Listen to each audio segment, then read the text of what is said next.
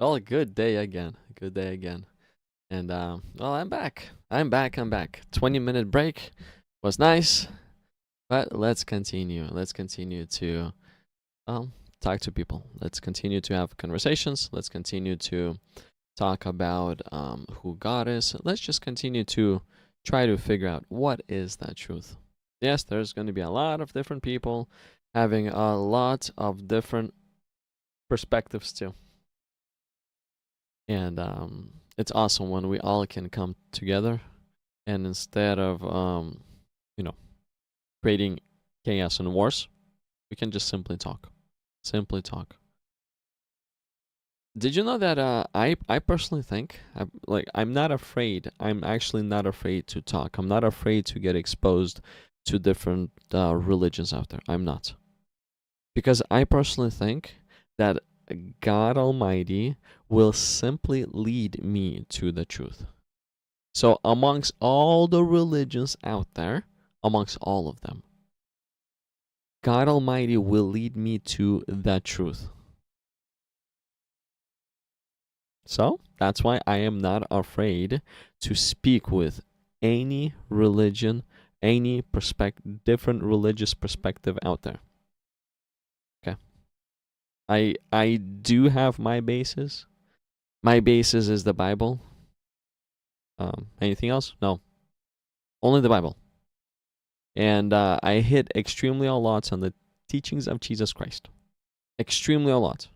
I like Paul too. I mean, Paul is great, but for me, it's easier to understand what Jesus taught than versus what Paul taught.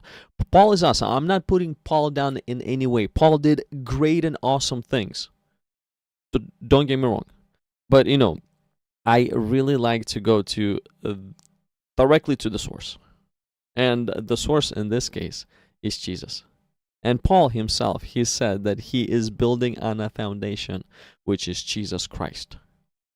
So I like the foundation. I do not disagree. I do not dispute against Paul. But he was a philosopher. He wrote in a certain way. I like James. I like the writings of James, honestly speaking. I really do. Why? It's literally black and white. There's no gray. There's no this hidden trying to explanations. There's none of those. It's literally black and white.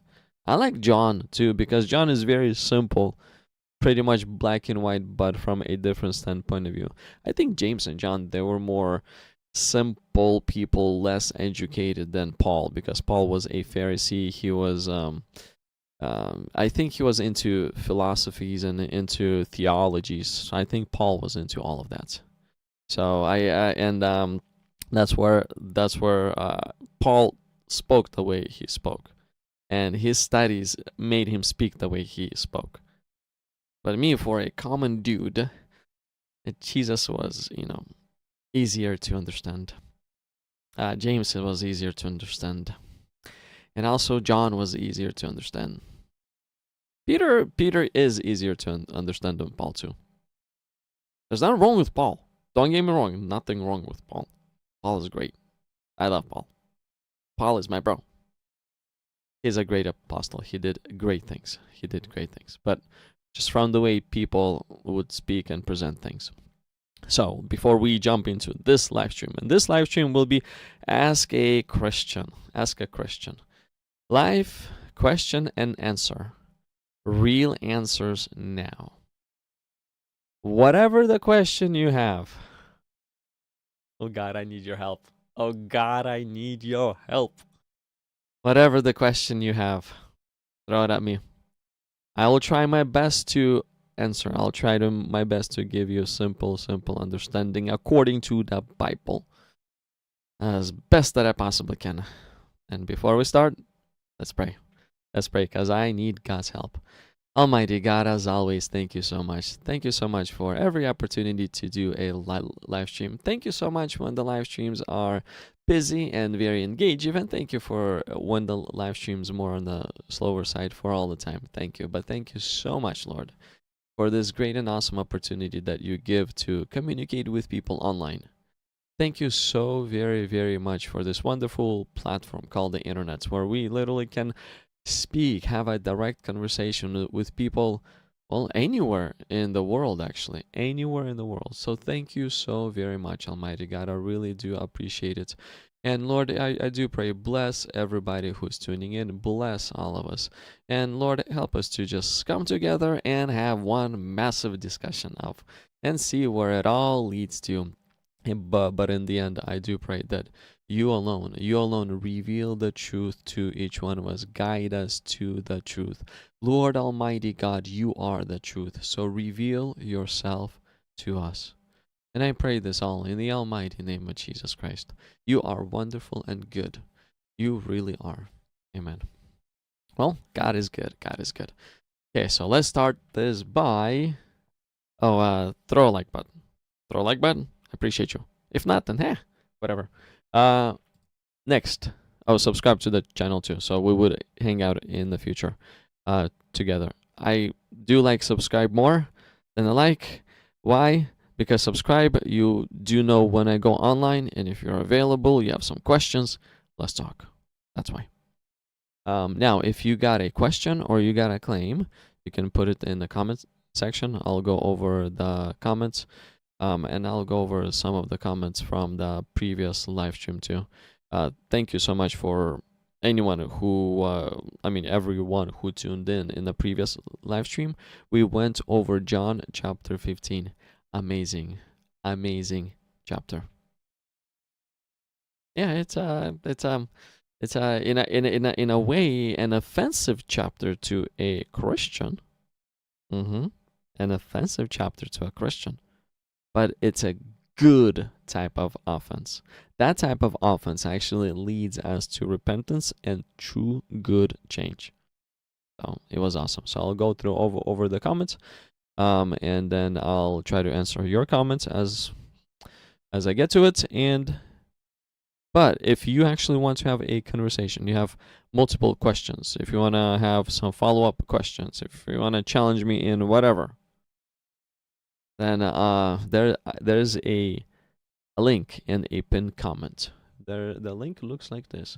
The link is inside of description. It's pretty much the very first line inside of description, and the link is inside of a pinned comment. If you click on that link, it will take you to the website where we have the studio room, and then I'll be able to bring you to the stage, and we can have a live conversation. And again, the thing that I really like a lot is speaking to people from everywhere. Spoke to people from Pakistan. Like, okay, never thought to myself that I would be doing this, but it was pretty fun. It's definitely different than versus, let's say, me, a Ruski American.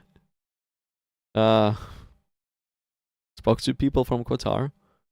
Spoke to people from New Zealand as well, from Australia. Spoke to people from all over the place. I really like the internet. It's fun. It's fun to see who is out there. Who will we get? It's fun. Okay, so anyways, click on the link. It'll take you to the studio room. Whenever you're ready to speak, just raise your hand, and I will bring you to the stage, and we'll talk. But until then, let's see here. Let me go over some comments here. Here,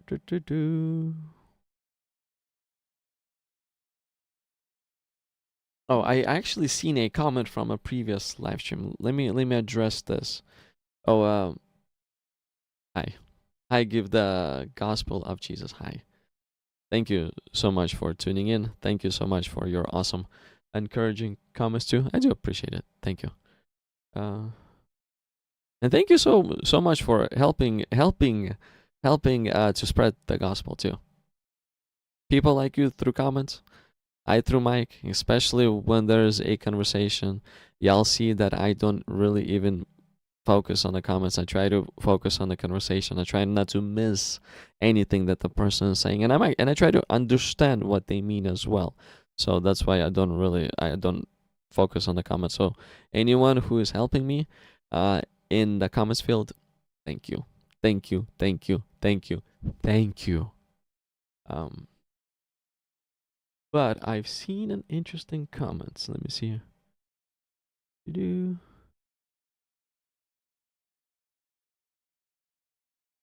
Okay, so I went over.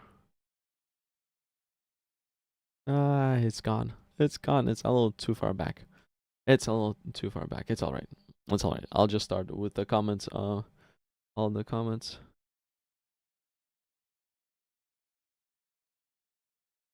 Okay, so I ran into Jehovah Witnesses giving out pamphlets. I said no. I am not in religion, and he said we believe in scriptures, and I said, but you add to the word and have another book. He said yes. Should I have said anything else? Should I have said anything else? One of the things that I like to ask Jehovah Witnesses this. Look, let me just show you this.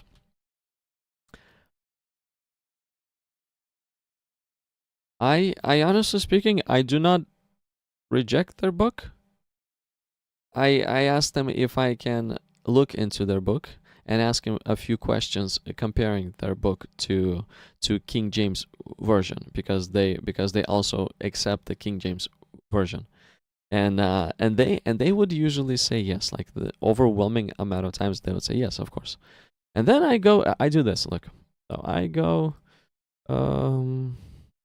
Here are some of the verses. Let me just pull up my notes.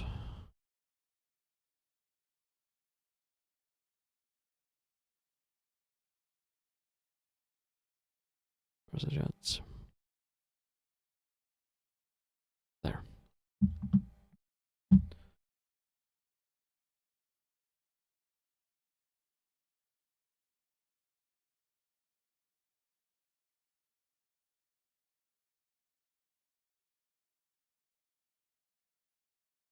So then I go and I ask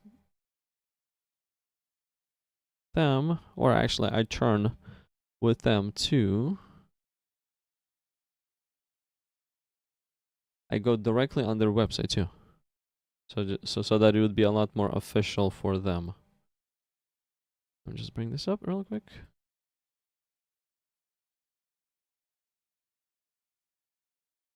Okay, so JW. Oh, sorry. Let me change the screen to. Ooh, just flying all over the place. There.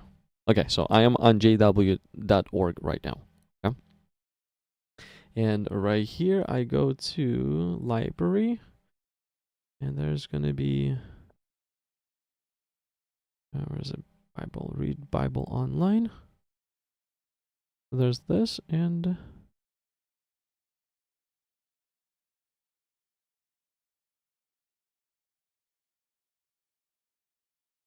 Hold on.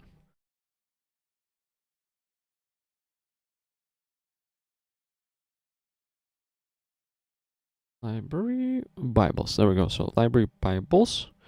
And right here. So I pull up the New World Translation. This is the first one. This is their official one. And then I look for King James version right here. King James version. And again, I'm on their website just to make it more official. And this is all the Bibles that they accept. But the one that they encourage their followers to read is the New World Translation. And then ask them, hey, can I show you something? Let's say if we go into John chapter 1, verse 1 in your translation and in King James translation. Let's read verse 1. And then I just read. In the beginning was the Word, and the Word was with God, and the Word was a God. And the Word was a God. And then I turn to King James, and I read, in the beginning was the Word, and the Word was with God, pretty much the same thing, and the Word was God. This God, it literally is the same thing. They're spelled the same. It's pronounced the same. It's the same. It's the same. But in New World Translation, this God and this God, it seems like they're two different gods, as if. And this God, it looks like he is, the God, I guess. The most high, the most powerful from that standpoint of view. But what is this? A God. What is this, a God?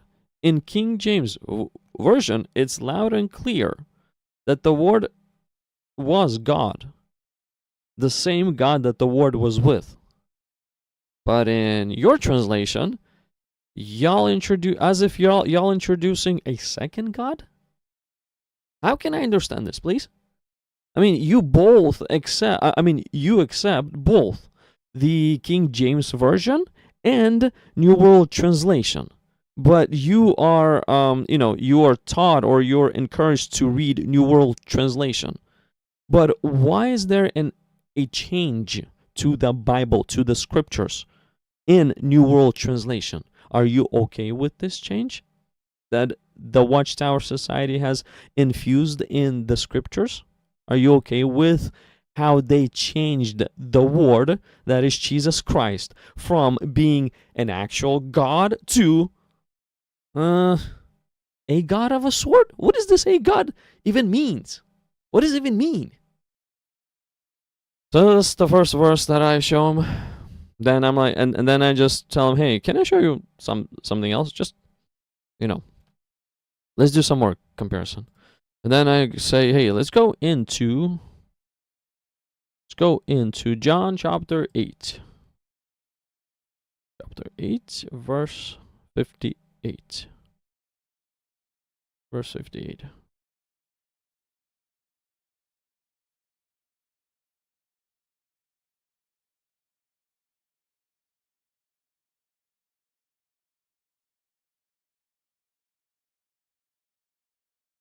Okay, verse 58.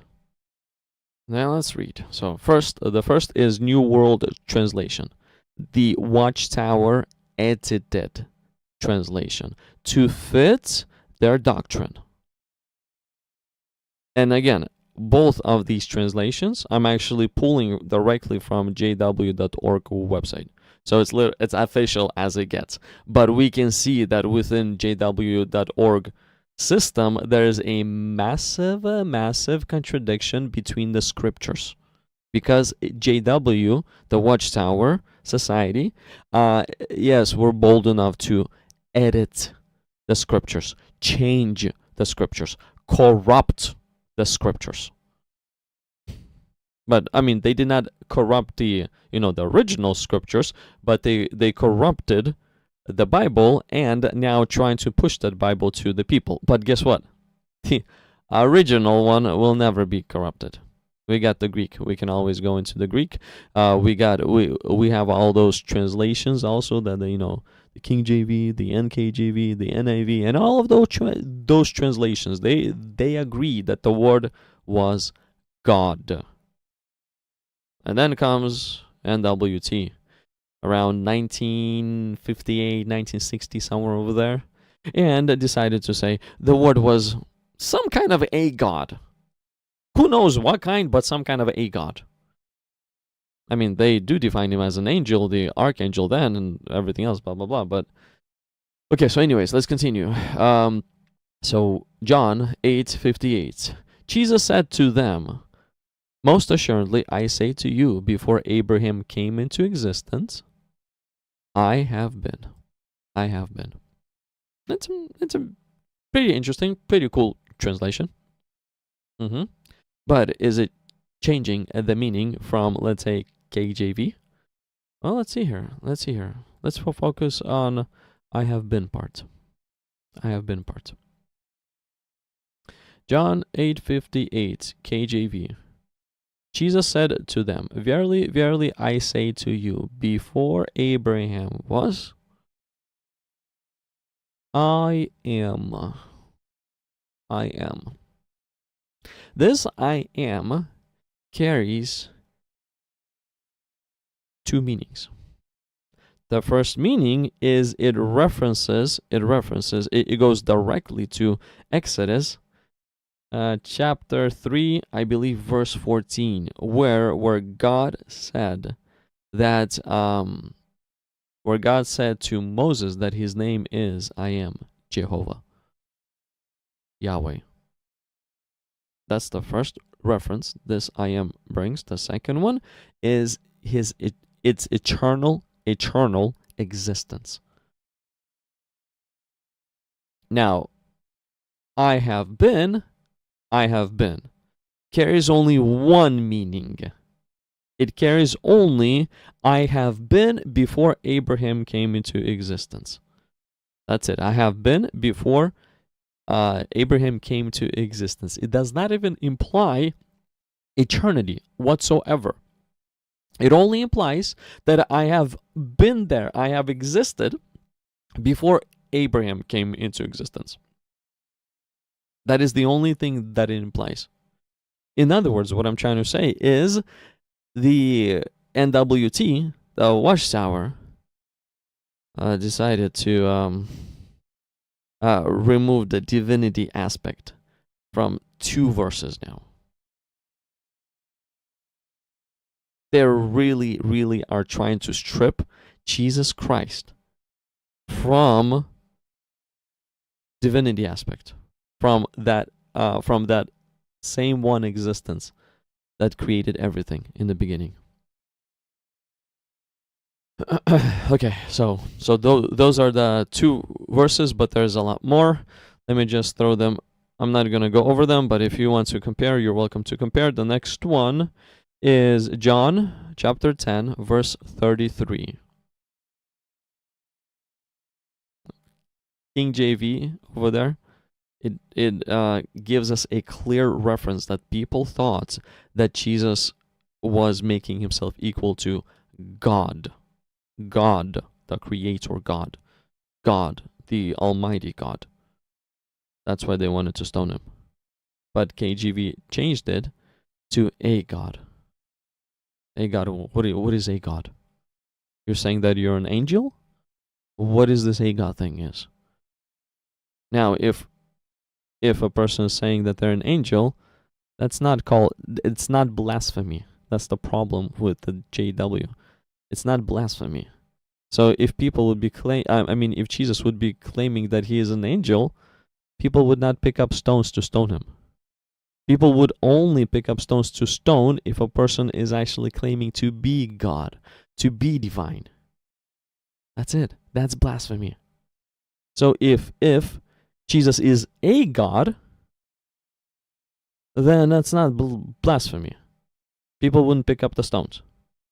But people did pick up the stones. Why? Because KJV version is more correct. People thought that Jesus claims to be divine. Hebrews 1:8 is the next one. Chapter 1, verse 8. 1 Timothy chapter 3, verse 16. Acts chapter 20, verse 28.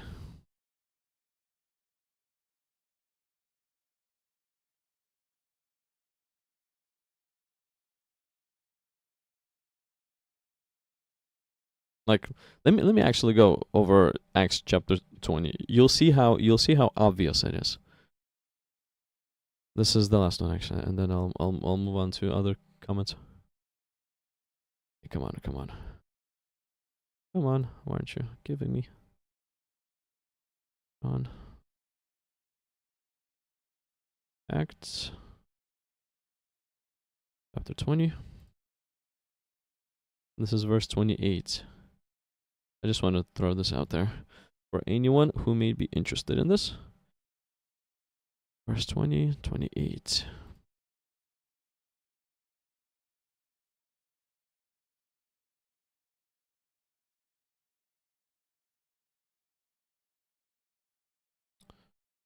Acts 20 and verse 28.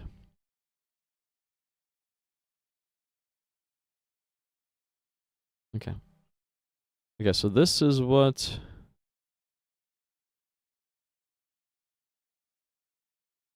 the NWT translation says.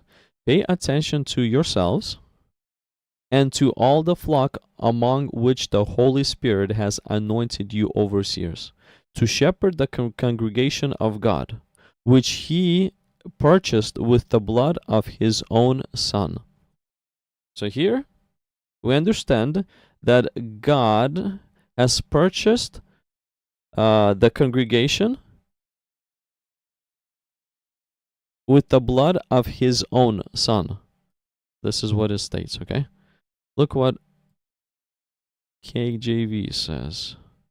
Okay, so take heed, therefore, unto yourselves and to all the flock over which the Holy Ghost has made you overseers, to feed the church of God, which he has purchased with his own blood. Do you see the difference? Which he purchased with his own blood. So who purchased with his own blood? Jesus. Well, to feed the church of God, which he purchased with his own blood. So God has purchased with his own blood. But, to shepherd the congregation of God, which he purchased with the blood of his own Son. So do you see how divinity aspect has been removed from Jesus? According to NWT, Jesus is the Son of God. But according to KJV, Jesus is God.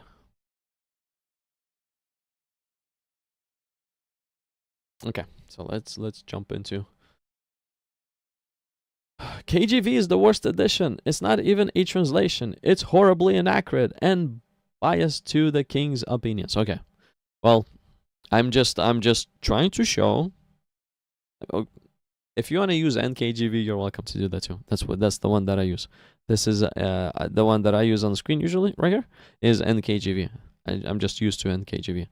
But you're welcome to use other translations as long as you read the Bible. Just do not use the NWT, New World Translation. Don't use that one. That one is corrupted. Okay, next. Oh, nice. If you have some of those interesting hadiths again, throw them my way too. Thanks.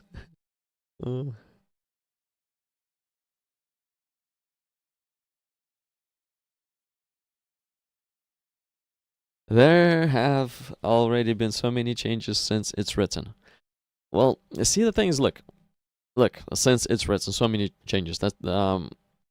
This is very inaccurate. What this comment states is extremely inaccurate. There's a huge error in this comment. Let me show you the error. Let me show you the error. Okay, so let's go to John, chapter 1, verse 1. In the beginning was the Word, and the Word was with God, and the Word was God. Okay, this is NKJV translation. Let me see. Let's go to Bible Gateway. Let's go to here. Okay, so let's go to John 1:1. And let's jump to which Bible shall we use? Let's do American Standard Version. Let's see what American Standard Version says. Let's see if the meaning has been changed. In the beginning was the Word, and the Word was with God, and the Word was God.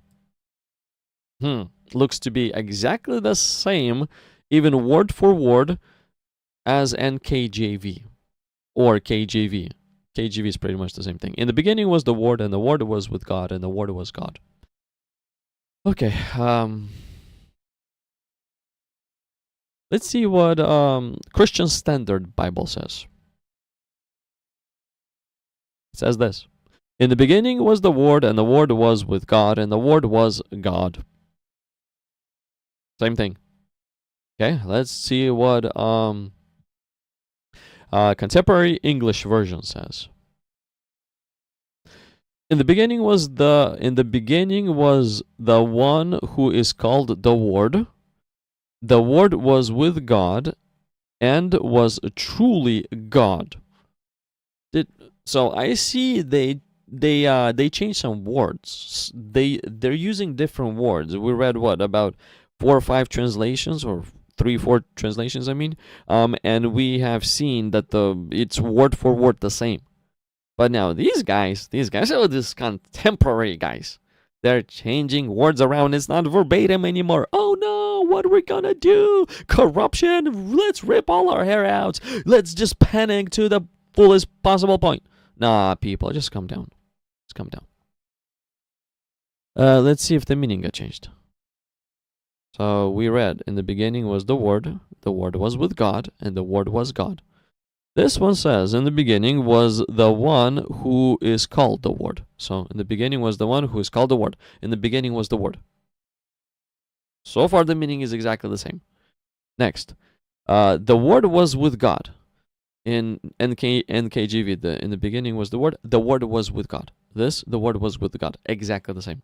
Okay? And then NKJV at the end says the Word was God. And this one says, and was truly God. Okay, a few words got changed. Meaning is exactly the same.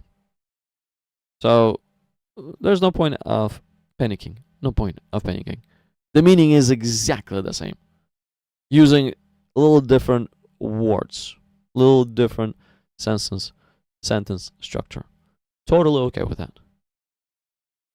Okay, let's do one more. I've seen a Jewish one. Let's see how this Jewish one. What does this Jewish one say? I'm just out of my curiosity. I have no clue what it's gonna say, but let's see. In the beginning was the Word, and the Word was with God, and the Word was God. Exactly the same as NKJV. So y'all can panic all you want about Bible being corrupted and there's so many errors found. Don't worry about it. True Bible, true gospel will never be corrupted. And false piece of beep, such as NWT, New World Translation, will be exposed by the Christians. And Christians will be saying, hey, dear public, dear world, please hear me out. There's an NWT, New World Translation. That one is corrupted. Ignore it. Fully ignore it. Curse it. It literally changes who our Lord and Savior is. Curse that one. And you're welcome to read. There's many more that you can read. Many more translations you can read. If you know how to read Greek, just go and read it in Greek. I do not know how to read in Greek. I speak in Russian, I speak in English, and guess what? My 2 only options is to read in Russian or in English. So, it's okay. I can read a Russian or an English one and still get the same meaning as the Greek one. Maybe not to the fullest possible point. But I will definitely understand who Jesus is, what Jesus has done, and for me to believe in him equals everlasting life. I'll definitely understand that. Okay, next.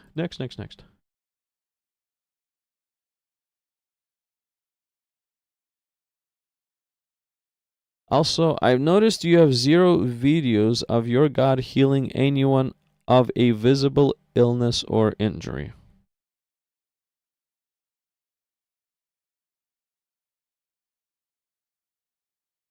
I'm not trying to catch that on camera. That happens in my life, which it did happen already. It was in a personal conversation. And let me just tell you a story. So me and my friend, we went, well, apartment door knocking. Went into apartments, we started to door knock, had some wonderful conversations about who Jesus is. That day, people were extremely responsive. They were willing to just, yeah, stand there for about 10, 15 minutes to talk to us, whom they think Jesus is, and many of them were actually Christians, so we encouraged each other, and we just continued on. And then we came to a home, and it was a home of a Muslim, a home of a Muslim. And he was very, very, very invitive. He's like, come on in, let's have a conversation about this. I mean, he didn't give us any of the items like tea or food. I don't really care about that. I'm not asking for that at all. He was not super that invitive, but he wanted to have a conversation, and I prefer a conversation over a cup of tea. If a cup of tea is going to take away from the time of conversation, let's not have tea. Let's just sit down and talk. So we had a very, very awesome conversation. That conversation lasted for about 1.5 hours, and he wanted to know about Jesus. He was very excited, and he was just soaking in all that information. And then we ended on a good note, and he actually wanted us to come back again. So in about a month or so, I came back again. The second time I was alone, actually, and I spoke to him again. I shifted his focus on who Jesus is, and right at the end of the conversation, he started to tell me about how the doctors, they have scanned his heart, and there was something extremely bad with his heart, that he needed to go into a surgery. Now, I'm not a medical type of person, so I do not know the official terms of what was wrong with his heart, but there's a heart surgery done for that. So whatever it might be, that's what it is. And the doctor said it needs to be done urgent, or he might die soon. And after having a conversation about who Jesus is, I just told him, well, all I can do for you is ask Jesus to heal you. That is all I can do. Can I pray for you and just ask Jesus to heal you? And with excitement, literally with excitement and glow on his face, he said yes. Think about it. A Muslim man is accepting with excitement and glow on his face prayer to Jesus for healing. That's already mind blowing. That's shirk in their point of view, in their perspective. That's shirk. That's unforgivable sin, but this one is accepting it. So I prayed. I put my hand on his heart. Had no clue what will happen. But hey, if you don't ask, you don't receive. So might as well ask, see what happens. So I prayed, put my hand on his heart, and then after I prayed, I said, well, goodbye. I'll see you around next time. And we left. Well, I left. I was alone. Then next time, I came to him in about 2 months. And with my friend, with another friend, we also had a wonderful conversation. It lasted for about an hour and a half or so. He got really excited about who Jesus is, and then right towards the end, when we're about to leave, a memory just flows into my mind, and a thought just flows into my mind, and the thought was, "Hey, do you remember that something was wrong with him? You prayed. Do you remember?" And I was kind of stunned. I was like, "What?" I mean, I do have a memory of that sort, but what did I pray for? What was wrong with his health? I have no clue. And then I was just standing there as my friend is talking to him. I was not even paying attention to what they were talking about. I was just trying to remember what happened last time. And then another thought just flows in, and that another thought says, "Well, it's something related to his heart. Ask him." I'm like, okay, well, might as well. I mean, I'm curious at this point. And then I say, hey, I have a quick question. How is your health? How's your heart? And he responds. I didn't say anything about the prayer. I did not remind him about the prayer. Just a general question. How is your health? How is your heart? And then he stands up extremely straight, pulls back his shoulders, shows strength in his body, and says, "My heart is great. The doctor says I do not need a surgery. My heart is totally great." When he said that, I was shocked. I was just standing with my jaw up and like, huh? What did you just say? And when I was just standing shocked, that's when my friends started to talk to him again. And then once I kind of bounced back into myself, I go like, did you remember that we prayed to Jesus the last time for your heart? Do you see what Jesus has done?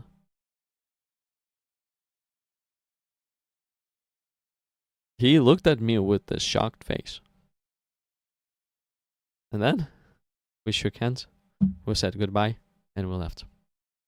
But what happened to him, to a Muslim man, will forever stay inside of his mind and heart. So, Jesus does answers prayers. He does. I wasn't able to catch it on camera, bro. I'm sorry. You don't have to believe me too.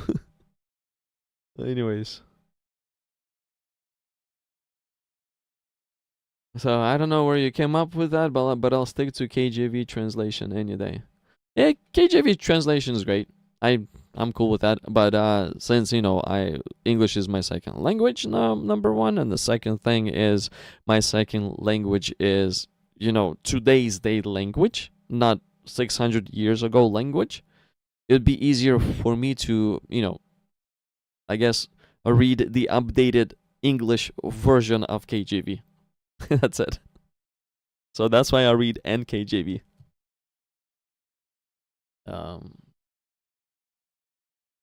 Yeah. This is what any false prophet will do.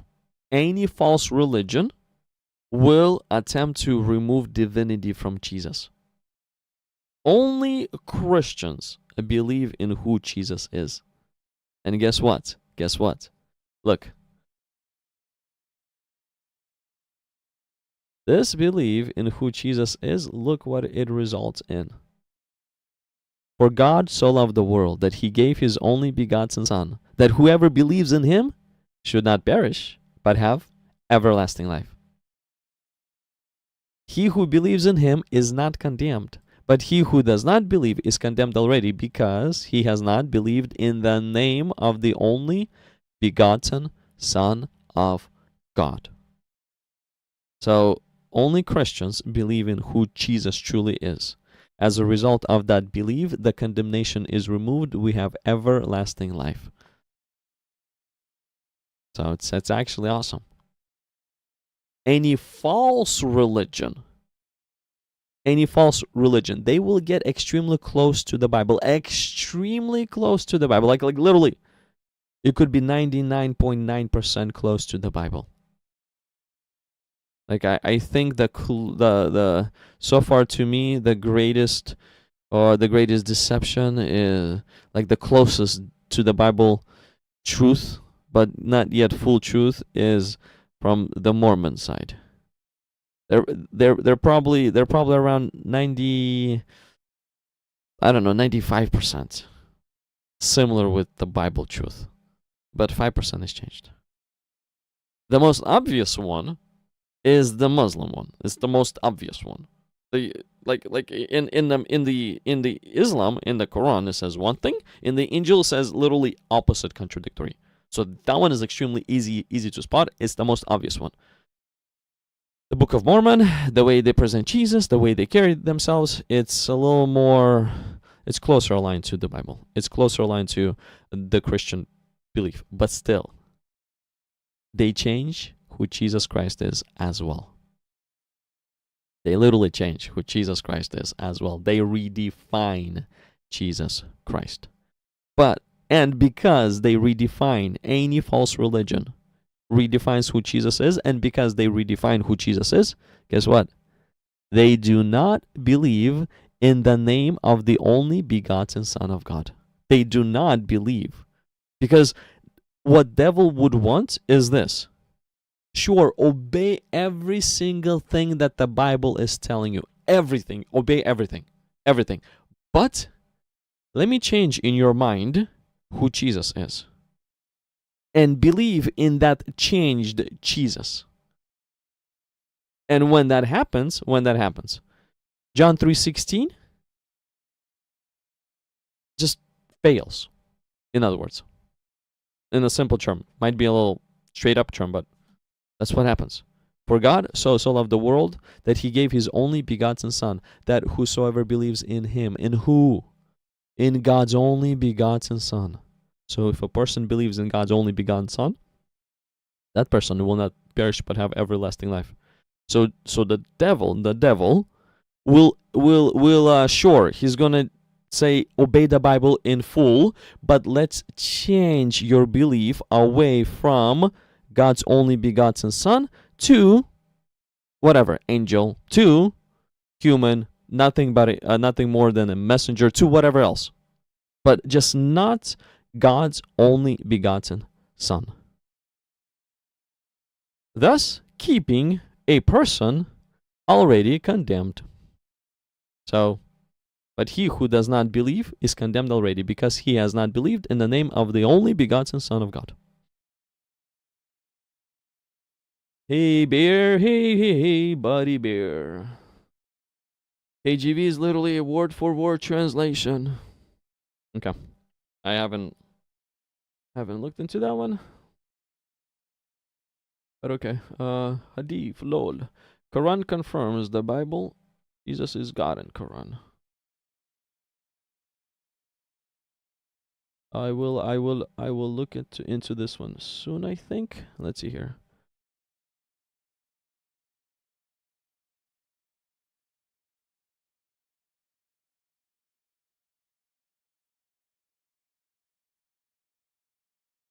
Aha, okay. I see what I see what you're saying in your comments. I see what you're saying in the comments, okay? Let's see here.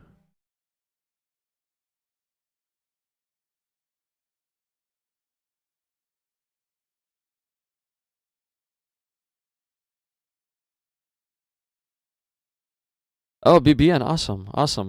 It'd be nice to talk to you again, bro. It would be nice to talk to you again. I actually I got some more examples to show you about the dating aspect. Just one simple example where there's a good reason why it's hard to believe what they say.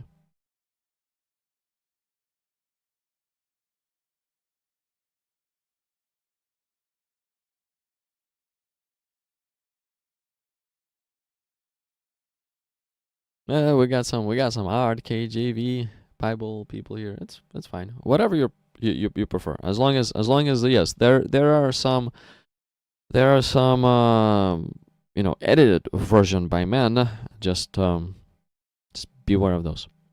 And if you do not know which one it is, just go talk to an average Christian and they will point you to the Bible to read.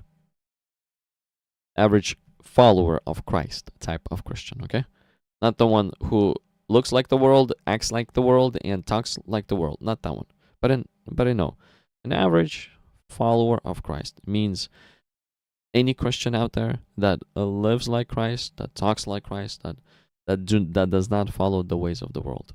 So just go ask them, and they will let you know what they read. Some of them read ESV. Some people read NLT. Some people read NIV. KJV is more direct than NIV, and NLT is more direct. It's more, it's less watered down. I've seen that too, but the message is not changed. That's the whole point. The message is not changed. The main message is not changed.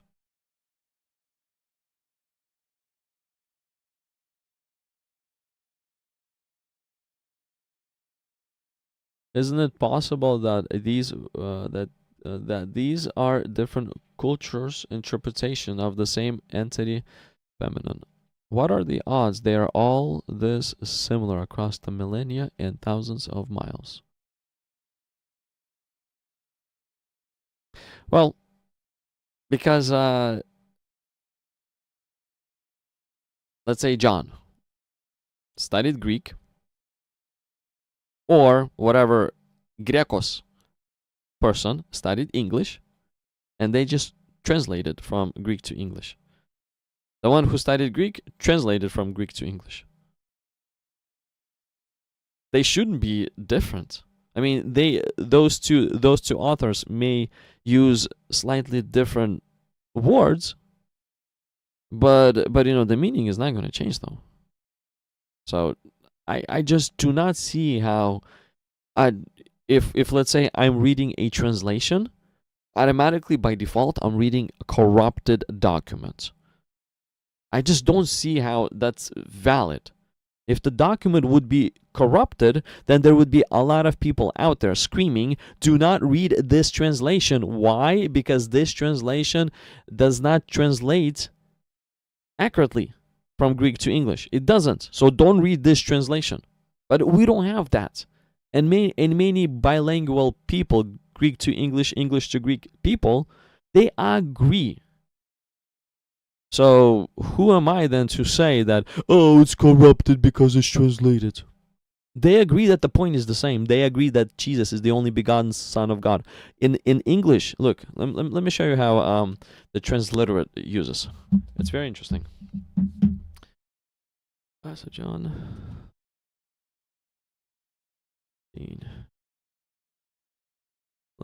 See how the translator, the Greek is what the Greek version is using. Somebody showed me this. I was like, hold on, what? And you'll see why what. Okay, so this is John 3:16.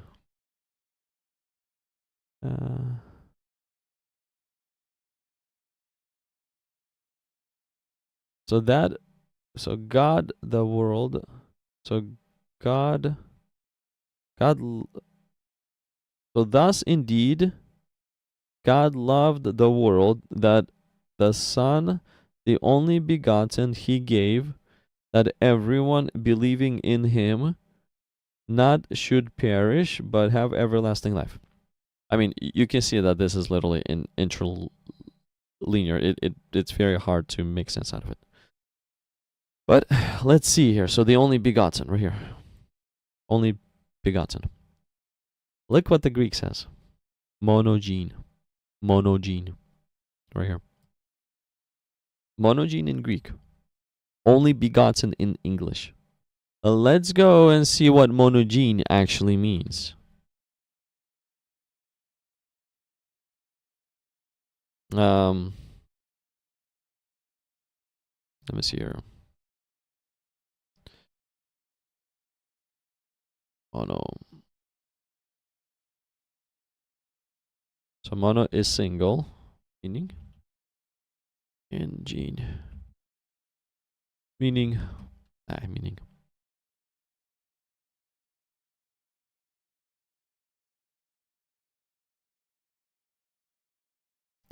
See, mono. The mono means alone, single, one. And gene, it means of a kind, born, produced. Basically, it's the same gene, same kind. So Jesus, according to Greek, is the same kind as the Father, according to Greek. In English, Jesus is the only begotten. So in Greek, it's even more direct that Jesus is God than it is in English. Somebody showed this to me not so long ago on one of the streams. And I go like, oh, you're literally showing me even more direct reference that Jesus is God. Thank you for this. Thank you for this reference. Thank you for this what you just showed me. I really appreciate it because I did not know this before. I never looked into it before, so thank you for showing me this. Why? Because this is one of those powerful nukes that Jesus is God, according to Greek uncorrupted translation. Okay.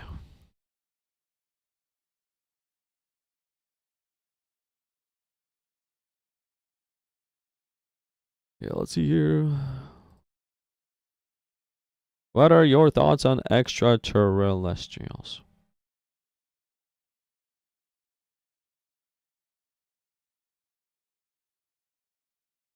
What are my thoughts on it?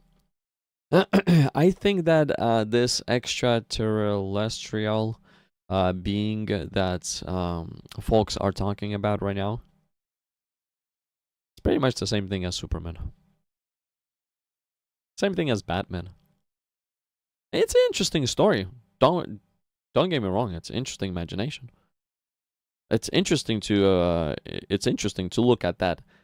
Just a dot, some random dot in a black sky, and get a definition that it's an alien ship.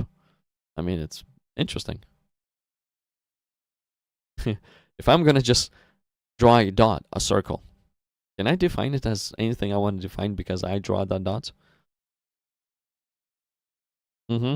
So, can a random dot be whatever I define it to be? Well, in that case, we can have nice imagination stories like Superman and Batman and such things as that. Oh, let's see here. Game.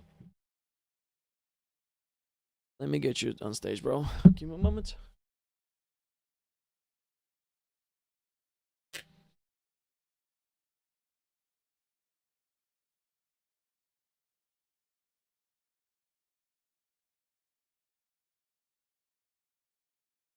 Okay.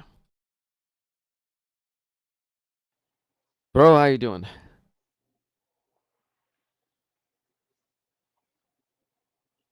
BBN, how are you there? Oh yeah, okay, I can hear you now. Yeah, I'm doing good, man. What's up? Yeah, all good too, all good too. It's a good day, as always. God is good. This is what I think, and I'm convinced in it. Hell yeah, Oh, or maybe not that, but yeah. tell me why I shouldn't be. Why what? I shouldn't be convinced that God is good. Hmm. It's your specialty. It's your expertise. Yeah, right.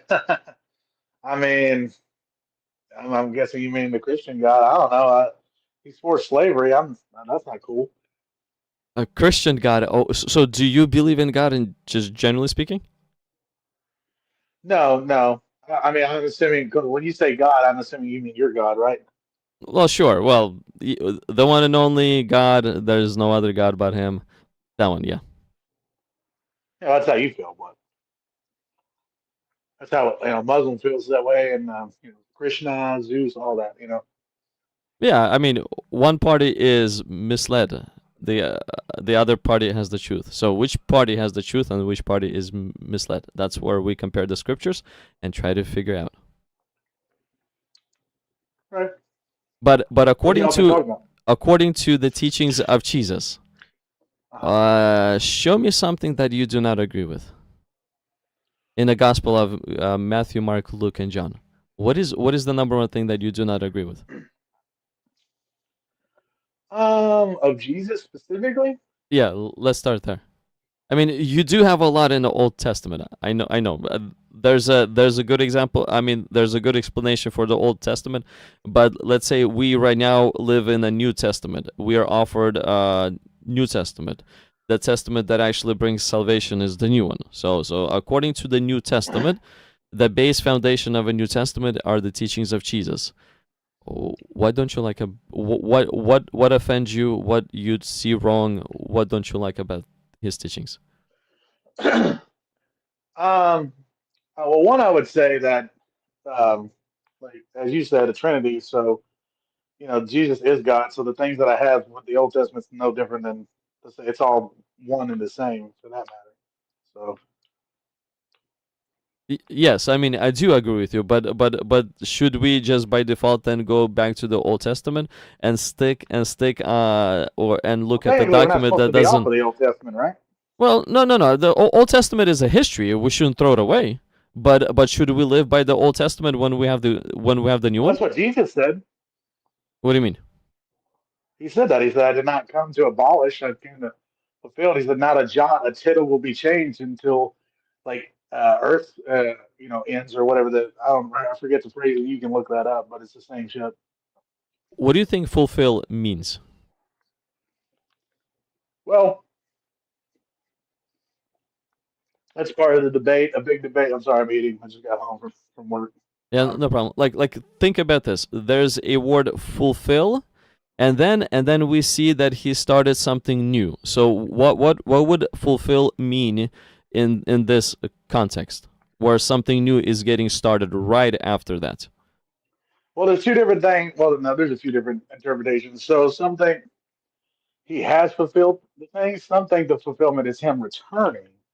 So then, therefore, he hasn't returned. So it's really up to you how you feel like what he's saying there. But I think it's pretty clear when he says not a jot or a tittle will be changed until you have to look. I can't remember. It's like till the earth splits or something like that. Uh, So he's pretty clear saying that not a jot or a tittle is to be changed until it's all over. So yes, and I fully agree with you. I fully agree with you. But what did he change? he didn't change When anything. the what? That's what he said. He said, "I'm not here to change it." Okay, so what has been changed?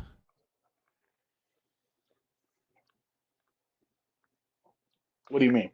Well, if he didn't change anything, and let's say I follow the teachings of Jesus, then what has been changed?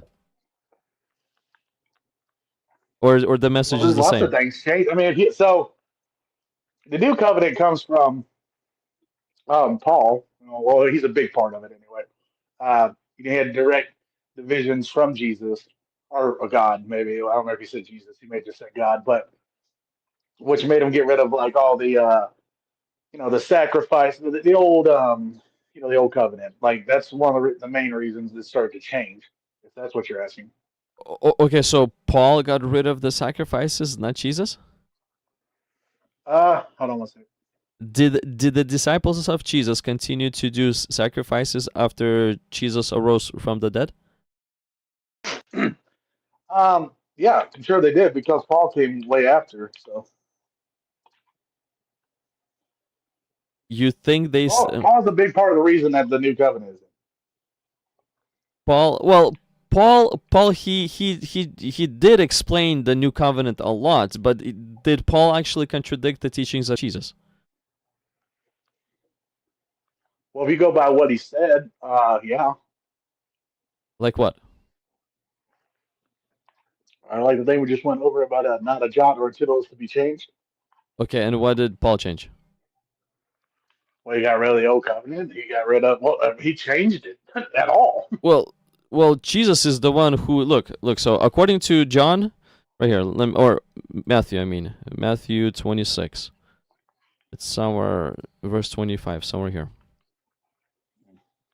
Look, then he took the cup and gave thanks, and gave it to them, saying, "Drink from it, all of you, for this is my blood of the new covenant, which is shed for the remission of sins." So, new covenant. So, Jesus is the one who is actually instituting the new covenant, not Paul. Jesus is introducing, and the new covenant comes through his blood, by the power of his blood, where sacrifices actually stop, because he is that perfect sacrifice. His blood is pure, that is able to remove, wash off, remission of sins. Not like, goats and bulls type of idea. So Jesus is the one who has introduced it. Where? We're not. I thought you just said John did that. Uh, Jesus is the one who's saying this. Look, drink from it, all of you, for this is my blood of the new covenant. My blood of the new covenant, which is shed for the remission of sins. So Jesus is the one who's introducing the new covenant. Well, then it's just a contradiction. What do you mean? I mean, he said not a jot or tittle, and then he says he's introducing a new covenant, so he's changing his mind, which seems weird. Okay, but what's the difference between the covenant? Love God and love your neighbor? It's an Old Testament, it's a new one. It's the same thing. Nothing changed. Well, they did change things, such as like the clothes, the guards. You couldn't wear certain things, certain stuff together, and the sacrifices. There's a whole bunch of stuff. I don't remember all of them, but all that stuff did change. Uh, so the things that got changed, those things would not cut off people from the people of God. So let's say all those beard and all those things, they would not get cut off from the people of God. If you do not obey that. That's number one. Number two, like the circumcision, right? Circumcision got removed. But circumcision is only applicable to Abraham and his descendants. It was not given to everybody. It was actually given to Abraham and his descendants. It explicitly says this. So now, me, Russian, what do I have to do with a descendant line of Abraham? Is that your cool way of telling me you're circumcised? No, I'm not. Oh, okay. Like you said, I got confused. I, But I, either I, way, I, I don't have I don't have anything to do with the line of Abraham. Thus, that commandment simply is not applicable to me. okay, that one thing, sure. But I'm talking. Ultimately, like to me, this is just like a meta talk between the books, so that's fine. I don't mind engaging in it. But to me, like, no, I'm not trying to offend, but to me, this is like or arguing about if someone is truly a Hufflepuff or not. Um, but like, I just think it's like the text is pretty clear. He said not a jot or a tittle is to be changed, and then now it's being changed. So either he changed his mind, which seems weird, or it's a contradiction, or one of these isn't right. Someone's lying. Like maybe Jesus didn't say this or he didn't say that. Seems like the only logical conclusions there. Well, the remember how God said Himself the Ten Commandments. The Ten Commandments never got changed. They're still in effect because the Ten Commandments is literally Well, there's actually way the more than moral. Ten Commandments. But Well, the moral law of God is the Ten Commandments. Now, all those small rules and regulations, they were given to the Jews. It was explicitly given to the Jews. The old covenant is the covenant between the Jews and God. That's the old covenant. So, like me as a Gentile, I that covenant is not for me to start with. So thus I go through the new covenant, because new covenant is for whosoever believes. So it's not like there has been a change. It's just like some of the things that are in the old covenant, they are to the Jews, to the descendant of Abraham. They're not really applicable to me, but the moral law in itself, the Ten Commandments, as such, it's applicable to me. But like, circumcision, it's not applicable to me. Because if I'm not circumcised, I'm not going to be part of Israelites. Well, I'm not, because I'm a Gentile. I'm not part of them to start with. So that's not applicable to me. It's only applicable to them. And if you look at the old covenant, the whole old covenant is applicable only to them. But the moral law of the old covenant, the Ten Commandments, is applicable to all. And the moral law, the Ten Commandments, they didn't get changed in the New Testament. Jesus didn't change them. Nobody changed them.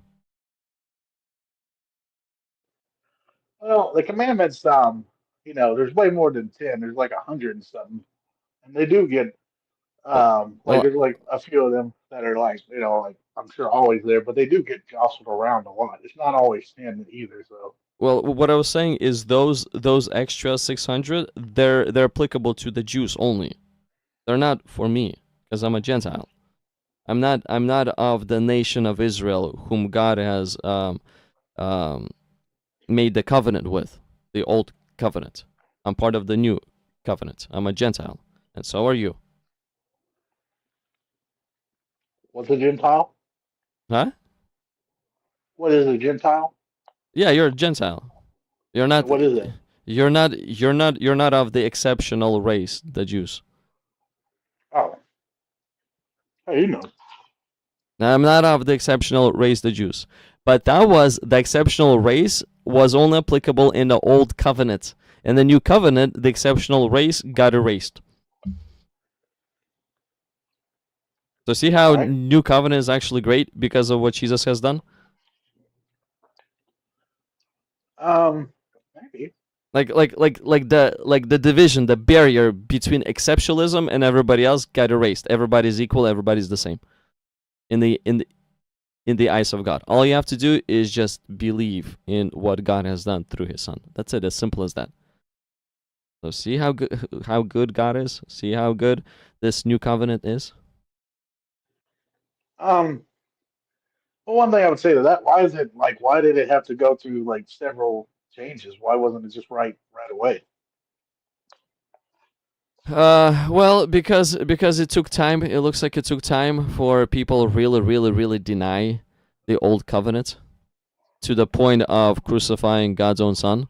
So that's when God has introduced a new covenant. When people denied the old covenant to the point of crucifying his own son. At Yeah, first, no. look, at first Go when on. they rebelled against God, the Jews, the massive rebellion, what he did is he drove them out of Jerusalem. Jerusalem was destroyed. He drove them into the land of Babylon for 70 years, hoping that they will recognize, they will realize that going against God will cause them to lose everything that God has given them. But they didn't realize why, because about what 600 years later or so, Jesus comes, God's own son, and they kill him. So the exceptionalism was over from that point on. Everybody's the same now. Yeah, but why did it like? Why wasn't it just like we've established this last time? You agreed that he's like he knows everything, past, future, present. Why? Like why? I don't understand the whole rigmarole. Why is it going through that? Because to develop proper understanding and proper view of how things actually unfolded, time is required. Why? And time was required to show to everyone that we cannot get to God. We cannot achieve God. We cannot achieve to be in perfect standing with God. All of us have sinned, and we do not have self-control. So time was needed for all of us to see this. And once time played itself out, that's when Jesus came and he said, "Now I am the way, the truth, and the life." Yeah, I mean those are things that are in the Bible for sure. But it makes sense too. Like let's say if everything would happen instantly, if everything would happen within 100 years or so, well, people would be able to boast like, "Hey, I didn't get a chance. I can. But like here and how time has played out, we actually can see that God's own chosen people, they're supposed to be better than the Gentiles. They're supposed to be. They have the knowledge of God. They have the goodness of God. They're supposed to be better than the Gentiles. They hate God to the point of killing his only begotten son. So now, if God's own chosen people that are supposed to be by default better than the Gentiles act like that, then guess what? All of us are on the same page. We would have done the same thing if Jesus would have come to the land of the Gentiles too. It's Yeah, just human beings in general. We for some reason, this is what I don't get. God is good. Why do people hate God? Why do people hate that what is good? Why? I don't hate God. No, I'm just in general. Me, I remember myself 2014. Bro, I literally hated God. Like anyone would say God to me, It's like I would get super offended. I'm like, blah blah blah. I don't want to talk to you. Get away from me. Like I was literally this much hating God. Why? God offers peace, joy, love, and kindness. And we all understand that if all societies was to perfectly follow the Ten Commandments, the moral law of God, this would be literally heaven on earth. No crime, no issues, no trouble. But because we hate I God, mean, we yeah, but rebel that's kind against of Him. a. Well, I don't hate him. I don't believe in him. So I don't. I can't. I don't hate Darth Vader either because I don't. He's not to me. He's not a real thing. So I don't. I can't have hate for something that I don't believe to be real. Um, do I hate what some people do with religion? But yeah, but that has not. Once again, that has nothing to do with like even if God was real, that would have nothing to do with God. That's just an individual, like exploiting people. Um, so, but um, with that being said, let me ask you real quick because we're kind of on a subject. I need a maybe I can get an answer for this. So, how do you feel about other religions? Do you just feel like you don't obviously you don't believe you believe in your religion, but like not the Abrahamic, like you can use them too, but any of them, like you know, um, like Zeus, Zeus and them. They used to. Right now we look at that as mythology, but that was a real thing back in the day. So but you don't believe in that, right? You don't believe Zeus is real, right? Well, two things. Religion has to be logical, and it has to show sign of reality. Now, Zeus, was it logical? I do not know. But did it show sign of reality? Zero. You call upon Zeus, what will Zeus do? Nothing. You call upon Baal, what will Baal do? Nothing. So if religion is logical and it shows signs of reality that it's real, then that's the true one. So let's say Okay. Islam. Islam, is it logical? No, it fails. Islam fails in logic extremely a lot. Like Islam literally self contradicts Muhammad because he was not able to read. Because of simple fact that he was not able to read, he created dilemma to his followers. So he literally stripped them of logic. And you've seen when we spoke to a Muslim, it's like, bro, we're not trying to make your religion look bad. Your own text makes your religion look bad. We don't have to do it. We just read what your text says, and it makes your religion look bad. So, Muslim, the Islam is just simply illogical.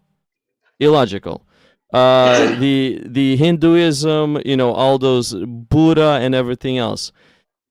Yes, they might have a little more logic than Islam because they have its own mythological story of their own, but they just show no sign of reality, though.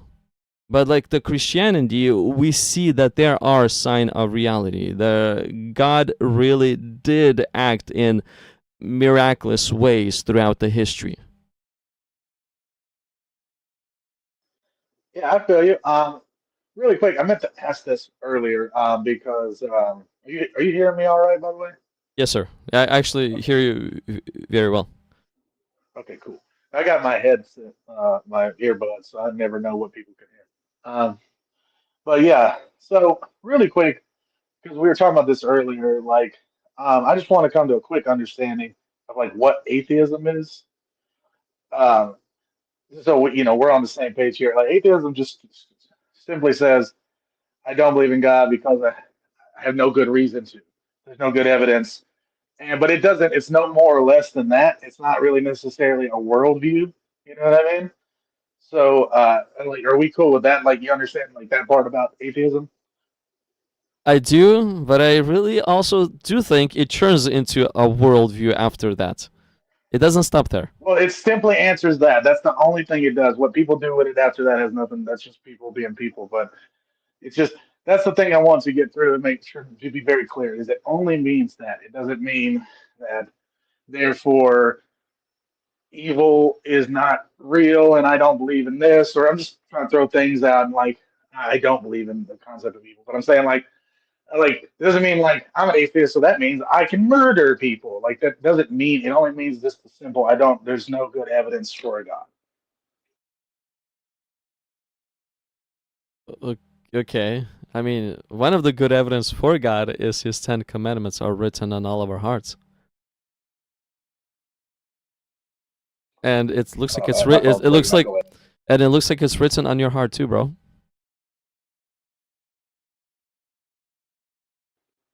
Give me one.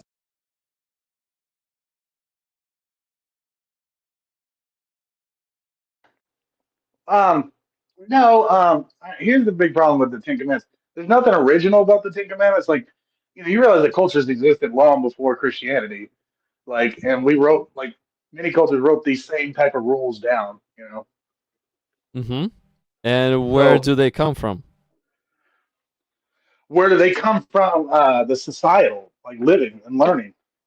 Yeah, but why do every society come to the same conclusion that, let's say, murder is bad after they experience um, murder within their society? Why do they come to a conclusion that it's bad? That's simple because things are not progressing. People are losing. They're always at war. There's many reasons why murder is bad. It has nothing to do with like some type of metaphysical. It's like it's clearly like they keep realizing this isn't benefiting us. Yes, that's one of the reasons, or the simple reason is we see the results of murder, and we start to agree with God written instinct inside of our heart that yes, murder is actually bad. Let's cancel that. Same So thing you're with saying that adultery. those people that felt that they were, even though they were talking about a completely different God, and some of them, not all of them had gods, not everyone. Like there's religions before Christianity that were, atheistic in nature in the sense of like they didn't really worship anything, and they came to the same conclusions. Like it just seems like it's pretty obvious why we come to these conclusions. They benefit. We start realizing, okay, I don't kill them, they don't kill me, my family doesn't die, we all prosper and live. It doesn't, it's not, it seems just as utilitarian as anything else.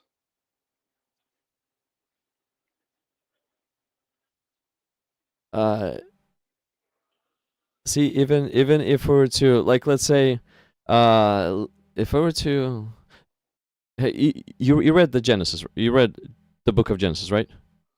Yep. You probably have a lot of times. Okay, so in the book of Genesis, think about this.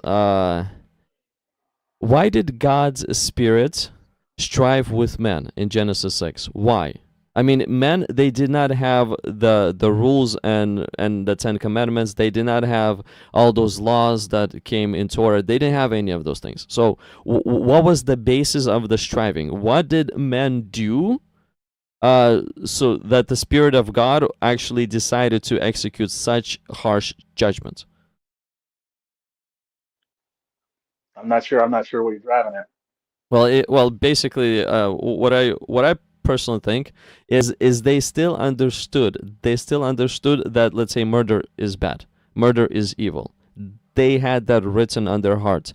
When Cain killed Abel, I think the parents of Abel, and the parents of Cain, they did not like the way it feels. They did not like the way murder feels, and people over time, they started to gain the understanding that murder is evil. We should not continue to do it, but for some reason they didn't stop. They continued to murder. And also Lamech, in Genesis, I think chapter 5 or chapter 4, he takes on a second wife. He has introduced a polygamy to God's perfect planet as well. So like in essence, God was striving against evil that is pre-written on man's heart, even though they do not have any commandments. So the reality of God is actually the commandments of God that are written on man's heart right from the beginning. Why? Because we are all made in the image of God. Okay. Yeah. What I would say to that is that once again, it still like doesn't really address how the people before the even your religion came around had similar rules. Like if anything, the Christian religion and the Jude. I mean, technically it's Judaism, just a little bit older, but uh, like they have the same rules. Like before that, like they're getting them. It's like they're either getting them or coming to the same conclusion. But the point is, all this happened before. So why isn't the gods that came up with this before Christianity? Why aren't they the real gods? Like I don't really understand what you're saying here.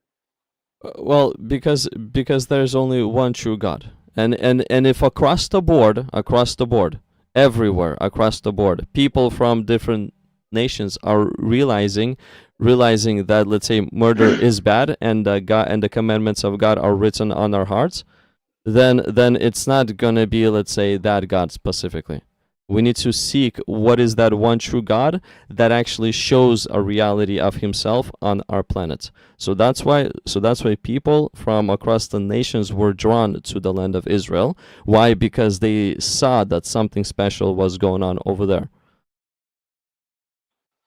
Okay, and let me ask you this: um, if murdering is so bad, like we've seen, like we've been, I know you've asked this question. We even kind of touched on it in the last time we talked. It's like, and we clarified that God murders pretty like a lot. Why is it okay for him to do it? Is it just because he's God? Um, Judge is authorized to pull such strings. Normal citizens aren't. Yeah, but why? For the sake of good of our society. So before the flood, society was murderous. Society was adulterous. Do you think that's good for our society? I don't think so. After the It's flood, still like that. hold on. After the flood, right after the reset, the society became as righteous as it gets. Okay, so what? It didn't hold up. It didn't. Yes, because we all have freedom to choose, and sin is literally at the door of our hearts, trying to take control over us and destroy the world again. Sure, it didn't hold up. Then what was the point of flooding everything and killing everyone if he was just going to do it again? Well, he said that he's not going to do it again. He hasn't done it since. But the point No, I'm is to saying why would show, the point if everyone did it again? I'm saying if everyone did what he was getting rid of, what was the point of doing it in the first place?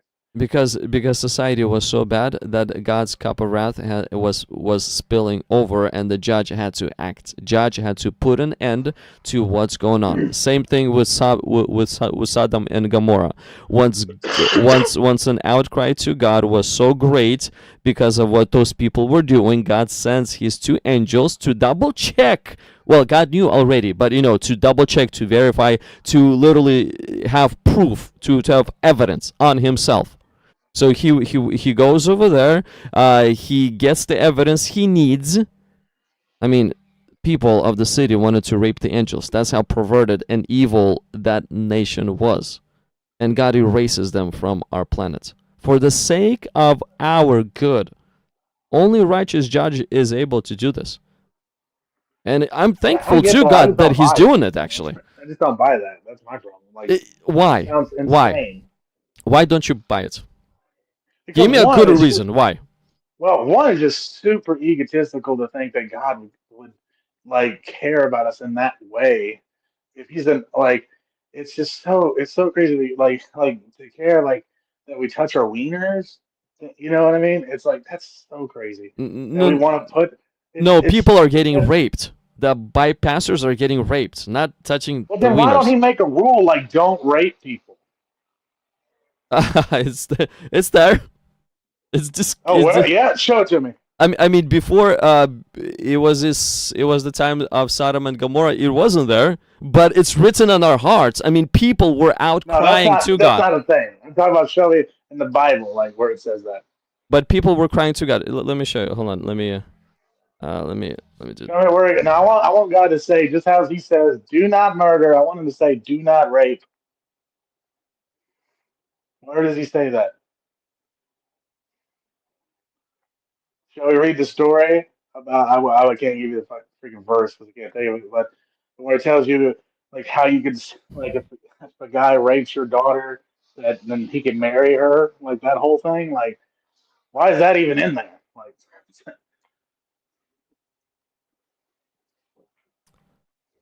Let me see here. Hold on. I know it's there. I do not know off the top of my head. I do not carry all the references, but I know that I Yeah, read I know. them. I forget a lot. Even even I got even notes, but I can't access my notes. even Romans 1. Have you looked over Romans 1 at the end of the chapter? I've looked over everything in there. Don't remember all of them, so probably. Okay, so let's see. Let's just start. Or is it? Let's start from verse 18.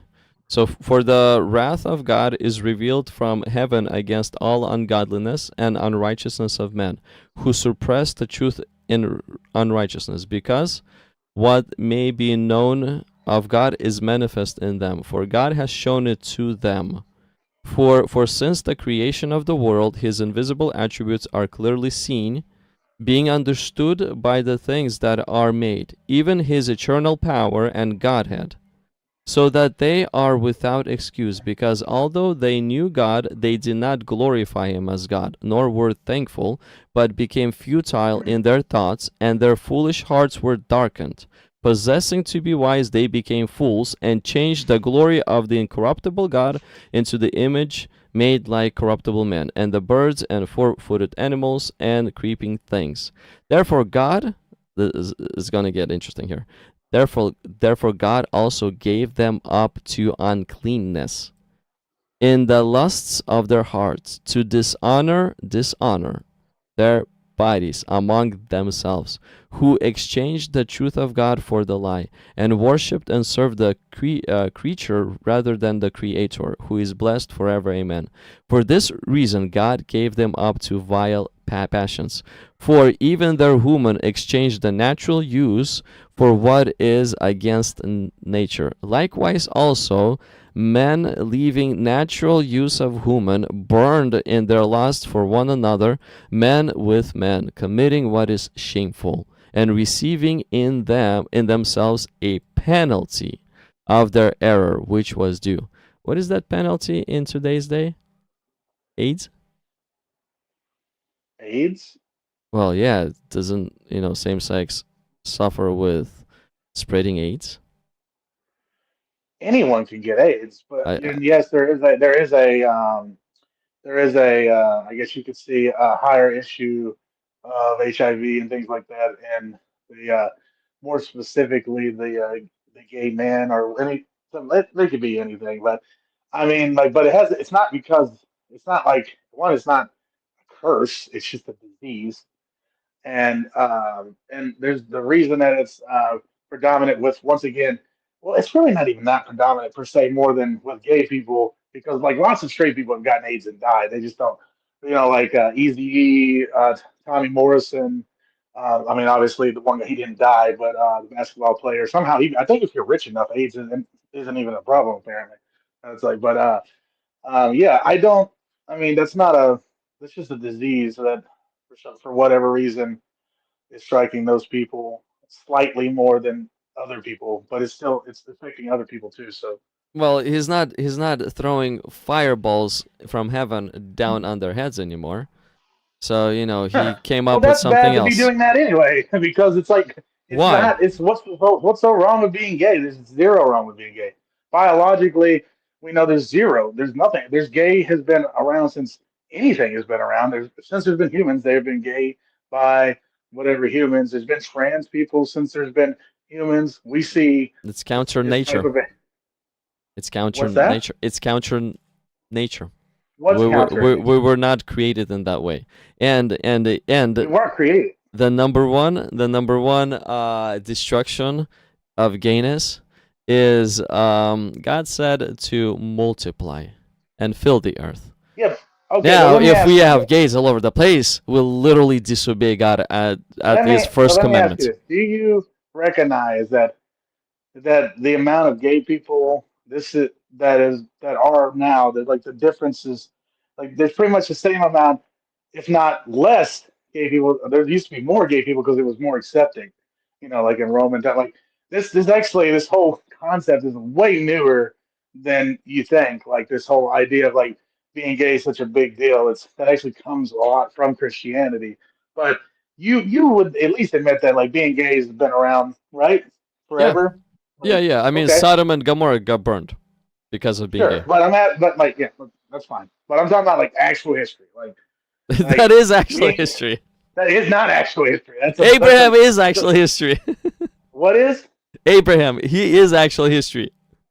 I don't know about Abraham, but I saw Gomorrah being uh, fired. If that's even if it was, I don't even know if that was a real place. Probably not. But even if it wasn't hellfired by like God. That's not a thing. Like none of that. But that's beside. We get into that in a second. But my point being is like gay has existed forever. It's never not been with us. If it was an issue, how have we kept multiplying? It's not because people have um, told us to not do it and like we decided to have babies. It's because people are going to have babies, brother. And gay people have babies. They just don't have babies together. That's like that's like they don't have well, you know what I mean. With like say because that's not you're right. But nowhere in science does it say that. Nowhere in science does it say that two men and two women together can have children. That we don't believe that, so that's not a. It's if it was an issue, it would have been an issue. We would we don't. There's more gay people now at this pretend time than there's been in the last X amount of time because of acceptance. That's the only reason those gay people were there before. It's just the same thing with autism rates. You know, it's like the diagnosis has gotten better, the acceptance has gotten better. It's like the numbers are really not as fluctuated. They seem like they're higher, but they're kind of really the same. They're just more open. The point is, it's weird to care about that because it's clearly not getting in the way of anything because we still have plenty of people. In fact, you know, like some people argue we're overpopulated, some are underpopulated, but that has nothing to do with gay people either way. It's like, Well, it if we would accept it even more widely, it would cause even more issues. So it wouldn't. It hasn't. It's the not more causing any issues. it, There are no issues being the caused by it. more we accept it, and the more we move it amongst people, and the more people participate in this destructive behavior, the more It's issues it not will come destructive. to What are the you talking next. about? Gay people are just people. The more issues it will cause the next It's generation. not causing any issues. The only issues is it's causing is for the gay people. Let me ask you something. Can The you next be generation. evicted? Can you be evicted from where you live right now for because you're straight? No, and I do not believe that they should be evicted because they're gay. I, No, I I'm would not go asking against you. that. I'm not asking you to believe it or not. I'm just saying that that is a thing. That like it's not really against it's trans people. That is there's literal rule like laws that have been coming into place now because of certain administrations. We will not say their names, but that they didn't have this problem before, but now they are here, and that literally it's over 20 different states in America. That's almost half, if not half, depending on what the exact number is, where a person can be like, no, you can't live here because you're trans. That's no different than being like, you can't live here because you're black or you're. That's literally a prejudice. That's insane. These people just won't. They're people. They're all just humans, and you guys claim to love them, but you don't. But you like want them to suffer in these ways. They're not hurting anyone. Show me. There's no real person hurting anyone that has to do because they're trans or gay. I'm sure there has been gay and trans people that have hurt people, but it's not because they're gay and trans. Just like you, where are you from? I'm Russian. Russian, right? Yeah, you don't think there's some stigmatism about Russians? I do understand what you're saying, and bro, I support you on that idea. I do not believe in treating a person in a different way because they're straight or gay. This is not what I'm saying. You just said some very I'm mean things saying about that. I'm saying the gay behavior is destructive to the next generation, isn't it? What behavior are you talking about? What do you Gay mean gay behavior, behavior? gay perspective. The gay perspective is, doing same sex. What happens to the next generation? We have so much more less people as a result of No, that. if that was true, we would already see those results. People have always been gay. They have been. So let's say if let's say if in today's day, if half of our population would be gay, it would not be beneficial for the next generation versus But if that's not the only ten numbers. We see percent the numbers. only if But it ten doesn't matter. percent are gay. What do you mean beneficial? Like because like the thing is, it's like it's not hurting anyone. Being gay, but and once again, I have to clarify this: gay people have children. They just don't have children with each other. Literally, they get other people pregnant and have babies, just as if they were their wives or their girlfriends. It's like they adopt babies. I know that that's not literal having baby, but that's giving a baby. They got to adopt a boy or girl, and maybe And guess what? That boy or girl more than likely will be straight and maybe have a baby themselves. Or do what they did. I was like, there's no real numbers saying that this is declining. It's a boogeyman. There's not like, Usual come on. logic, bro. Usual logic. What's better? What's better for the next generation? If we have 60% of our population gay, or if we have only 10% of our population gay? What's better? So the higher the number is better, or the lower the number is better for the next generation. Well, once again, it's not a matter of like better because we've already established that being gay doesn't mean that people stop having sex with each other and stop having babies. Two, it's just if that's They're what not. people They're not want to able do, to. there, no, gay people, like literal same sex or not, but I just told you how they have babies. If there's no difference between you meeting your wife and having a baby, or two husbands meeting a woman and impregnating her to have their baby, there's no difference in that. And gay people are doing that all the time. And once again, they're also adopting people, which means that that person will grow up and then have children of their own. So there's no where are gay people stopping the production of people. There's no number. We literally have numbers. And obviously, it's not like we can know exactly how many gay and straight people there are, but we have plenty of numbers to go off of to know that it's not affecting anything. No, we're not slowing. We've never slowed down. We've always been gay. It's not So it's like It's not affecting because the numbers are small. It would be affecting if the they've numbers would be always, huge. yeah, they've been this way for. But okay, well, that's first of all, and once again, that's not necessarily true because once again, just because a lot of people are gay, don't mean that they're not having children. That just means that they're not in straight coupling. Like, Yeah, I imagine, hear what I you're want you. I'll saying, give you. but there Hold on, is let a me give side you a simple effect. number. Now, let me give you a simple numbers. Let's say there's 20 people on the whole earth, right? Okay, and 10 of them are boys, 10 of them are girls, and they're all gay. Well, guess what? They can just have sex with each other and have babies and raise families.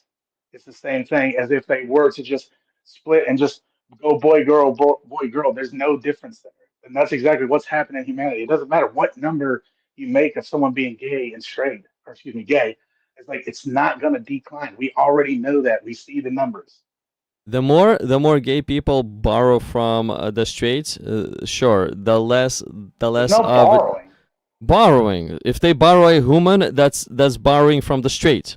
They're not If they borrowing if they anything. if They're they having a baby. if they if again, if a man impregnates a woman, that's borrowing from the straight. That's the straight way. That's the straight way. So they're No, that's borrowing not from how a straight things are way. seen.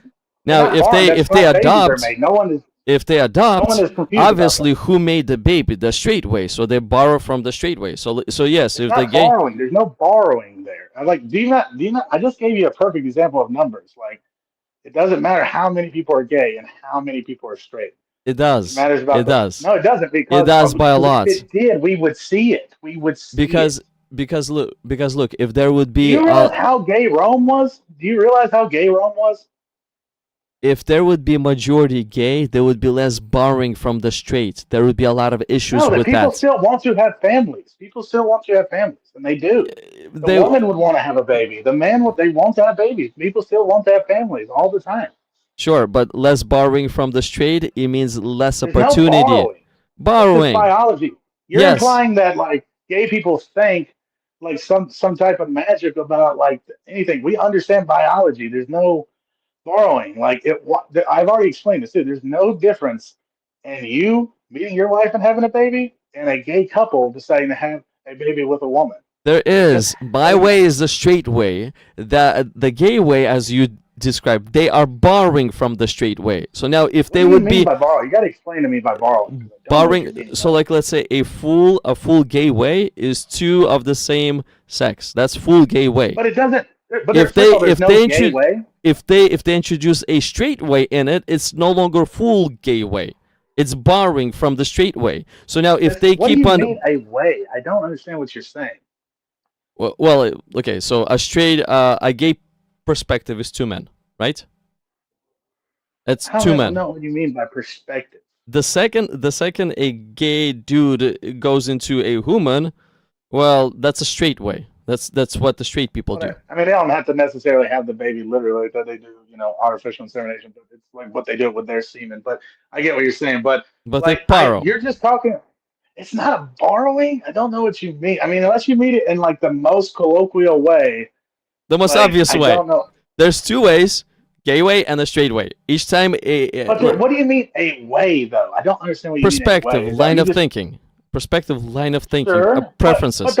there is no there's no line of the only the only line of thinking for a gay person is that I like the same sex. It's not. It doesn't go beyond that.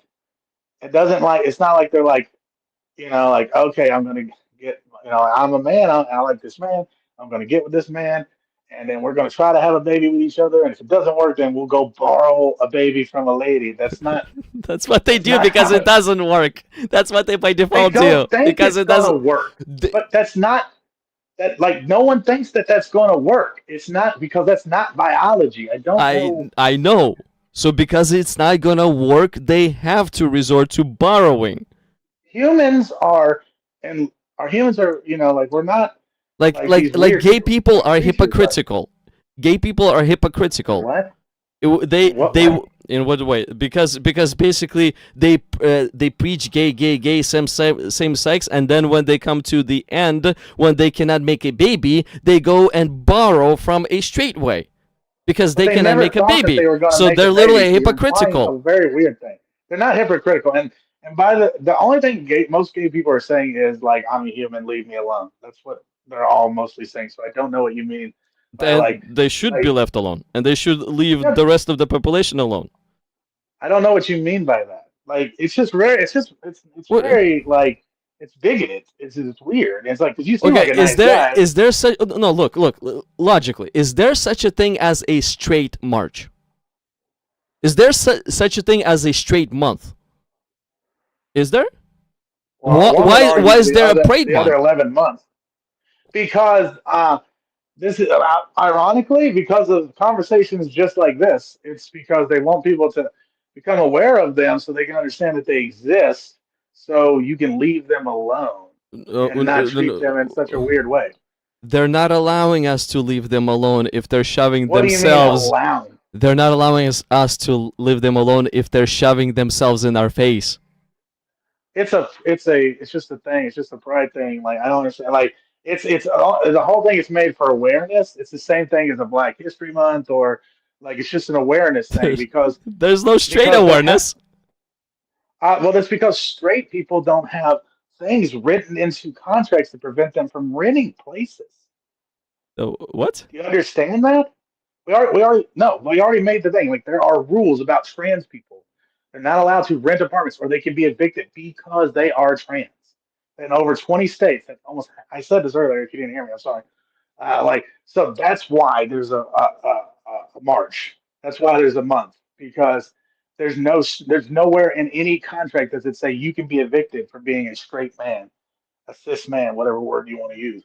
That's why there's a march. That's why there's a Black History Month because black people in this country were slaves and then they got set free. But it wasn't like, all right, we're cool now. You know what I mean? It was like, hey, let's continue to repress them and use their slave labor because they don't have nowhere else to go. And that evolved to us pushing them in very low, bad areas. Well, they weren't necessarily they were bad because we pushed them and wouldn't let them barter and trade with us. I mean, I'm sure you know the history. But my point being is like that's why these things exist. But see, there's a big difference between black people and gay people. The difference is huge. Black people never shoved themselves in our faces. Gay people do, and Muslims do as well. They literally shoved themselves in our faces. You're just talking about a loud person. There's Christians that do what you're doing. You're talking about. You're just talking about a loud individual in a group. As a whole, these Let's people say are not doing that. why do I need to know that your partner is man? I'm not going around and telling you that my partner is woman. I'm not saying this. I'm not acting like that. I'm just doing, let's say, business with you. I'm just talking with you on whatever. But I'm not out there. It's like, hey guys, my partner is a woman. My partner is a Well, woman. I Why made are they this point shoving already. themselves in our face by saying, What do you mean hey by guys, shoving? Because gay, I've gay, never even gay, seen a gay, gay gay, gay? parade. What are you talking about? And well, once again, I just made this point. I'll make it again because there's literal laws preventing them from renting housing. Would you like to be evicted because you're Russian No, no, bro. or Look, look, white look, or? look, look. If they're No, not it is not. shoving, No, if you they're look. not Think shoving, about that. if they're not No, shoving think about that themselves for a in second, man. No, anybody's no. face, if they're not Please shoving grapple themselves, with what I'm saying. Think about that for I just a do, second. I do. Listen, Well, listen. then agree that that's No, not right, and that makes sense because that's the only logical way to go. no, no, no, no. I cannot agree because there's a big difference that you do not see. I'm a Russian. I don't go around and actually filling up on my applications. I'm a Russian. I don't go around and advertising to my neighbor that I'm a Russian. Sure, if people ask me where I'm That from, means I'll nothing. I let just them want to be know. honest with you, brother. That means nothing. Like what you're saying is like But it's that's an literally awareness thing. that's literally You just don't like advertisement. That's I your problem. I, It's like that. bro, That bro, doesn't mean anything. bro, I don't really care. I don't need an awareness that somebody's gay. I don't need that awareness. I don't. It It doesn't. doesn't do me You live any in a good or world. This bad. isn't your world. This isn't your world, brother. It's the whole world. But what's the And they're point making of that awareness? What's the point? because so you can understand they are normal people.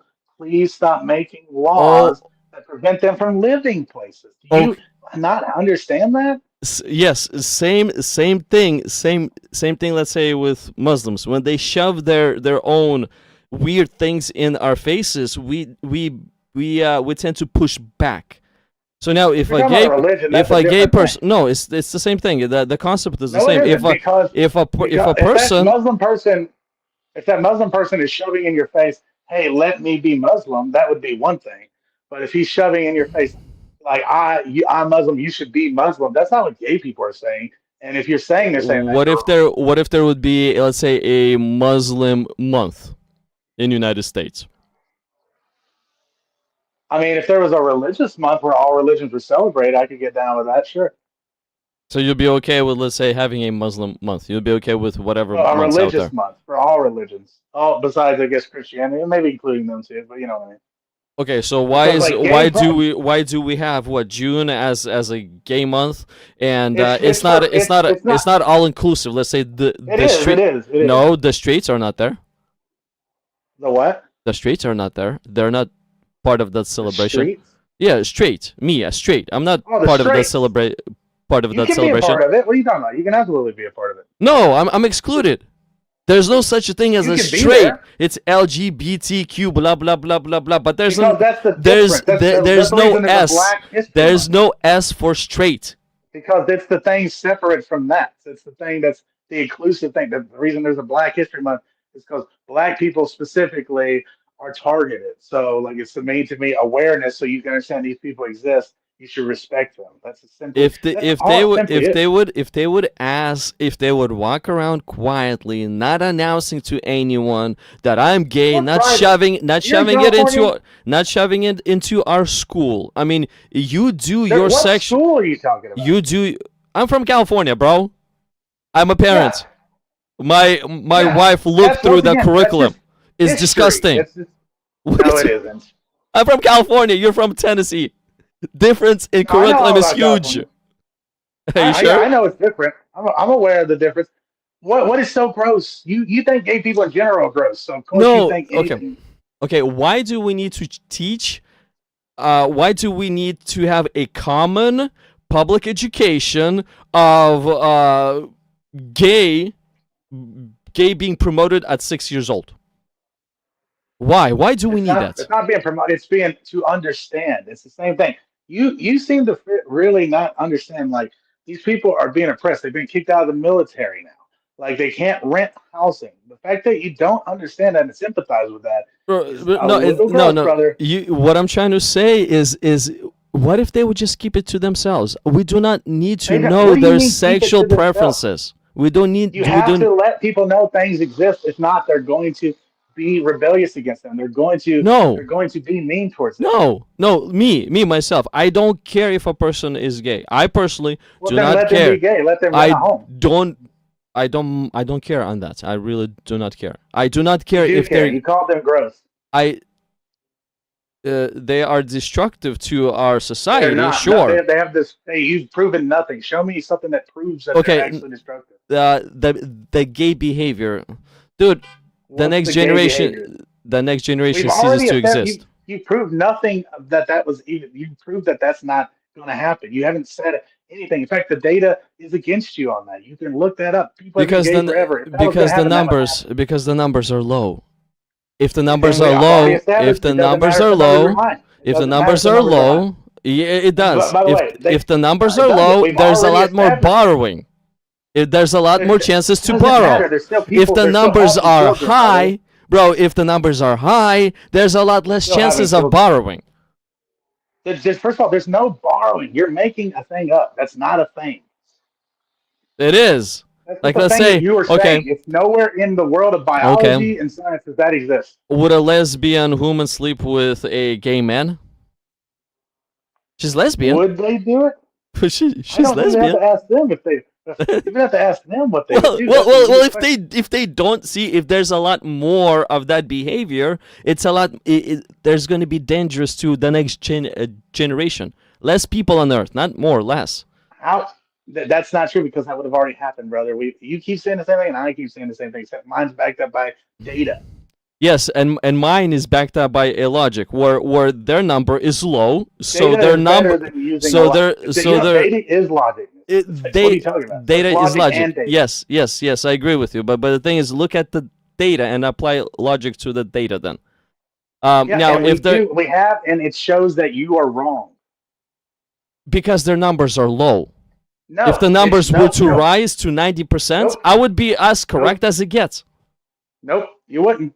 Yes, I would be. I've already gave you. I already gave you the example, brother. If There's the 20 higher the people in the whole number, world. Now, 20 people in the whole world. 10 of them are women. 10 of them are men. They're all 10 are lesbian. All 10 are gay. That's 100% gay.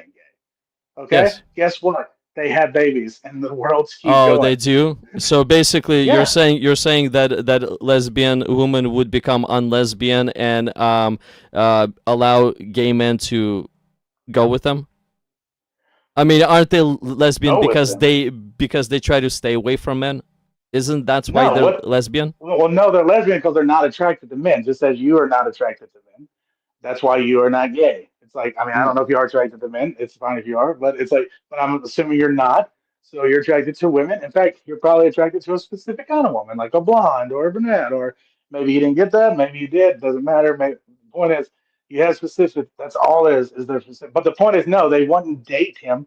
They would get artificially inseminated by him, have a baby, raise the baby, and whatever happens with the baby, maybe that baby will marry someone else. Maybe that baby will, or that person will grow up and they'll be gay, and then they'll have well, the other. The point is, people still have babies. We see the numbers on that.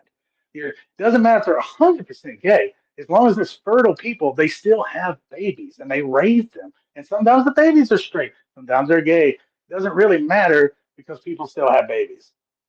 yeah, one's gay, borrow from the straight way. Nah, they mix It's everything not up. borrowing from faith. That's just biology. It's just how it works. There's no. It's just simply who they like. Why do you like your wife and not someone else? Because it's who you like. There's nothing. This is why it's like, man, you're a really nice dude, and we have good conversations. But this is just kind of gross because these are just humans. They They're living are. a life, I agree. and you're Look. trying to put I some kind don't. of weird No. thing on them because of I'm your not against. God. I'm not against them. I'm against the behavior that their behavior. How can I'm you? against. There is no behavior. I'm I'm against their actions from a sexual standpoint of view that bring that cause destruction to the next generation. But that I'm hasn't against happened. I'm against a thief as well. You're I'm against a against the boogeyman. I'm against a behavior of thief. I'm against the behavior of murderer. I also stand with my wife on the sidewalk of Planned Parenthood that you know that do abortion. If you know what abortion is, if you looked at it, it's literally genocide of the next generation. That's not what is healthcare, brother. That's it's just it's and not all abortions is someone can abort to means to get rid of the fetus. It doesn't mean it dies. So, I mean, a lot of times they do kill them. I'm not saying they don't like or they but you know that's I'm sorry that I'm not really gonna have the abortion conversation because I don't want people to have abortions, but sometimes people do. They have to have abortions. Sometimes they have to have it literally because they're going to die if they don't. Sometimes they do it because they've been raped. There's lots of good reasons to get abortions. So Yes, and according to statistics, if you combine the three top reasons, they're pretty much selfish, and they end up in around 80%. 80% is a selfish reason why people actually That's get your opinion abortion. that it's selfish. People are allowed. It's their bodies. They're allowed to do what they want to. Like this thing is feeding. They're, like Same you thing have an with end all gays. be Their all to. body is same thing with gays. Their body, they can do No, whatever they no. They want. if they're not attracted, why can't you have sex with a man? It's my body, my choice. Whomever I You're want, that's choosing whom to I not have. go. So you're saying you can choose. You could decide to if you wanted to. Yes, and the prime You think reason, you can? the You prime think you can reason, go have sex with a man because you want to? the prime reason why I don't is because it's mentally disgusting. No, is it? Well, if you don't like it, that's fine. I don't No, like. not that I don't like it, dude. It's mentally disgusting. A person, What a does that person, mean? a person has to break their mental state in order to go Okay, when and have it done. animals do it, are you telling me that animals are crazy? Do they have understanding? Do Do animals they have have understanding? understanding difference between right and wrong, understanding of biology, understanding how everything was made Do, and put yeah, a together? lot of animals do have a very like chimps have extremely well ecosystem of each other, like of right and wrong and fair. They Hmm. they get jealous. They do, and guess what they do? Also have same sex. Like there's tribes where it's very everything's open. Mainly, usually the women are the ones that will like do stuff with each other, but men do stuff with each other. That, by the way, that's been the culture.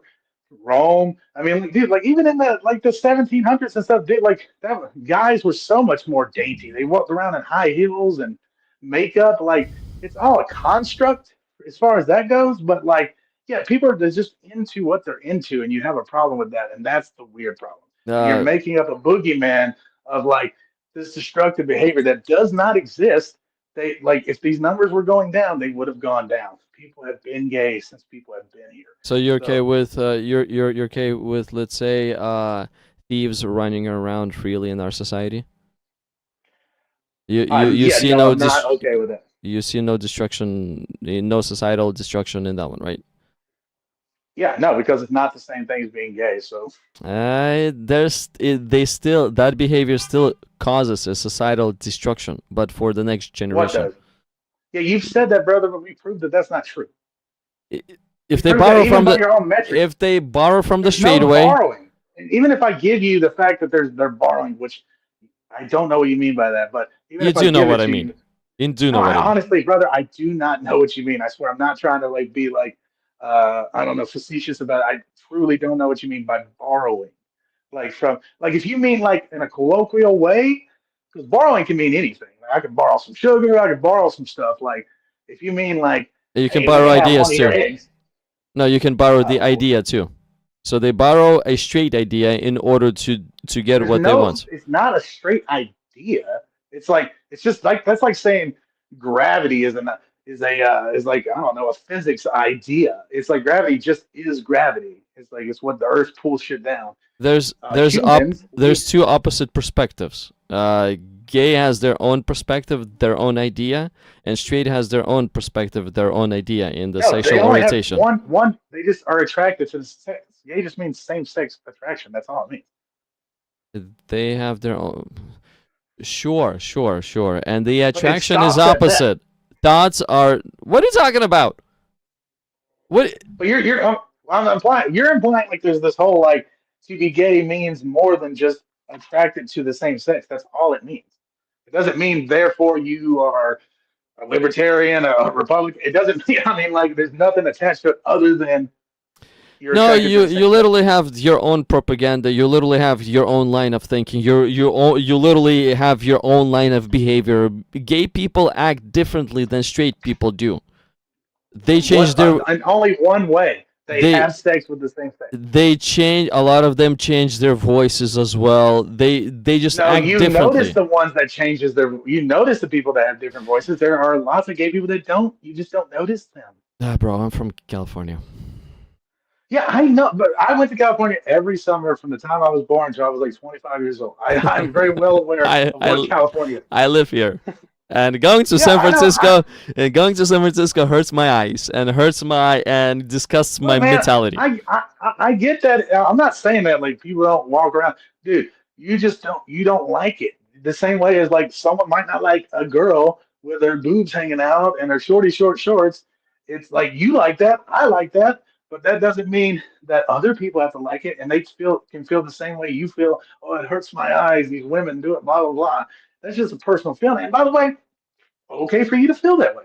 It's okay for you to not be attracted to men. You don't have to be attracted to men. You don't have to understand gay people.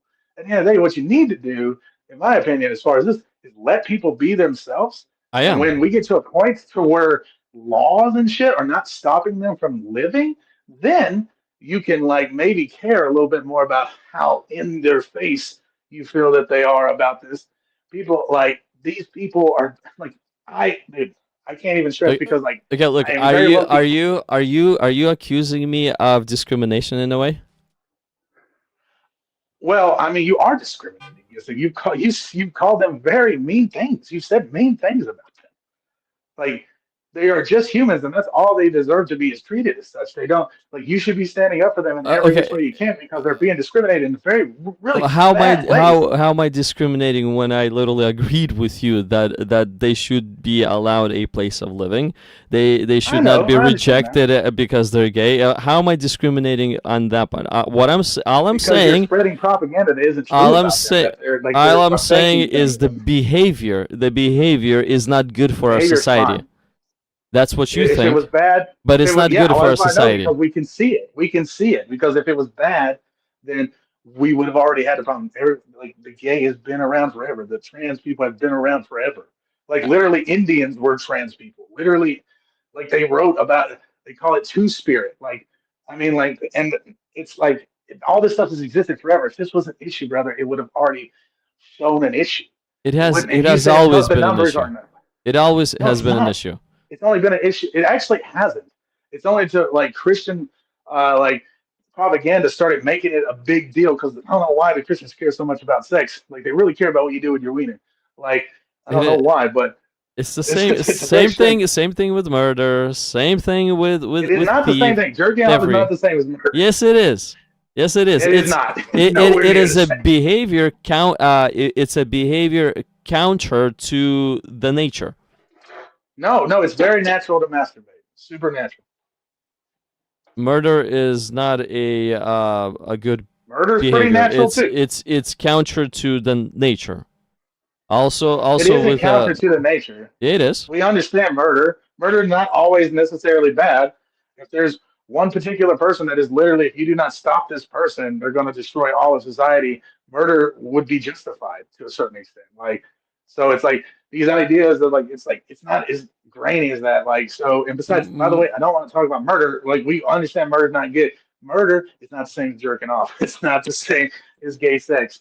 You know how many gay people have lived perfectly good lives? A lot, most of them mur- until we started bro, enacting rules. It's like, murder carries its own side effects. I don't want to talk about Thieves, murder. We agree thieves, murder is bad. they carry We their agree own thievery is side bad. effects. They They are carry not their the own same. We side just don't effects. agree that those are the same as gay sex. They are not. The perversion in sexual field also causes its own side effects, negative What's side effects perversion to mean? happen. Well, the natural way is a man and a woman. That's a natural way. That's a natural way to have offspring. There's not outside of that. There's nothing with complex creatures. They're allowed to do whatever they want. That's why whales are gay. That's why dolphins are gay. That's why chimps are gay. That's why what really intelligent things have different things. They like what they like. And Sure, this is sure. not about And you have a good example. Only animals are gay. So any human that is we gay, are are you animals. calling them an animal? Humans? I'm made in the image of God. I'm not made Humans are to be animals. an animal. I mean, I understand I have a Do you flesh, not but believe in biology? I understand I have a flesh, but bro, I also has a mind and understanding. They have mind and understanding. Monkey doesn't have an understanding. It doesn't know what's good, It what's wrong. does. Monkey doesn't It have a does. It court has its own system. understanding. It doesn't have They its court do. They system. literally do. They literally do. What are you talking about? Okay. Okay, they have civilizations. Sure, okay. Yeah, and they judge and they combine and they get together and they inspire and they get jealous and they do all the same things they do that we do. They literally use tools. They have some pre-written instinct in them. I do not disagree with that It's not one, instincts, it's but a thought. It's no different than what's going on with us. it's much different. It isn't. It isn't at all. If a monkey gets jealous and attacks a monkey, what is the difference between when a human gets jealous and attacks a human? There's no difference. Okay, He's jealous because they might have that instinct written in them, but the difference between monkey and humans is intelligence. I mean, they do not I have mean, yeah, something we're that more we have. intelligent, but they More have intelligence. We're just more. We are more intelligent than them. Sure. our intelligence is unlimited. Theirs is limited up to whatever is pre-written in their instinct. They cannot go past that point, but we can. We don't Yeah, have and we can. They limits. can do things that we can, but that doesn't mean anything. Yeah, sure, and birds can fly, and we cannot fly. Exactly. It's like, but if you're look, it's Are like they yeah, more everyone intelligent has than we? what The birds. birds? Some birds Yes. are very very smart. Yes. Okay, they possess more intelligence than the humans. No one said anything about more. I You're just all saying they that we got. have a trait that's better than theirs. So what? They have traits that are better than us. A I'm just chimp I'm can rip just you limb from limb without trying. I'm just showing to you that humans are different from animals. So sure, No, we are animal. animals. It's not a debate. We are animals. So sure, perverted Do mind you or not a believe in mind. biology? Look, I understand from a flesh standpoint of view, but you're brushing off But the flesh is intelligent all we aspect. are. No, You're I'm not. you're No, I'm literally not. brushing off the intelligence. You literally No, we are. just are more intelligent. Well, I said we are more intelligent, but it doesn't matter. We just have that's the thing that we have. It's actually not even just that. The things that monkeys, we have bigger brains than they do. That's but the two big things that separate us from them is our intelligence and our precision touch. So like monkeys don't have that. They could never really make something delicate because they don't have that type of fibers in their arms or tendons. But what they can do is like hold on and fall asleep while holding a tree. That's the difference. You know what I mean? But it's like, but my point being here is like if we didn't have that one thing, our intelligence wouldn't matter because we would have never been able to broaden our intelligence because we didn't have the tools to do it, such as monkeys, such as like that's why they're our cousins, and we can see biology shows us that genetic, unless you don't deny geneticism or like that's like, but if you do, that's very strange because it's pretty real. You watch Maury, you believed in it then. Don't stop now. I mean, I'm a little fascinated that you are aligning humans to animals, but We I, are animals. It's like it's literally if you're gonna this is believe that like if you're gonna believe the definition of animal, why do you believe that definition? Because we're in that definition. again I understand from the standpoint of view of flesh. I do, but That's all there is. There is only the flesh. There's the there's and the also mind. The mind. there's also a spirit. Spirit is No, something there is. animals There's do no not proof of any possess. spirit. You can't prove there's a spirit of anything. Yes, you can. And How? spirit is Go this ahead. Show me. invisible, and spirit is this invisible inner being that actually feels the invisible emotion. That is actually has invisible That's your knowledge brain. and That's your brain consciousness. that feels that. That's your brain and your consciousness. That's it. That's all that is. Sure, sure. If your That's what soul is people are. real, then how come when I scramble your brain and you're still alive, you are a different person? How can physical body feel depression? How can the physical body feel depression? Do you mean like you're so depressed you feel it in your body? How can depression be even physical? I mean, I understand pain. I cut myself. It's physical. I understand Okay. that. But how's depression even physical? How can even affect the physical flesh? You're saying like when people are like so sad that it hurts. Is that what you're saying? You're saying that there's no spirit. Everything is physical. Everything is inside of the brain. It's in your brain. Your brain is yeah, exactly. It's your mind. It's your brain. Okay. We Is can the show that because we can stick a fork in your brain. depression is invisible, and for some reason that invisible It's not aspect is invisible. It's chemistry in your brain. You lack certain chemicals that like your dopamine and that's stuff. That basically the best description that you've got. Oh, but that's you what we lack know it to certain be. We can see chemicals. it. Yes, so that it makes perfect sense. We know what chemicals make you happy. We know what the normal levels are that make that keep you stable, and then we can measure it. And yeah, so I don't understand what's hard to understand. Because all those measurements are not even applicable the same across the board, across all What's that mean? humans. That's basically to start with. But if you were to look at the aspect of depression, it's not physical in any way. Sure, you can say, oh, you're missing some chemicals in your brain, like let's say guilt. Is guilt because somebody is missing some chemicals in their brain, or because they've done something wrong? What's guilt? Guilt is a construct, and yeah, most thing in your brain is chemicals. Everything in your brain is chemicals. For Okay, that matter, like you're happy, you're sad, so basically, love. what you're saying is, let's say, God forbid this to happen, but let's say I literally beat up my wife. She is bleeding on the ground, and you're saying, if okay, so I'm missing some apple related stuff. If I'm going to eat a lot of apples for the next week, I will not feel guilty anymore because I will stabilize the chemical compound in my brain, and the guilt will go away. Is that what you're saying? Is that how it works? I'm not quite sure what you're saying. Well, you're saying if it's a chemical, if it's a chemical issue in your mind, and let's say Yeah. Apple has that specific chemical to balance out thing in your mind. Okay, so let's say if I cause some major evil, I just need to eat enough of whatever food that will balance the chemical in my mind, and the guilt will go away because everything is balanced in my mind right now. Is that what you're saying? No, I'm not saying that per se. No, What is I'm guilt saying then? that your brain is. Yeah, I already said it. It's a construct slash chemical thing that happens in your brain. Like so, the meaning like first you're probably taught guilt slash or like you're exposed to the idea of guilt, and then what makes you feel guilty that varies for different people. Some people can be outside with their shirts off and feel fine. Some people can be outside with their shirts off and feel guilty and feel like people are judging them. And like there's like guilt. It's a construct and it's a chemical reaction in your brain, just like everything is love. Everything. It's all just we know this. We've been like for hundreds of years we've studied this type of stuff. It's not that hard. This is the main thing I want to lean on here is that this is the only thing that there's actual proof for. Nothing else that you're saying has actual proof. There's no proof of a soul, a spirit. There's no way to judge it. There's no way to think. You're just attributing emotions to souls, which everyone always has done.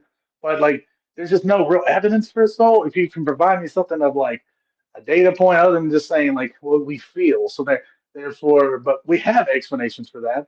You can't. Do you have like a Yeah, way to but prove your but thing? but bro, the explanations you got are weird. They really are weird. Just think about the They're not. explanation. They're not weird. That's biology. Super. That's how it works. No, no, no. That's not how it works. The explanations are Oh super no, weird. it is how it So works. So you're basically, disagreeing with every what you biologist and every brain if surgeon, if and if if if if it's if those emotions are really a chemical compound, what that means mhm. is it can be adjusted. Yes, So yes, that is true. Sure. okay, sure. So what you're telling me is after committing something massive, massive evil, I can remove the guilt that I'm feeling by adjusting the chemical compound in my mind. Is that how it I really would say you works? would have to have a very great understanding of chemistry to do that, but sure, sure, I'm sure theoretically that could be true. So there's a magic potion to remove guilt. It's not magic. You almost explained it. We just don't exactly know how. It's like, you know, Oh, like with okay, serotonin, okay. people take serotonin to There's a food potion to remove guilt not once a and potion. It forever. wouldn't be a potion. It would be a medicine. But yeah, I don't know. That just sounds like some kind of like weird. We could possibly do that. That's definitely for sure. I mean, that's not out of the realm of possibility. Is that what are we talking about? Things that we could invent right now? No, I'm trying to point to the fact that that every single thing is not physical. There's there's also a spiritual realm. There's also an Give me an invisible evidence realm. of that, though. Where's the evidence of I that? did guilt. Yeah, that's not evidence. We know what guilt is. We understand how these things work in your brain. Really? So if it's a Yes, chemical compound, then there's a way to remove by adjusting the chemical compound, right? we've already agreed that that could be possible. Sure. That's not possible. What world are you No, living it's in? not possible, but it could be possible. No, That's it's something that not. could. It's not. What world are you living Why? in? There's nothing that Why? will be able to remove certain How do you know that? feelings. Are you a chemist? Are you sure? Because we're doing that already. That's literally what drugs are. It's what alcohol is. That's what Um. antidepressant medicine is. Do you know what that means? Do you know antipsychotics? Do you know what that is? Okay, okay. So We take antidepressant. Great. We just pump that chemical compound in our brain. What happens to that chemical compound? What happens? Why did it go away again? Why? because your brain's not producing it. or it's not producing it because there's a spiritual aspect to this guilt. No, it's just what's not produced. Are you talking about depression? Are you just talking about guilt, or is it anything? Specifically And guilt? anything that's not physical. Okay. Depression. Well, look, Oh, many. okay. Let's say in a side of a portion. This is just a quick note, but I'm not trying to advance or or start a portion subject. It's just what the human have told me. So I spoke to many human on this sidewalk, and I remember specifically one. She said that she got an abortion when she was in her late 20s, I think. And when I spoke to her, she was around 74, 75. And she says that every single year when the specific day that she got an abortion comes around, it's as if there's a wave, this emotional wave that covers her, and she cannot do anything about it. No drugs, nothing, no alcohol, nothing that takes your mind off of it. Nothing works. Nothing works. Why? One abortion has caused this for the rest of her life. There's a chronic People are depression she complex things. cannot I don't get out understand what of. you're saying. It's your brain, but it's all in your head. It's all still comes down to your brain. Look. Because of murdering a child, all of a sudden, what, brain flips? What do you mean? Well, one action, one innocent action, according to you, caused a chemical compound in your brain to flip. As Oh, as okay. if So like as we if were as if also it started. talking. Well, we're also talking. Yeah, right. Because what happens is once again, it's like okay, think about something that can make. Oh, like look at you got kids, right? Sure. Say like now when your kid has a little balloon and it floats away, he's devastated, right? You can buy him 1,000 of those damn balloons, but he's devastated in that moment, right? Okay. It's like, right, okay. Well, it's like, but you and I know that there's not. It's just a balloon. It's fine, but he doesn't understand that. Okay, it's like so that like we're both seeing the same thing. You're seeing the balloon fly away. He's seeing the balloon fly away. You don't really care because you know that we can just go get a different balloon. But he doesn't understand that concept yet. So it's really devastating to him. To him, it's a lot. In fact, it'd be a lot like if your wallet just started floating away, right? You'd be like, oh, you'd be like, hey, we can get you another one. You're like, but I want that one. It's like, it's like that's kind of how it feels to him. It's like, point is that you're both seeing the same thing, but you're developed. You understand. In his brain, he's not developed. So it is causing these chemicals to make him react and get very upset. It's just how the brain works. So no. In your example would be I actually have this chemical compound to be calm, but he doesn't have it. So we need to No, feed him with some it's not. food No, it's just in he. order for him to It's be just what calm. trigger. It's just what triggers him is different than what triggers you because his brain isn't developed in that way yet. And then, like your brain, you could get older and things trigger you and make you cry. That might not make me cry. It's the whole point of the concept here is like we It, could both be the same age. It's like doesn't so matter. are you saying knowledge actually develops a physical aspect of the brain? Knowledge and understanding develops a physical aspect of the brain where the brain actually changes? I mean, sure. It's pretty much how brains work. Yeah, you take in knowledge and things change, and How I can don't. an invisible aspect change a visible aspect? Hey, what now? How can an invisible aspect, knowledge, actually adjust a physical aspect of the brain? I mean, it's just how because we're very conscious to the world, so we can interpretate things like other like animals. A lot of animals can do it too. It's just to what level. It's different levels. Obviously, we have it even more advanced. Once again, animals feel sadness. Animals cry. Like I mean, like there's a very famous video of a dog that comes to his master's gravesite, and he's like just fucking weeping, rolling on the thing. Like things feel emotions, man. Like so, I don't like, are you arguing that emotions are real? I don't get what the point here is. I'm trying to separate. I'm trying to separate the spirit from the brain. Yeah, okay, but I'm saying but so far you've only just described what we know about brains. That's just what we understand how they work, and you've But put a thing on it, and but that's think fine. But there's but not think like what I've of what? think what I'm saying. Think Yeah, about the separations. think that an invisible aspect is changing the physical aspect. That's not how it works. I I don't know what cannot you mean by that. well, let's say I cannot think that I'm gonna get a sixth finger and a sixth finger is gonna pop up. I cannot just pop a thought, or I cannot pop a feeling and all of a sudden my body is gonna change. That's not how it Okay. works. No one's saying that. In No one's order for saying that. for me to change my body, let's say from 5 to 4, I have to chop one off. I have to physically affect a physical aspect in order to change the physical aspect of my body. But let's say when an invisible side is changing a physical, like let's say you're saying the those guilt, whatever, is actually affect, or not guilt, but that child with the balloon. So his brain hasn't been developed. So when the knowledge is changing the physical aspect of the brain, that just doesn't make sense.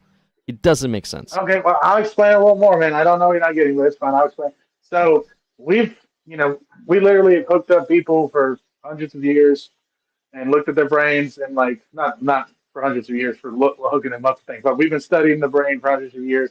We've hooked people up to times. We understand how it works. We understand when you get happy, something triggers you to be happy, whatever that is. Okay, that stimuli, it reacts in your brain and it sends serotonin and like a bunch of other chemicals that make you feel good. That's what happiness is. We can see that in real time happening. Like, and so far we have nothing else showing us like that that's any different than any other thing. What do you have that shows us that's any different other than you just simply saying, I think it's a spirit. I think it's a thing. Like, what do you have showing us that it's different than what we're seeing? If let's say an inner person is affecting the way we behave, that's one thing. But let's say a knowledge is affecting the size of the brain or developed of the brain, the actual physical aspect of the brain, that's another thing. So let's say when a happiness pops whatever into our brain, that is totally okay from that end. It's totally okay, because it actually shows that a person that is inside an inner being that is feeling this happiness is affecting the physical aspect, and now the body But what is do you? also How do you happy. know that? Where are you basing that off of? Because we have nothing showing that. You're just saying it. What are you basing that off of? Just think, You're just saying. just think and I am separate thinking. things. I trust me. I've thought Separate about it lots of times. separate things. Separate things. Like you know that guilt is not found anywhere in the physical aspect. If it's not, then it Yeah. must be found somewhere else. So It where's it is found? found. It's found in our between our cultural ideas and our the way that our chemistry in our brain reacts to the way that stimuli to our brain. Like if you were raising us, just listen, man. Christian, was it in the Roman days? They would feed Christians to lions. You know that? Yes, but what I'm trying to say, guilt is not in the brain. It's in our inner man. It's in our No, spirit. it isn't. It's in the brain. It's all in the brain. It's like so. It's just like as the Christian, the Christian would take. Excuse me, not the Christian, but the Romans would take their kids to watch Christians be fed to lions, and the kids would say, "Daddy, can we come next week and watch Christians be fed to lions?" And you'd say, "If you're good." It's like there's like he felt no guilt about watching that man being because in his cultural surroundings, he was taught that that is all right. That kid grew up his whole life, watched people dying, and he didn't give a shit because that's the way he was taught. If there was this inner monologue soul you're talking No, about, no, he bro. would care. No, bro. Your example is off again. Well, Watching. it's right on the money. No, It's because it's what? beyond on the money. Here's an example in today's day. I can turn on a movie. I can go to the movies. I can turn on a series, a show, and it's going to be all about murder and killing. I can play a lot of battlefield games, all about murder and killing.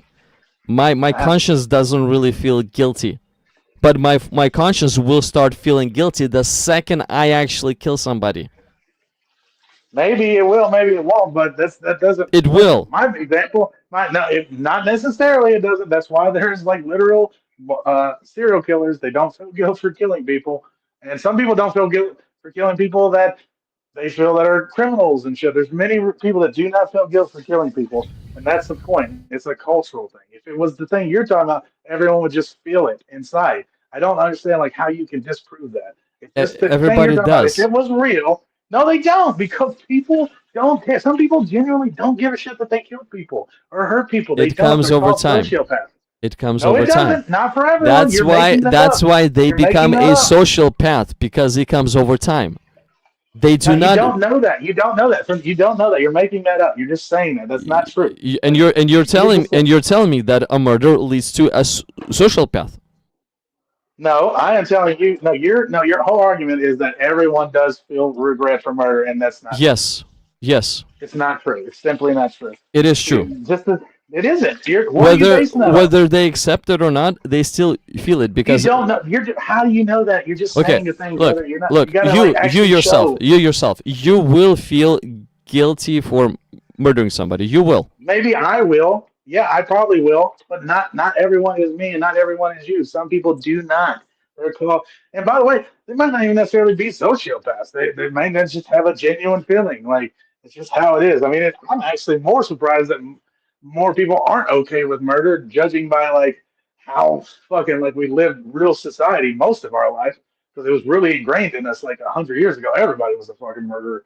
Like 100, well, maybe not 100, 150 years ago. 150 years ago, you and I would have definitely murdered somebody. Like for sure. Like someone would have tried to kill us. Like someone would like we would have had to kill someone. Like it would have 100 Look, percent look, happened. look, bro. Look, murder is when you strike first. Self-defense is not the same. Sure, but it's okay. Well, then we can limit to killing. You're okay with killing someone just because they're trying to kill you. You don't think you might feel some regret from that? Murder. The reason why I specifically use murder is because it's an action that a person initiates, and the one who initiates such an action is definitely in the wrong. I mean, if you want to get into legal jargon, sure. I don't necessarily. That's not what I'm talking about. The point being, In the logical jargon too. The person is in the wrong if they're the first one to execute murder or the killing. Now you mean for no reason. I mean, Because like I could kill you, could be like, I'm gonna kill your whole family, and then I shoot you. I still the one who did the actual murdering first, but that's why like, that's but I see, why I believe that we should have a law, and the reason to yeah, I murder did too. should be according to the law, not just anyone having their own reason to do it. Don't disagree, sure. But still, even the aspect of murder, the fact that you're gonna be feeling guilty, it shows that you have something on the Yeah, inside of we you from but yeah, God, from a good so God this that is stopping no, you. this is where we're at here, right? So you just don't believe that people cannot care about murdering or not care about bad things, and that's not true. Overwhelming majority of people do care. What's that? Where you? I'm not talking. Let's talk about the people that actually killed people. 'Cause that's the ones that really matter. Out of all the people that have killed people, there's plenty of them who don't give a shit about it. But before you kill someone, you actually have to break your conscious state. After that, What does that regret mean? That settles doesn't in. mean anything. What does that mean? After that, regret settles in, and you start Not fighting for everyone. Not for everyone. for everyone. For everyone. Look, Nope. look, You have look. no psychology In proving that. in order, that's how it works in general way. Like in order to No, it kill. doesn't. You can't prove that. That's not. I think it's Here, that, listen, once listen, again, it's a listen, listen, cultural thing. listen. Why did the kid watch the Christian get fed to the lion and not care? Because it's not the same as action. It is the same. You think it's all right for a child to see another person be eaten alive and not have any emotions about it? It's not the same as him pulling the action. We're not necessarily saying it's the exact same, but it's still a thing that where you're talking about, like, I would feel some type of way about that. You would feel some type of way about that. Watching a man being eaten alive. This kid doesn't give a shit. You know why? Because it's his culture. He's been taught nothing else. That's why he feels that way. That's why But you feel the still, way but you still, in the feel. middle of that There ain't culture, nobody he will else. not pull the That's action exactly it. himself. In the middle of the It doesn't matter culture, if he will that's not pull the it doesn't action. matter. Yeah, It it doesn't matter. does. And by the way, Yes, it you don't does. know. Maybe he'll be the guy that eventually feeds the lions or feeds the Christians the lion. He's like, maybe he goes up, he's like, shit, I've been wanting to do this since I was a kid. By the way, 100% a true story. Like, you can definitely find that up. And then guess what? That guy grew up watching people Bro, getting fed to lions. my And then examples, fed my lions. examples are general. They're literally widely applicable. your examples, you're literally single out a crazy event, It's not. and you're trying No, I'm trying not. to build your whole I'm showing theory you. on one small crazy event. Like, let's say No, all I'm the not. people. I'm showing you Yes, look, the all the hypocrisy of people what in you're a pointing. Colosseum.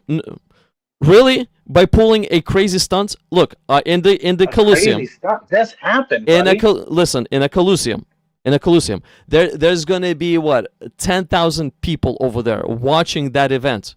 And now, out of 10,000 people, you're saying, "Oh, look, 2 or 3 are gonna actually become a murderers and be feeding people to the lions." 2 or 3. What is 2 or 3 out of 10,000? My example is You're making this general. a no, I'm no. Here's the my problem with what you're example. saying. My example is general. I'm literally saying that 10,000 majority of the people, overwhelming amount of people, Now, will but you not don't be know. able You're to just pull the saying that. You're just trigger. saying that. They will not You're be just able saying to it pull the doesn't trigger matter. because there's something on the At a inside certain stopping time, them. they wouldn't. At a certain time, they Something wouldn't. on the What? inside is This is stopping them. at the core of our disagreement. No, at the core of our disagreement is this: you don't believe people can commit bad acts like this and not feel a way about it, and it's just simply not true. Dude, something on the inside is stopping the majority. That's why they will Says not be who? able to. Says you. Says you. That's Say it. statistics. Statistics. No, no, it's not. No, the statistics do not say that people don't generally murder each other because they have a secret thing inside them. That's not what statistics say. Yes, it is, because No, it says if that we would people not don't have, murder. if we would It deem it said the to be number one okay, reason people don't murder people is societal reasons. if That's the we would number do one if we reason would people deem don't it, murder people. that's the thing. If we would deem it to be okay, it would be normal in society. But because we personally Right, deem it to be wrong, we canceled it in society. And why right. we personally think it's wrong? Because something on the inside is stopping us. We No, have it's to not something break on our the inside. conscious state. We No, have to we break our understand that conscious state humans in order to shouldn't kill each murder. other if we can avoid it. We understand that. We figured that out. We figured that out according to you. Why we figured No, it out? according to reality, we Yes, figured it according out to before reality. Christianity. Yes, to reality. How we figured this out? We saw It's what it is, and societal. we saw Yeah, what it is, we figured it out. and then we connected to the fact that, hey, this initial thing that is stopping you from murder, we should listen to it, and not murder and go crazy then, and become a Right. sociopath. So yes, you're correct, and you're pointing to God. You literally are pointing to God. I'm not pointing to Our God. whole conversation, you're pointing that there is something on the inside. There's a difference. No, I'm saying no. That's you. That's what you said. It's your. I you said it's you your you brain. keep on popping those examples that are enabling me to point to God. So thank you. That's funny. Bro. Yes. Well, I'm just pushing the logic, man. It's a pretty simple concept. I mean, we know these things to be true. I mean, it's not that, and like you and my Christian thing, like you can pull anything out. Like you back 150 years ago, people dueled in the streets because that was acceptable. I can give you infinite examples of things that are just like the Christians being fed the lions and people would watch duels 150 years ago on the street and not give a fuck. They go rob them afterwards. They'd be like, "That's part of the thing. This is cool. We get to go take his shoes, maybe." It's like it's all cultural. It has nothing to do with any. We have no evidence it has anything to do with a otherworldly thing. A natural explanation solves it. Okay, hold on a second. Can I bring somebody else online? I think they might be in a similar line of thinking as you. Oh yeah, sure, man. Go ahead. You guys can chat it out, and I'll let you guys go at it, or I'll get in there with you too. I'm not. Well, I think both of you are gonna start going at me. That's what I think might Okay. happen. Well, I'm not gonna let him bully you around, brother. I'm just being, you're my best friend now. So. Oh, I like to talk to you too. It's actually fun. You're a fun one, dude. What is Oh your yeah. name, by the way? What is your name? What is Oh your yeah. first name? My name's Parker, but you can call me BB, and it's just easier. BBN. Okay. Yeah. Okay. I'll go with that. Hold on a second. So Hassan, you're online. How are you doing? What do you think about our conversation? I'm doing very good, sir. And how are you?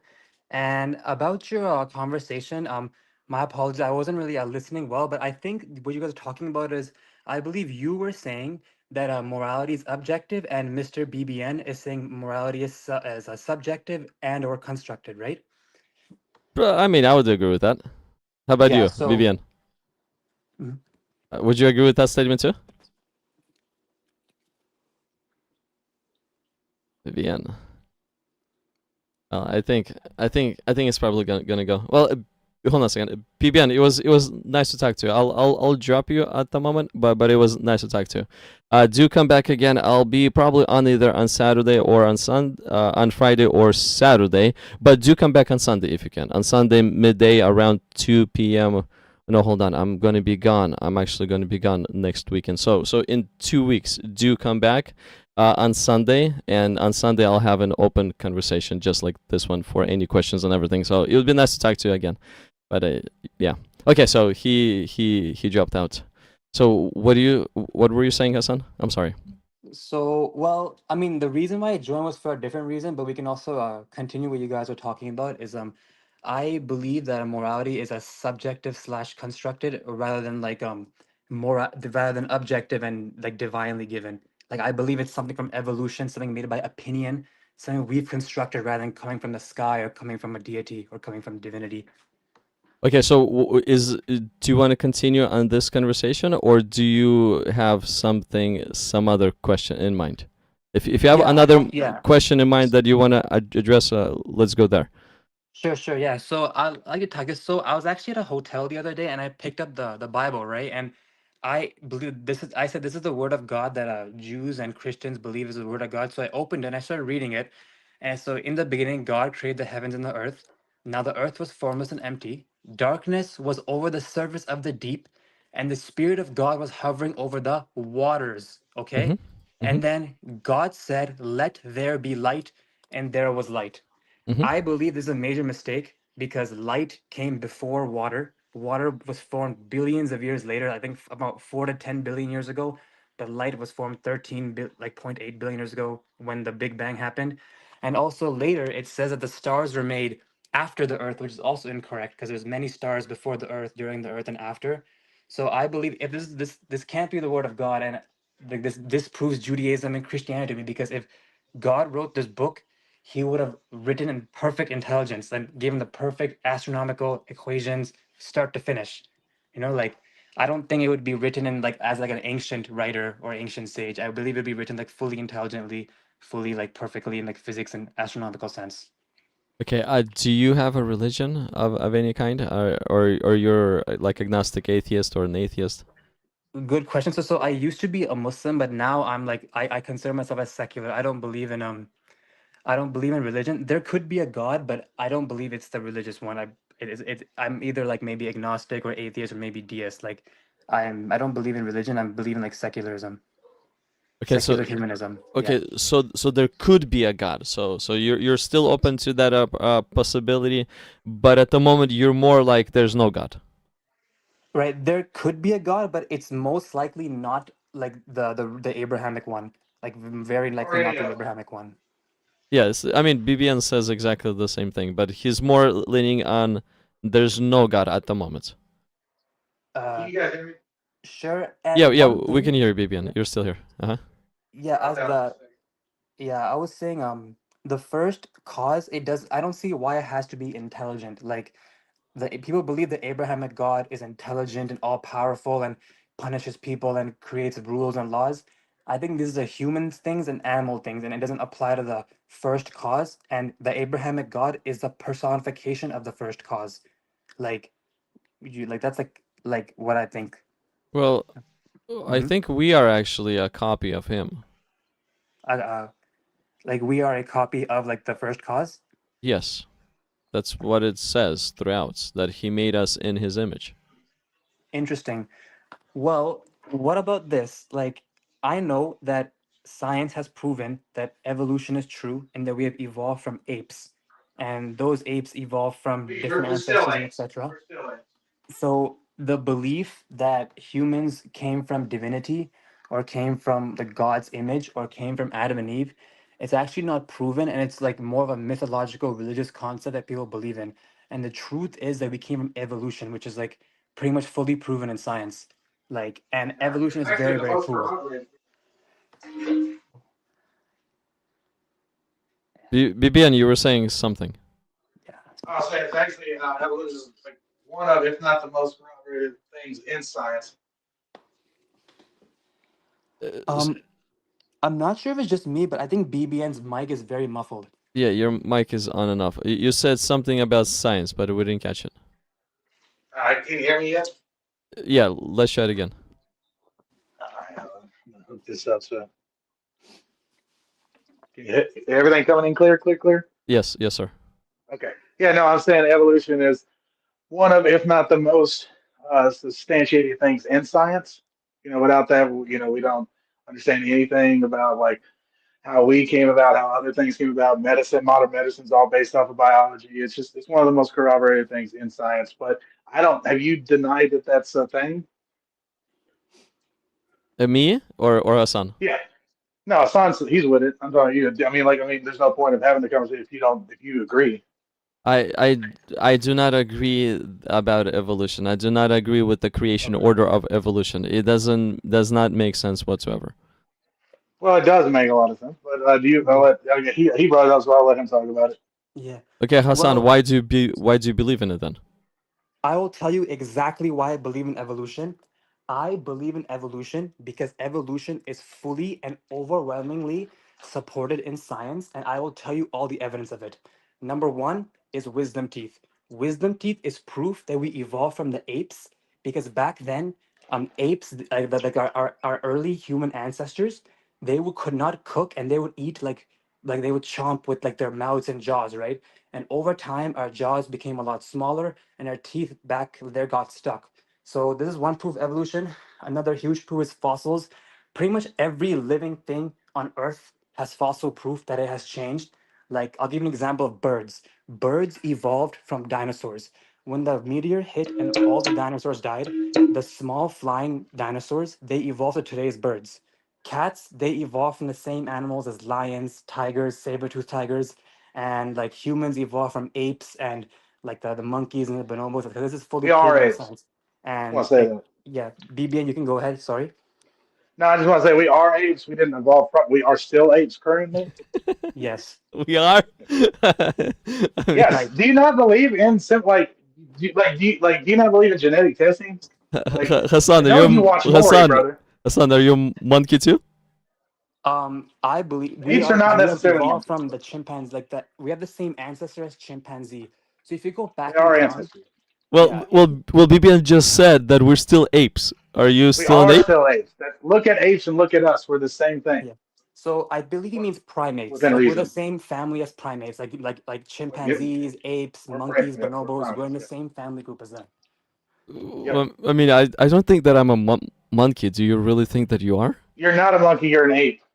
Okay, Well, thanks. like A bigger so version of a monkey. Good job. Well, certain not all apes are monkeys, and monkeys kind of it's a weird term. It's one is that you're an ape, not a monkey, and you're actually kind of a monkey too. But the point is you're an ape.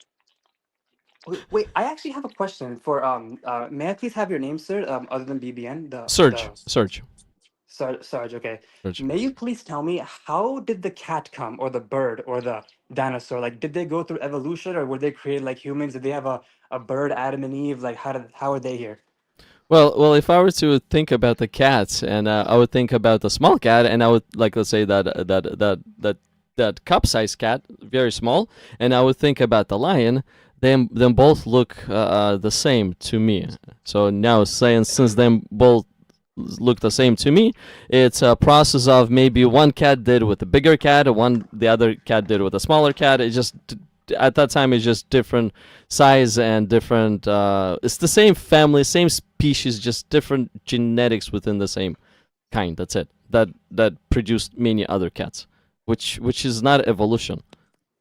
I don't That ag- is well, that is part of evolution I do overall. not agree. Like evolution is when a what is it, a fish got out of the sea and started to walk and got That's turned no into a no. monkey, Here we go. We and got a then problem here. monkey turned into a No, human. That's that's that's a that's a that's kind to not kind. that no. Okay, so like the general definition of evolution is any change to a populace that is considered like a small change to a populace, meaning like evolution is not one thing. Think of it like a long walk, right? So like in the beginning, like if it's let's say it's 40 miles away, like it's a step by step process to get to the end of that.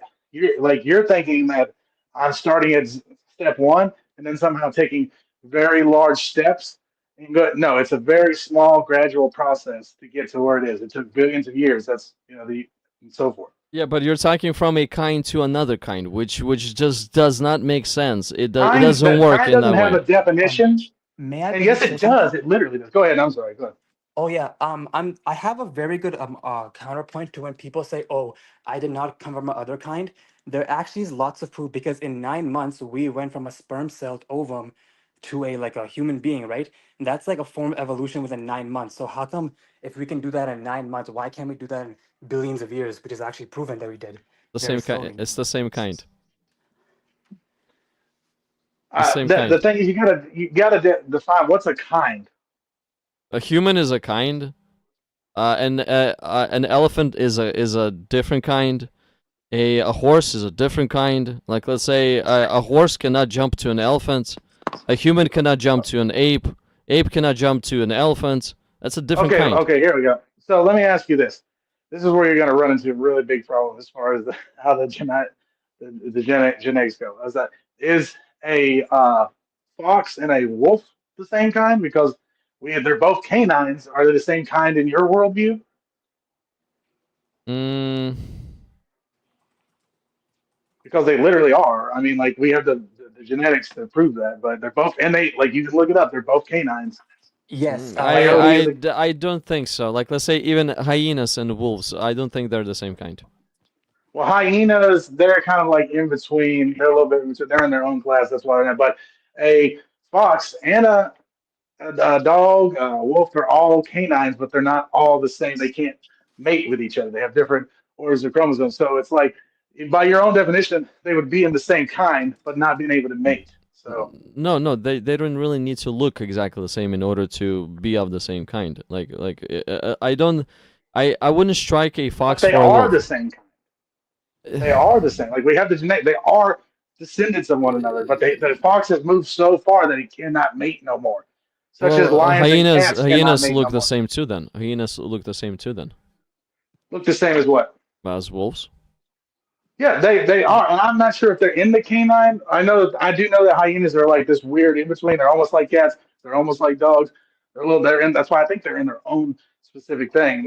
So that's my point is that these things evolve out of each other. That's how they got there. That's how this one time this mhm. fox was like us, or not us, but the wolves, and then it moves past that or changed over periods of time over small, such as polar bears. Even though polar bears are the same kind with brown bears, but really polar bears are just brown bears. They migrated to where they were, and then over periods of time, what happened? They had white polar bears, and then because of albino and stuff, and what happened? Those polar bears prospered. That's survival of the fittest. It's not a very hard thing to really understand. It doesn't go past that. There's nowhere did a monkey give birth to a human.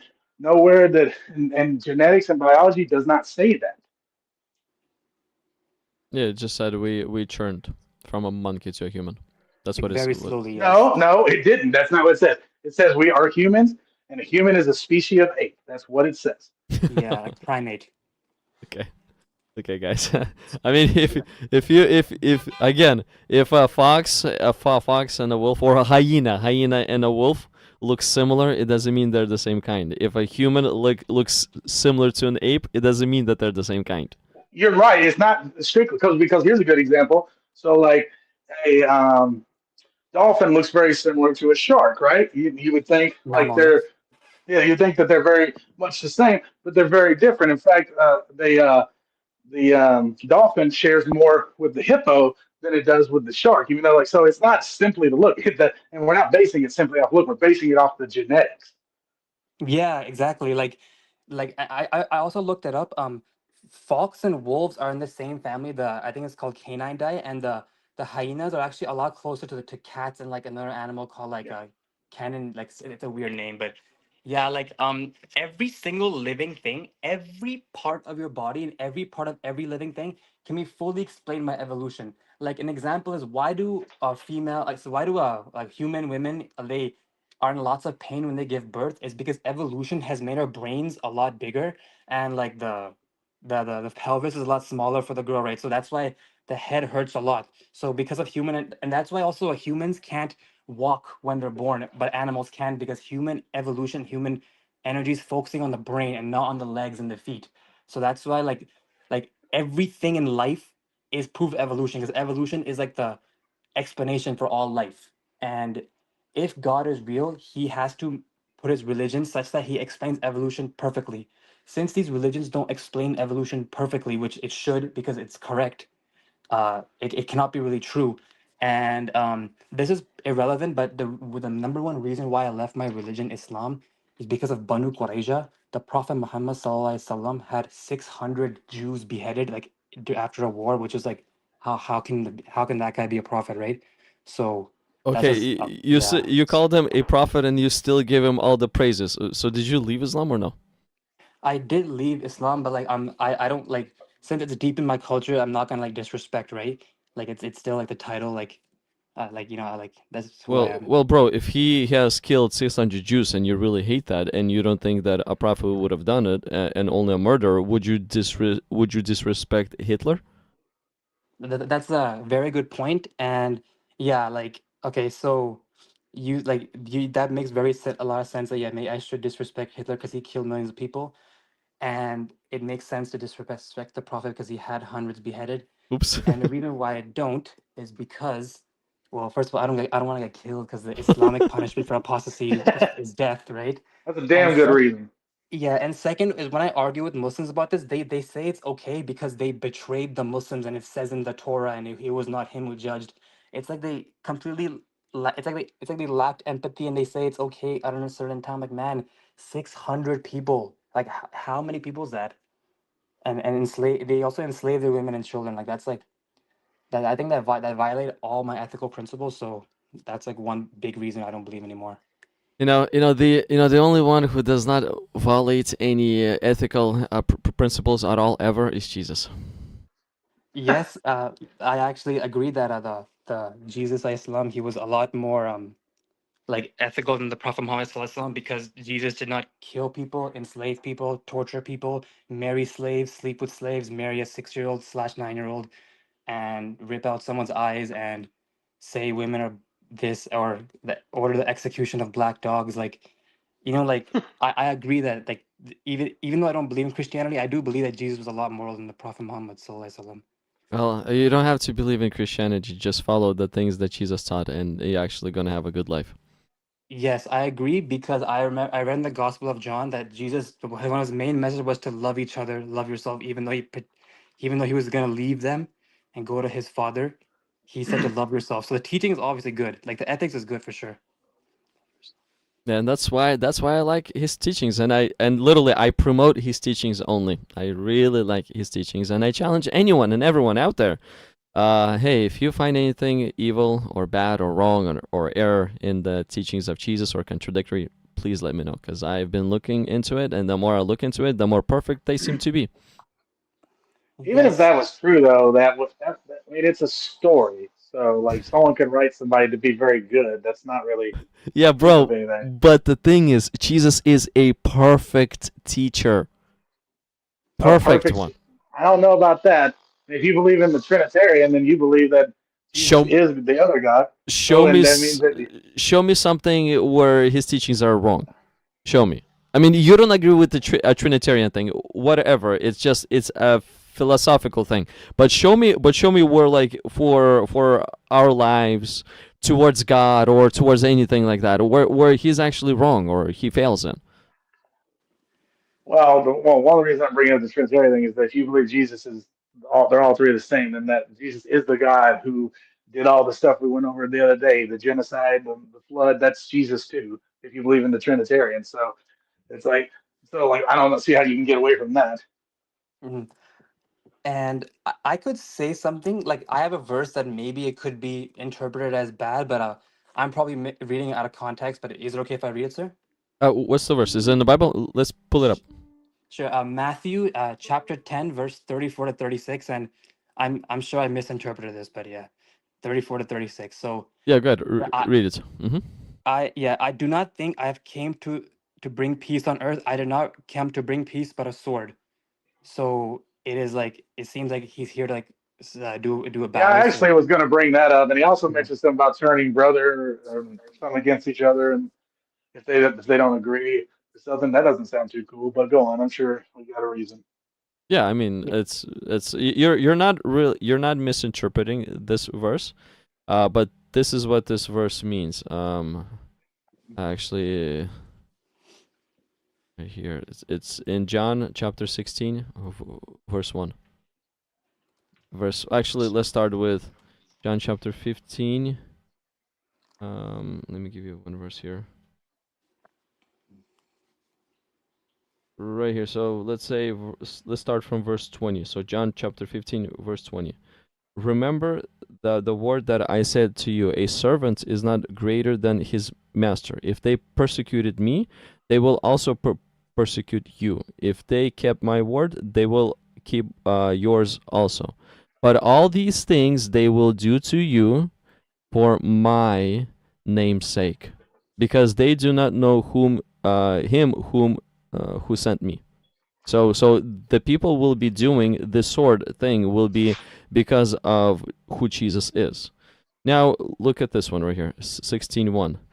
These things I have spoken to you, that you should not be made to stumble. They would put you out of the synagogues. Yes, the time is coming that whoever kills you will think that he offers God service. And these things they will do to you because they have not known the Father or me. So that sword passage that you read, basically, yes, Jesus did bring the sword, and the sword is the Christians are pointing to Jesus. The world hates the name of Jesus, and the world is using the sword to annihilate the Christian. Thank you so much. That's a good explanation, sir. So it's not the fact that Jesus himself is going to be doing the killing or the Christians are going to be doing the killing. No, it just references that there's going to be, yes, a sword-like division, but the sword will be, according to John 16, the sword will be in the hands of the world, not in the hands of the Christians. That makes a lot of sense, sir. Yeah, I agree.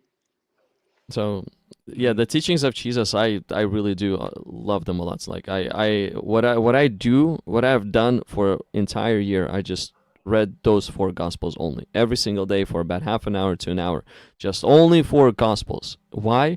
Because I wanted to see for myself if I can find anything that's evil in the teachings of Jesus. I was reading those four gospels from a critical standpoint of view, and the more into the year I got, the more I go like, hey, all my critical standpoint of view is falling apart because I cannot find anything. So that's why I started to challenge anyone and everyone out there, show me something that the perfect teacher got wrong.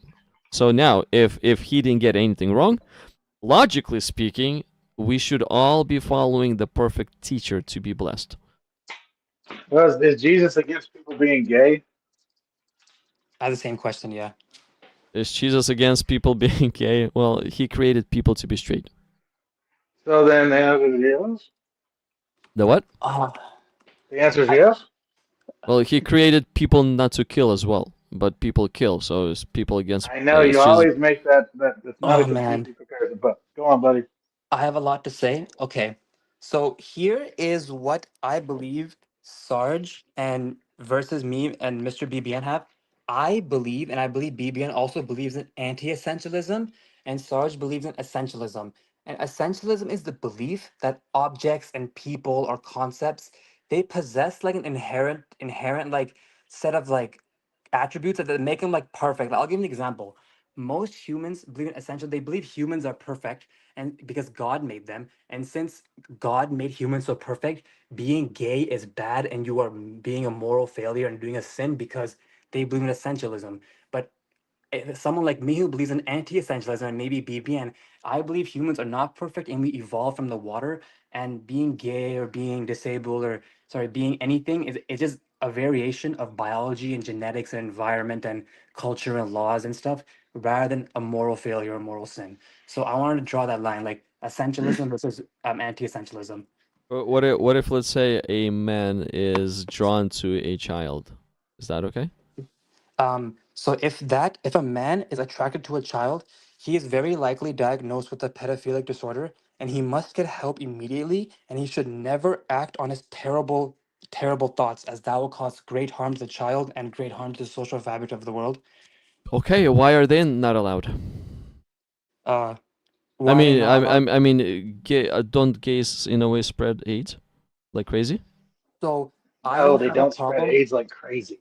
Okay, Uh, you are. I don't have a problem with a homosexuality because it's two consenting or multiple consenting adults who are making that choice. With a child, it's not okay because children cannot consent, and you also cannot do it with slaves, as the Torah and Quran say. Because I mean, like, the Torah and Quran allow sleeping with slaves, but sleeping with slaves is not consensual. Sleeping with children is not consensual. So, but two homosexuals, they're adults and they're educated. That's consensual. So Don't I'm oh yeah, don't people usually don't men usually give a candy to a child and the child consents? that's not consensual. Drugs do not count as No, consent. no, Yeah. I candy. Here's a candy. Let's go have fun with me. The child doesn't understand, but they got the candy and they allowed it to happen. Yes, that's still a Children can't rape. consent to these things.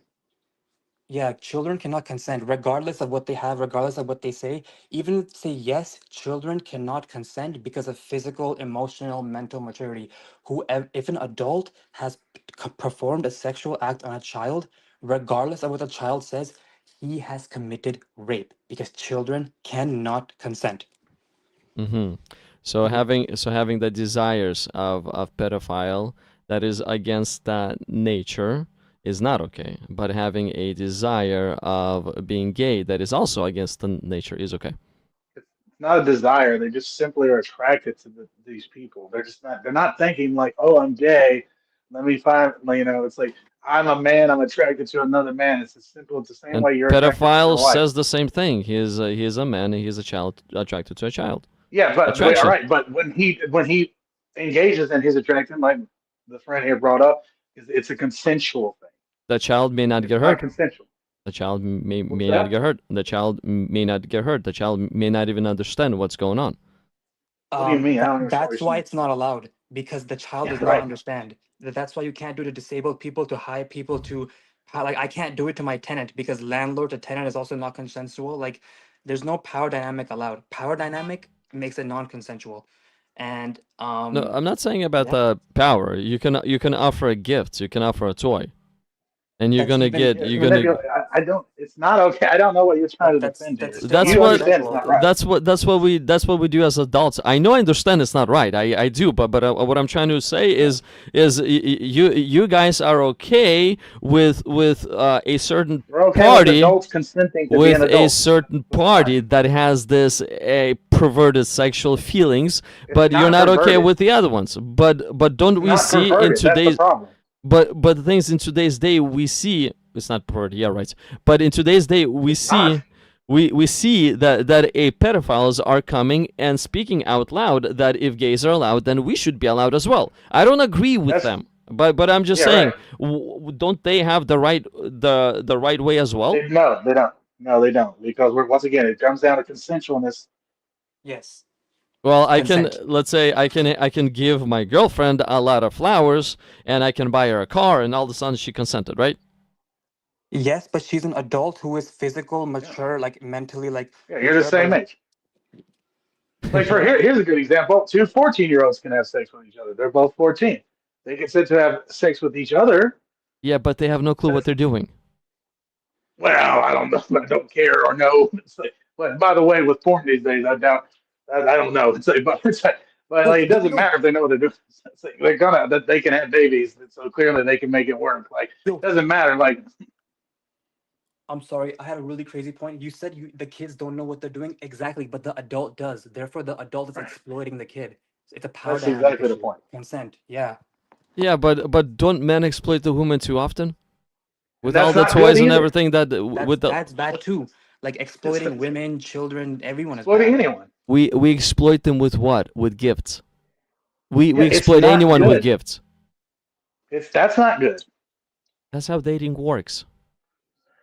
That's not how dating has to work. No, it But doesn't. that's how it That's not how works. dating. A That's not woman how it works wants with a me and my man. girlfriend. A woman expects My a girlfriend makes way man, more money than me. and a woman expects a man to pay for a restaurant. If we do, My girlfriend took she's me out on our first date. Okay, right.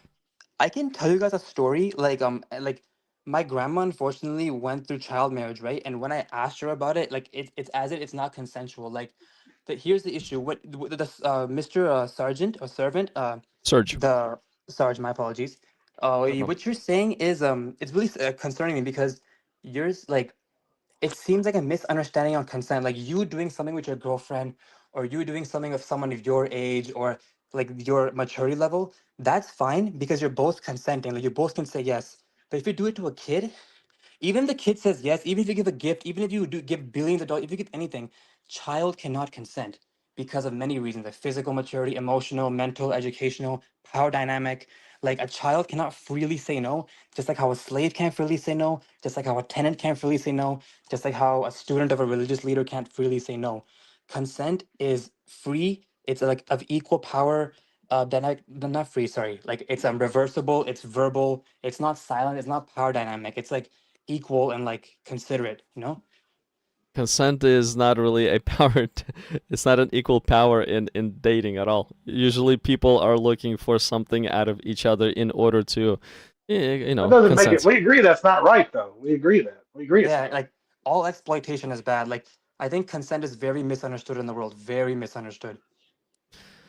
Well, definition of Yeah, consent is just simple agreeing. That's it. So if you give Yeah. yeah, somebody but a no. toy Well, and they actually, agree, here's then some. that's it. No, no, Mhm. no, that's actually not it. It is continual agreement. For instance, like if you have sex with a woman, she says, let's have sex. We start having sex. The woman can decide in the middle of sex to not have sex no more. And you have to stop. You can't be like, well, you already said yes. So consent is very much about being continuing the whole entire time, not just, it has to be the whole entire time until obviously within reason. Like after sex is over, she can't be like, I want to stop having sex. You know, like that's nonsense. But you know what I mean? I, Exactly. And sorry, if you're like having sex and a girl says no or stop or is silent, you get your hands off immediately. You take a step back. Like consent is very freely given, informed, reversible, continuous, specific.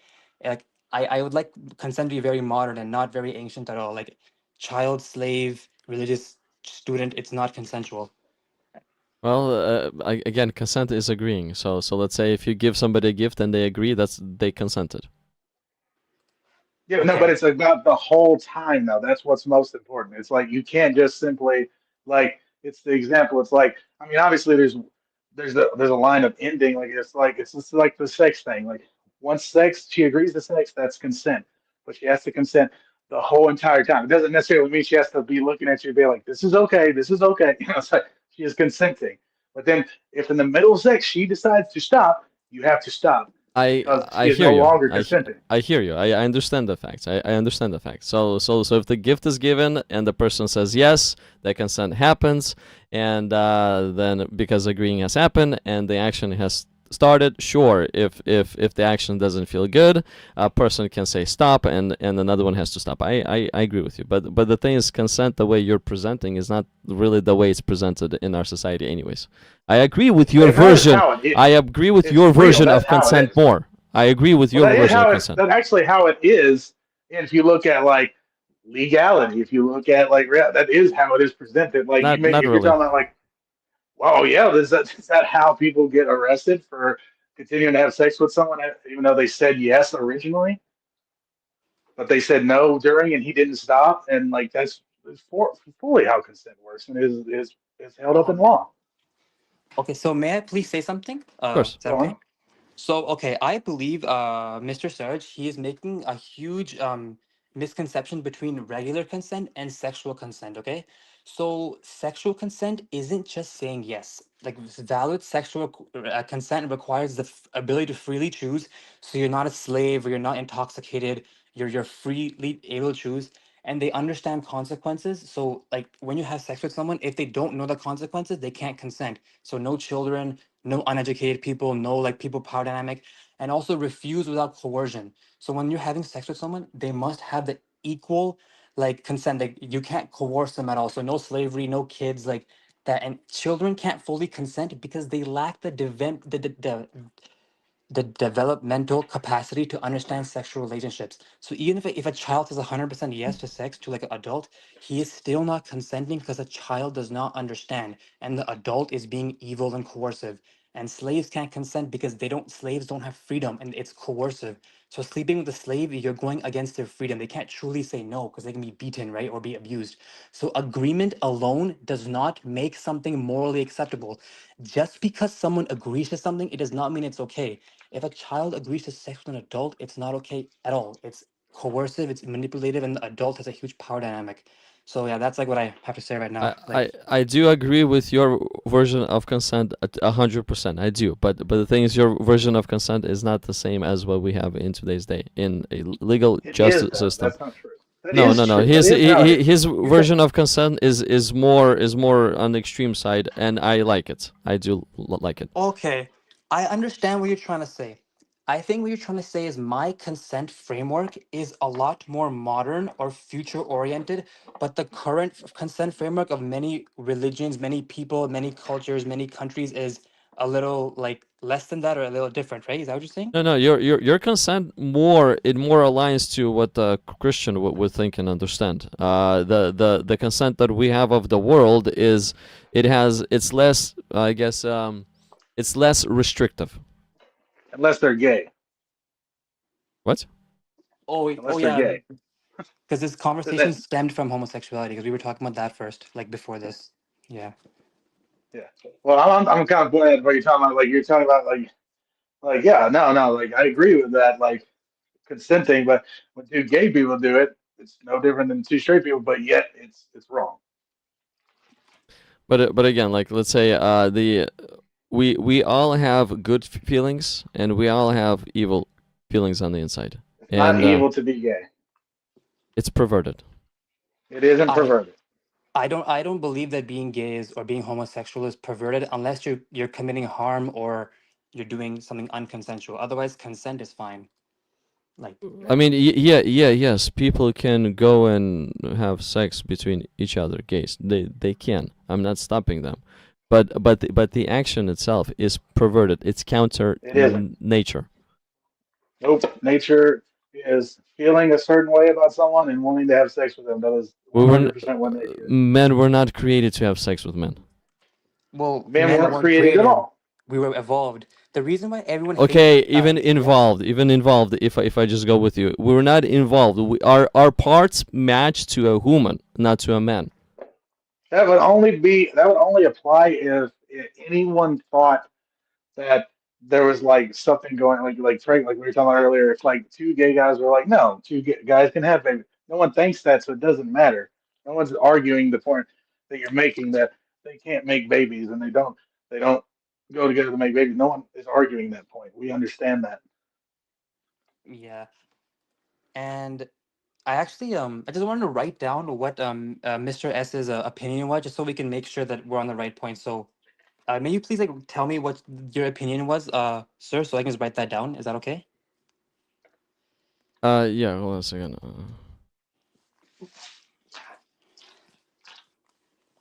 Opinion in regards to in regards to this, my opinion is if it's not according to nature, if it's not according to the way that we were made. Let's say man has a male parts that actually perfectly fit within a human and safely and actually for the good of the society, but men do not have a part that perfectly fit within men's. It does not work, and if we use our men's part to pervert the sexual aspects of and stick it inside of other men, there's a thing called AIDS, and the AIDS are actually highly You gotta effective stop bringing up amongst the things. gays. It's very Not high. no, it's not. It's not highly infested. Okay, what is the number one group that suffers with AIDS? It could be gay people, but that doesn't mean that Thank all you. gay people are infested with Well, AIDS. I think it's Thank you. I don't I believe it's people actually yeah the Google does say gay and bisexual men sure African drug addicts women and girls and it says obviously what AI says anyone can get AIDS regardless of age gender or sexual orientation. However, the disease disproportionately affects specific populations due to social economic and biological factors. So yeah, the group most affected is gay bisexual and other men who have sex with men. Okay. So We've okay. said that the whole time. The I'm point not is saying like I'm not it's saying not like look, BBN, I'm not saying everybody. I'm saying it is the number one disease amongst that group. Why? But it's not Because because they're gay. because that part doesn't fit well with the other part. No, that's not it. Okay. It's not. That's not how it works. The data is All on right. my side. No, it isn't. No, the data that you. The only thing you said that is true is that it does. It's like, yeah, it is in the community, but it's not this infesting thing. It's just you understand. Overwhelming doesn't mean anything, right? Like if like only one person in the gay community had AIDS and no one else did, they would still be overwhelming. Hmm. And I would like to add something. I wrote down your opinion, and here's like what I like to say about it. Natural, it does not automatically mean moral or good. There are lots of natural things that are harmful, like disease, violence, and starvation. And there are lots of unnatural things that are good, like medicine, glasses, surgery, technology. And also, AIDS is not caused by being gay. HIV is a virus that can spread through like specific high risk behaviors, like regardless of orientation. And straight people can get HIV too. And historically, some gay communities were hit hard early in the epidemic, but it doesn't prove that homosexuality itself is immoral. And biologically, humans do many things beyond reproduction, like bonding, pleasure, companionship, love, connection, etc. So, saying that sex is only valid if it reproduces, like it's only like a philosophical and religious position. It's not objective scientific fact. And also, we're not even made perfectly. We came evolution. So the thing where male must have sex with a female, this is the way because evolution has shaped it like very well over billions of years. But there's also some people like on the side, like gay people, bisexual people, but it does not mean they're bad people. They're just a variation of human. They're a variation of biology and environment. So yeah, that's like my little yap session against your opinion, sir, Mr. S. Why? Hey, why did evolution decide to create reproduction? Why couldn't evolution just create, like, let's say, a billion people that will never die? Why is there I a will reproduction? I will explain that to you, sir, and also off the top of my head, and then I will look it up on the internet for you. So, your question was why did evolution make like male or female, and why did we not like live forever, right? No, like say, instead of making, let's say, 1 billion people to live forever. Let's say a big boom exploded, and whatever, there's some species in the water, and let's say 1 billion of those species, they came out of the water, they can never die, and there's no such a thing as reproduction because they just simply cannot die. Okay, so I'm gonna like write this down, and then I'm gonna try. I gotta like think about it. So evolution, right? It doesn't have a goal and it doesn't plan populations or it tries to create infinite life. Evolution is just a process where organisms like that survive and like reproduce, they pass on the genes. So that's what it is. So a species, it does not become billions of immortal individuals because of these reasons: predators, disease, starvation, environmental change, accidents, competition. And if a species reproduce forever without dying, it will run out of food and collapse. Death and reproduction is actually how evolution works. And the ocean argument you had, they do have enormous numbers because water supports huge ecosystems. Like krill is like the krill population is in the hundreds of trillions, and bacteria and plankton are trillions, trillions, and jellyfish can clone themselves. But there are even some organisms that are biologically immortal, like hydras and a certain jellyfish, but they can still die from predator disease and environmentals. So the answer to your question is evolution did not choose to stop at a billion. Population size is controlled by environmental limits and survival pressures and not by goal or design. That no, that's not what I asked. So there's one thing that evolution could have done is just pop 1 billion people out of the water, and without ability of reproduction at all, they would not be able to reproduce and they will not be able to die. So they literally have reached their perfect state and they live forever and ever. It But isn't a but perfect state. That's the instead issue.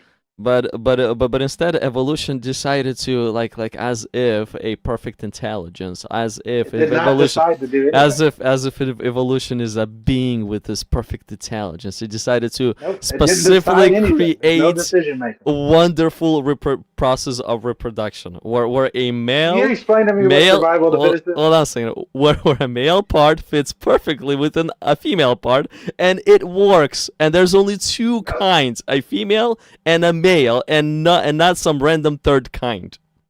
Well, first of all, that's not necessarily I true. mean, There are unpredictable evolution things. evolution is very smart. I'll give you that one. It's Well, extremely not that's not intelligent. how all life. That's not how all life works. There are lives that produces with itself. That's asexual. It just makes itself.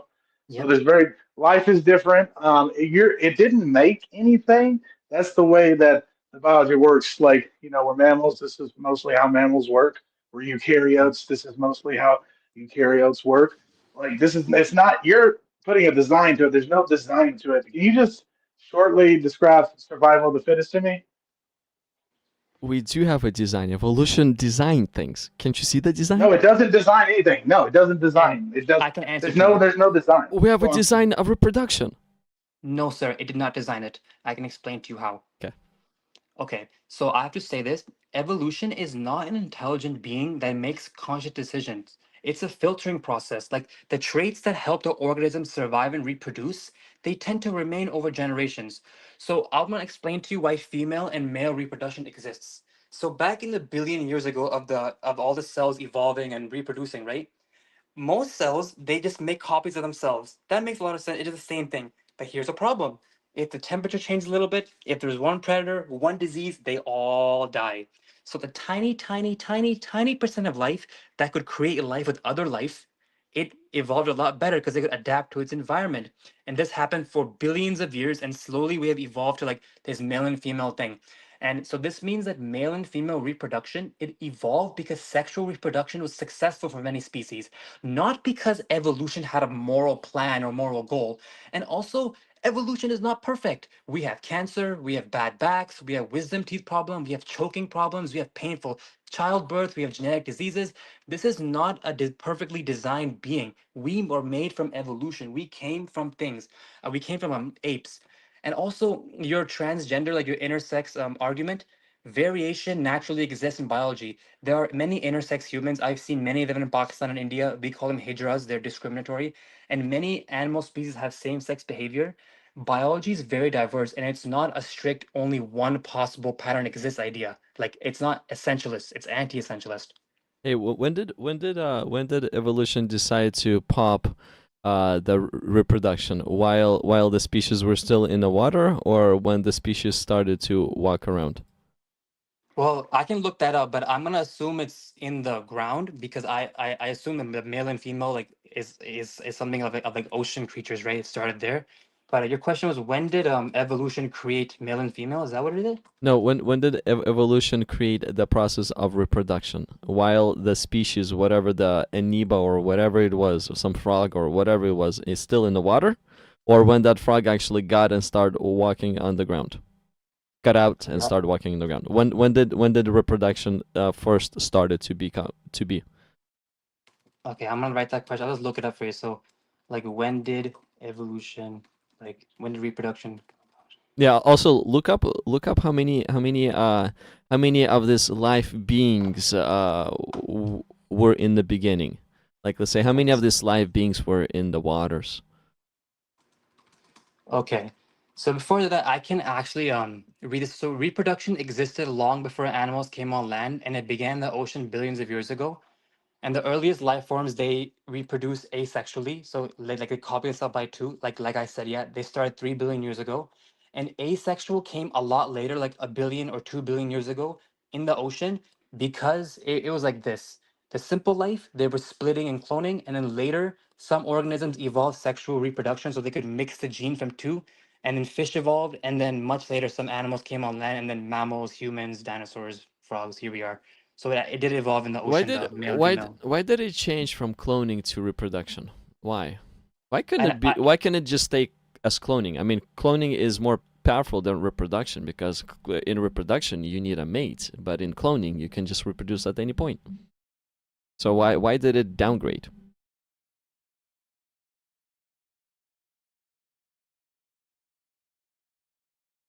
Oh, something happened. up a little bit, Okay. everyone dies, or there's a predator, everyone dies, because everyone's the same, right? So any environmental change, any issue, everyone dies. The organisms that reproduce other ones, where they mix their genes into reproduction, they survive a lot more because we could adapt to the environment and change to our environment. But cloning, that's easy to wipe out. And also, cloning is still very common in bacteria. Like most life clones rather than reproduces. Like sorry, they reproduce like with a pair rather than like I'm saying most life creates asexually, like the bacteria and stuff. Let's do this. Let me take actually one more last call. I'll take one more last call. Sure. I want to talk to you, Hassan, a little bit more about the beginning of evolution. If you're going to be around on Sunday, I'll be on around 2 p.m. Pacific Standard Time, California time. I'm not sure where you're from, but if you'll be around on Sunday, it'll be nice to talk to you. I want to talk. I want to go all the way back to the beginning and just hear your thoughts. What do you think about the beginning? Sure, that sounds very good, sir. Hey, BBN, I'm gonna drop you too. It was fun to talk to you. Okay. It's very good. Have an amazing day, sir. Yeah, yeah. Okay, you too. Thank you, guys. See you, sir. Mm-hmm. See you. Goodbye.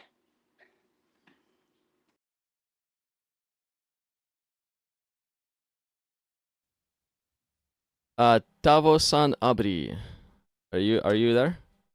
Yeah, I'm here. I can hear you. Can you hear me? Yeah, I can hear you. So I what was is on your actually going mind? to chime in on the last conversation. I'm a professor, so I could fill in some of the gaps on evolution. I don't know if you wanted to switch topics. I mean, basically, you can ask me anything. If you want to hold the topic, I'm okay with that. If you want to tell me about it, if evolution yeah, topic, I'm okay with that too. What are your questions about evolution? I mean, there's a couple of questions I can answer. Like, for instance, when did evolution start? It probably started at the level of the macromolecules. So there are some molecules that outcompete other molecules in terms of repeating their macromolecular structure and their motifs. That's why RNA, if you have just a big bag of molecules, RNA does better than proteins, right? Because it reproduces itself. What do you think? What do you think is evolution? Is it intelligence? I mean, we see all this intelligent, wonderful, what is it, evolution or design or however you want to put it. But like, let's say the point of reproduction. Why did evolution decide to think of reproduction when it started off with cloning? Yeah, that's a good question. So the thing is, if you have bacteria in a culture, they reproduce very quickly, right? And they reproduce through mitosis and other things. But the reason why they don't need to reproduce, why they don't need to mutate more quickly is just because their rate of generating new generations of themselves is so rapid. So imagine this. Imagine that humans got a cold and we had the only way of reproducing was through parthenogenesis, right? Parthenogenesis would be like asexual reproduction, just reproducing ourselves. It would take thousands of generations, right, for us to live that, and each generation lasting 20 years. It would take a massive amount of time just to adjust to some immunity for like a simple cold. Now, now small organisms that are prokaryotic don't have that problem. And the reason why they don't is because they regenerate so quickly. Their generations are so quickly relative to preceding generations. Okay, if it's gonna be self-generating, then you said that we're gonna have issues adjusting to cold. Did I get you correct? Any challenge that anytime we have any genetic susceptibility, if you can't recombine your DNA, then you limit your options of responding to any threat. It can be an environmental threat from infectious disease. It can be any threat from temperature, anything that would wipe a species out. That species, in order to adjust to any threat, the best thing for that species to do is to vary its genotype as much as possible. So to extend and make heterogeneous its own genome. So basically combined with with another gene. That's the way humans do it. Yeah, yeah. Okay, so we went from cloning in the water according to the last call. So there was a cloning I or don't know that. So cloning is different. So I would kind of put that word cloning aside. You could say reproducing by mitosis or reproducing sexually or reproducing via parthenogenesis. Those are okay, all sort of different modes. reproducing of itself and by ourselves, of ourselves and by ourselves. Okay, that would be like parthenogenesis. Like if humans could reproduce with ourselves and inseminate ourselves theoretically, that would be like parthenogenesis. Okay, so basically, we went from reproducing of ourselves to reproducing with a mate, so that No, that's not actually true. That's not actually true. Parthenogenesis is not sequentially there was parthenogenesis and then there was sexual reproduction. Parthenogenesis persists in some species as a different way of reproduction, but they weren't chronologically one happened and then the other happened. Uh, okay, hold on. Let me get this. Let me understand this. When did the reproduction came to be? Was it in the water? Well, no. Now the reason why I think the question is a little bit flawed. So, like, for instance, that's kind of like asking when the eye came to be, right? There's no single point where an organism had eyeballs and the preceding organisms did not. Right? What we see is sort of optic discs, and then we sort of see sort of like photoreceptors, and then we see gradual development over time. So if your question is like, when did we start sexually reproducing? When was there like sexual dimorphism, and when did that become important for sexual reproduction? It's actually more complex than that because we see with everything in the natural world, we see different variations of itself. Like I was like saying, when did a kidney show up? Well, there's no time point in which a kidney showed up, but there were multiple time points, multiple evolutionary steps where early form fruits of kidneys developed among different individuals and different species. I hope that maybe that helps a little bit. I mean, it does help. So I mean, it does help. I understand what you're saying, but I'm still trying to figure out, like, let's say, when did reproduction came to be? Was it like all the way from the beginning when the big boom happened? Was it already engraved, or after some time? And why did it happen? Why did it come to be?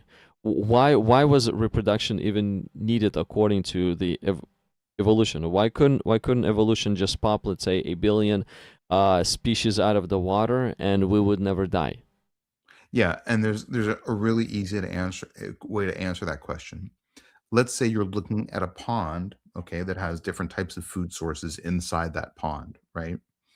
And you introduce two species of prokaryotic bacteria into that pond, right? Very simple bacteria. You just put them in there. Now, one reproduces at a rate of it reproduces every, let's say, 2 months. The other reproduces every month.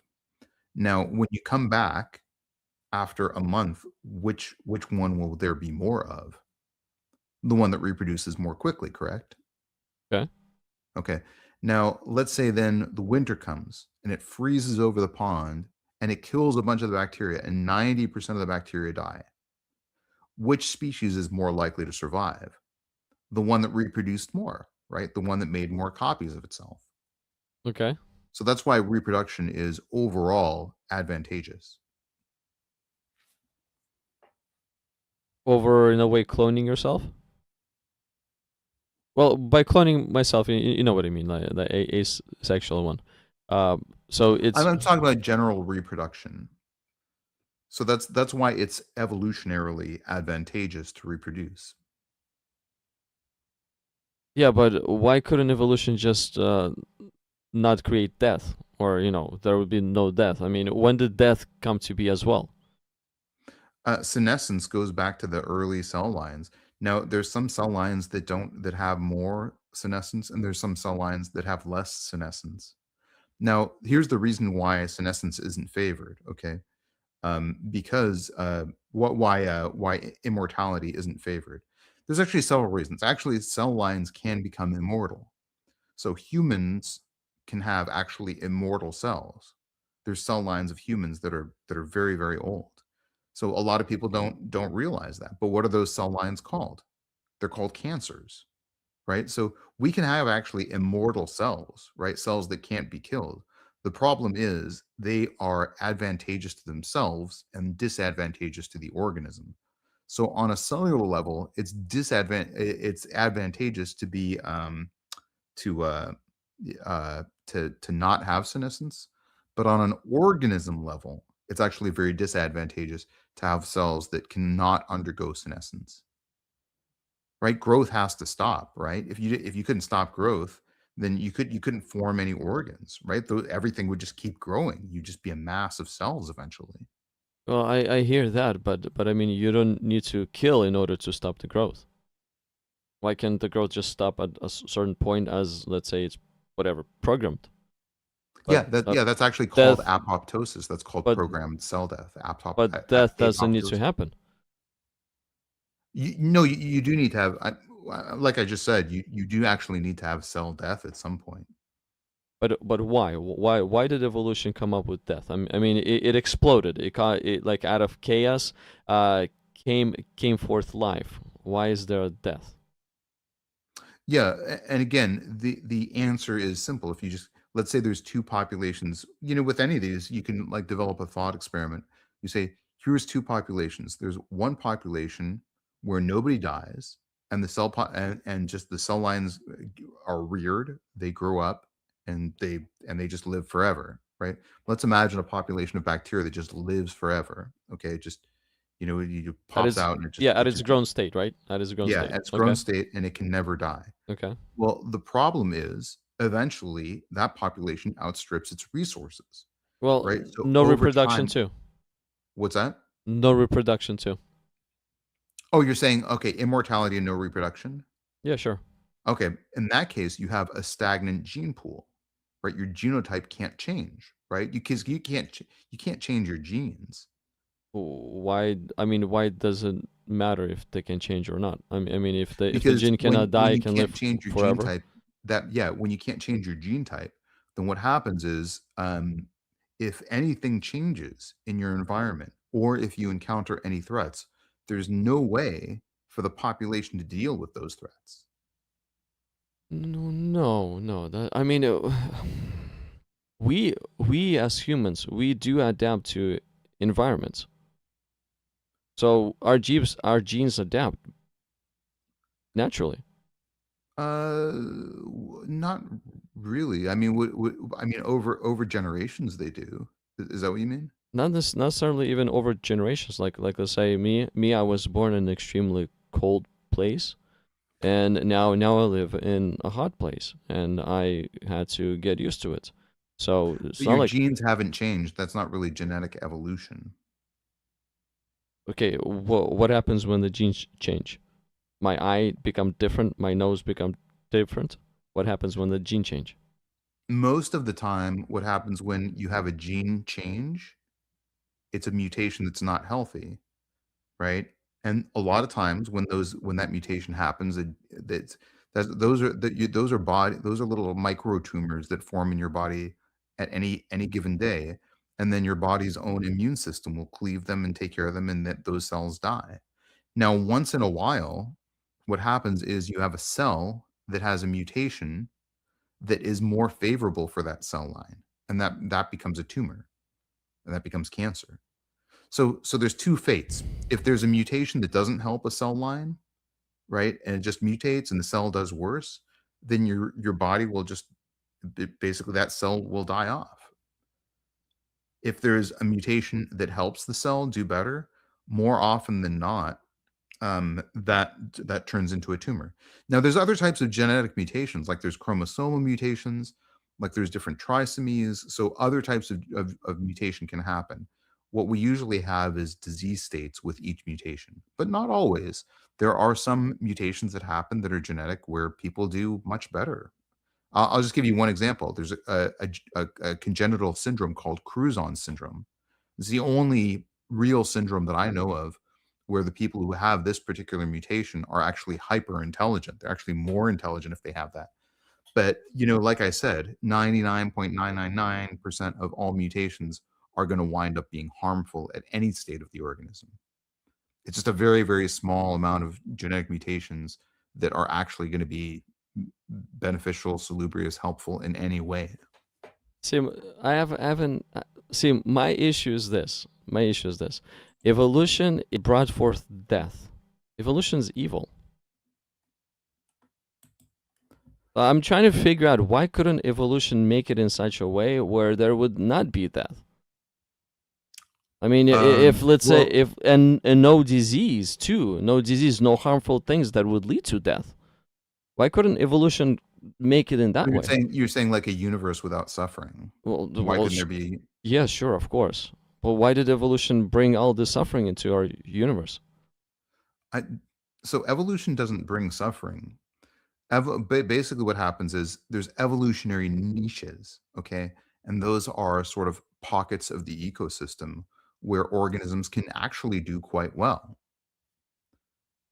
right? So an evolutionary niche would be like, let's say there's like, soil that has a lot of nutrients in it, or like a lot of greenery, or there's a lot of patches that have a food source, or there's flowers that give fruiting bodies. Those are all like sort of things where like, hey, there's resources here, and usually those develop in conjunction with other organisms that take advantage of those resources. That's evolution. So it doesn't really make our lives worse. It's not evolution doesn't bring death. What evolution enables is it enables us to find our way through the world, fill a niche, then spread and fill a different niche. Okay, but a previous niche dies, though, right? No, no, no, no. It doesn't have it. No. Like you yourself. Do you like death?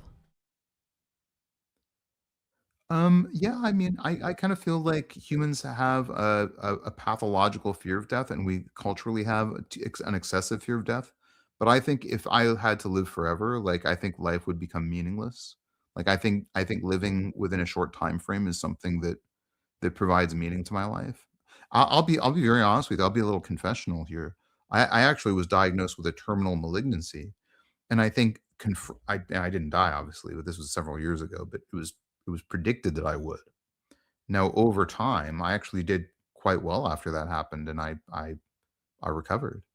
But confronting death really changed a lot about my mind and my perspective on life and its preciousness. And so I wouldn't say I dislike death. I think it's natural. Okay, so the thing that you went through, do you think it's good, it's pleasant, or would you rather not have that? I think humans are very bad at figuring out what we like, what we want, and what makes us happy. Okay. So was it pleasant at the time that I was going through it? No. If you could point a magic wand at me and say, "You know what? I can just I can cleave that portion of your life and just make it disappear." And you won't have any memory of all that pain that you went through. Would I accept that? No, I would not. And Really? the reason, yeah, exactly. The reason I wouldn't is because it makes you who you are. It's like, would you like imagine? How about this? What if I could point a magic wand at you and make you forget every time a woman like broke your heart or hurt your feelings? Right? You wouldn't. I don't think you would want that. I think you say, well, each time I went through that, I learned more about other people, and I learned more about myself, and I learned more about socialization. We're way off the topic of evolution, but yeah, I think pain and suffering. Let me give you one other statistic, and this came from Philip Brickman, who is a fascinating researcher, who's a very promising researcher about the science of happiness. And what he did, and it's a little bit overstated, okay, but this is pretty close to accurately what he found. Would you rather have a limb amputated, or would you rather win the lottery? A limb Most amputated people or say win a they, lottery? Yeah, yeah, they win the lottery, lottery. Yeah, obviously, okay. yeah. Fascinatingly, when we look at people and their happiness after they win the lottery and after they have a limb amputated, if you check their happiness levels, their contentment levels, their quality of life 6 months later, 6 months down the road, you actually find that it actually equilibrates quite a bit. So you would think one would make you very happy and one would make you very unhappy, but that's actually not the way it happens. The way it happens is we deal with adversity and we grow, and some of us thrive and some of us, get stuck in our suffering and our anguish. And Could could evolution, an unintelligent thing, create this level of learning that you just described? I mean, I agree with everything that you just said, but can an evolution actually create or infuse or design or program or however you want to say this level of understanding and learning? yeah, now I'll tell you that is a really fascinating question. I will say in theory it could, right? Because in theory, if I'm a little microorganism and there's a little microorganism that I'm trying to find, and I develop the ability to predict where that microorganism is going to go, then I have a new skill set that gives me a huge evolutionary advantage over that other microorganism. Now, if that microorganism develops a larger mind and can outthink me and say, "You're gonna think I'm gonna go this way, but I'm gonna go this way and dodge you," then it develops an advantage, and then the prey becomes the winner, okay? Now imagine this. Now I'm the predator, and I'm become even smarter. I develop an even bigger brain, okay? And now I say, "I'm looking at that prey, and I can tell what it's going to do, and I bet you it's gonna try to do this to avoid me, so I'm gonna do this instead." Then I become the winner. And as this evolutionary arms race of consciousness continues, definitely, I'll say in theory, it's possible. Okay. I think what you're getting at is the hard problem of consciousness. And a lot of people will say that it's not really solved yet. We don't really understand the mind and how it felt to be so esoteric. Like, I would agree with all those statements. The mind is very abstruse.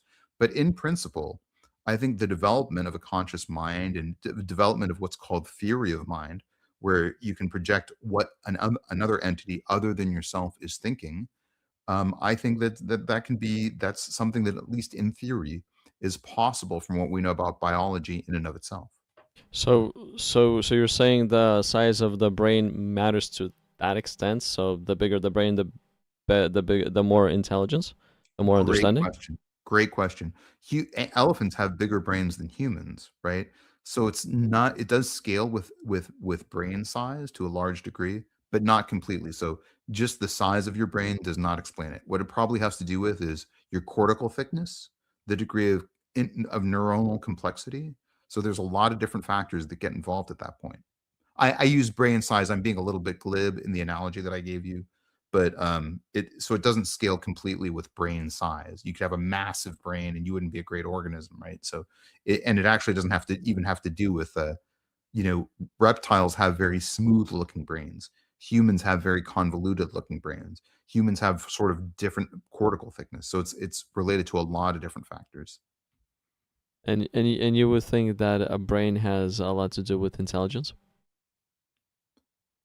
or everything, Uh, or does intelligence actually spawn from somewhere else? I mean, theoretically, intelligence can come from just being a little microorganism and trying to compete in an environment with other organisms and just trying to strategize and trying to plan. The But more you can plan, the more you can strategize. but where's Strategize. the knowledge in, or where's the intelligence inside of that microorganism? Does it have a brain already? Not a microorganism, right? But it has How can sort it of learn? Well, what you're asking is now a very, very complicated neuroscience question. But let me put it to you this way. If there's two microorganisms, okay, and there's one that goes toward a noxious stimulus, right? And it says, "Oh, that's not good. I'm going to avoid that." And it just moves away. And then the next noxious stimulus, it goes towards that, and then until it gets too toxic and it moves away. Which one would survive, that first organism that I just described, or a Yeah, second organism that says, "You know what? I know in this area there's this noxious stimulus, and I know if I go this way, I get more food. And I can remember that going this way got me more food last time, so I'm going to keep going this way and finding more food. And now I'm starting to remember there's patches of food." I hear what you're saying, but see, my challenge towards that, what you said, is I keep on hearing from a lot of previous callers that the knowledge, the intelligence is inside of the brain. It's not inside of the spirit. There's no such thing as a spirit. Blah blah blah. It's inside of the brain. So now, the example that you just brought, how can that little bacteria actually learn about food if it doesn't have brain? It simply cannot even learn. It cannot even understand which way to go. It cannot even follow the process that you just described because it cannot learn without brain. Absolutely, absolutely. So what it does is it develops receptors, okay, that follow mere chemical gradients, right? So it just says there's more glucose this way, I'll drift more this way, right? Now, over time, which is going to do better, an organism like that, or an organism that actually like develops a map of its world and starts figuring out there's resources over here, there's food over here. So over time, the smarter you get, the more you can sort of map out resources and have more evolutionary advantages. Okay, so according to you, where's instinct? Instinct? Yes. It's pre-programming, right? You agree that instinct is in a way a pre-programming of some sort. Is it pre-programming? I mean, I think we have pathways for making more thoughtful decisions. Where am I going to live next year? What should I do with my life? That's not instincts. No, no, no. I know, I know. I'm sort of delineating a separation. I'm parsing out what instinct is from other cortical thought, right? Okay. So, and then we have sort of snap decisions that we have to make, right? Somebody can walk up to us on a dark alleyway, and we could say, "Oh, I'm going the other way. That guy looks like trouble." So, I think sometimes we have to make long decisions, and sometimes we have to make quick decisions in order to navigate the world. And I kind of think of instinct as those quick decisions. Okay, well, the instincts in my mind is just pre-programming. Like, let's say I walk without thinking, I talk without thinking. That's more of a instinctual stuff. Oh, okay. So that's more of what we would call like a fixed action pattern in biology. So that's not really instinct, right? So you're saying like the way, so here's an example. You can drive to work and you don't really remember driving to work. Like, has that ever happened to you? You drive to work somewhere and you're just at work and you're like, and you don't really remember the whole journey. You don't, but you know you did it. You just don't have to think about it. It doesn't form a memory. Okay, so now that little microbe, it, by doing the things that you described, what is it forming instincts or is it forming knowledge? Where's the instincts if it's not in the brain? Or is this some kind of a nervous system that it already has? Instinct is programmed in there. It's forming thoughts. Where are thoughts at if it's not in the brain? No, I think thoughts are in the brain. Yeah. But that little thing doesn't have brain yet. No, no. Like, and you remember we talked about the eyeball earlier, right? There's like, when did the eyeball show up? It doesn't really show up as an eyeball. There's all these like proto states that form the eyeball eventually. So the brain is the same way. It's not like one organism was suddenly born with a brain. And oh, you got a fly there or something? Yeah, there's some mosquito flying around. Yeah, I mean, it's not like there's all of a sudden there's an organism that has a brain, right? There's neuronal tissue that develops, right? And that tissue gets more and more complicated and it carries impulses in different directions. And those fibers decussate so that little microorganisms can avoid stimuli that are unpleasant. See, for me, the evolution would be a lot easier to believe if intelligence wouldn't be around. It doesn't make sense how intelligence and evolution can come together. It just doesn't make sense. Well, I mean, think of it this way. Can you imagine where if there's predator and prey and they're chasing each other and they're both very small animals, maybe not microorganisms, but they're both very small animals, that it's advantageous for one of those two groups, the predator or the prey, to have a bigger brain? Sure. Well, there you go. That's all evolution is. It's like there's a bigger brain on this allele, and that gives this part of the allele frequency a better advantage. I'll give you some real stuff to chew on. So think of a thought experiment between small animals and think which one would do better. You could at least imagine certain situations where being a smarter animal can help you to do better, right? That's pretty clear, right? Yes. Uh-huh. Now, imagine that same thing, that same competition, iterating, happening millions of times over millions of generations. Theoretically, if you keep running that experiment and you run it millions and millions and billions of time even, you're going to wind up with an organism that is going to be a really smart organism.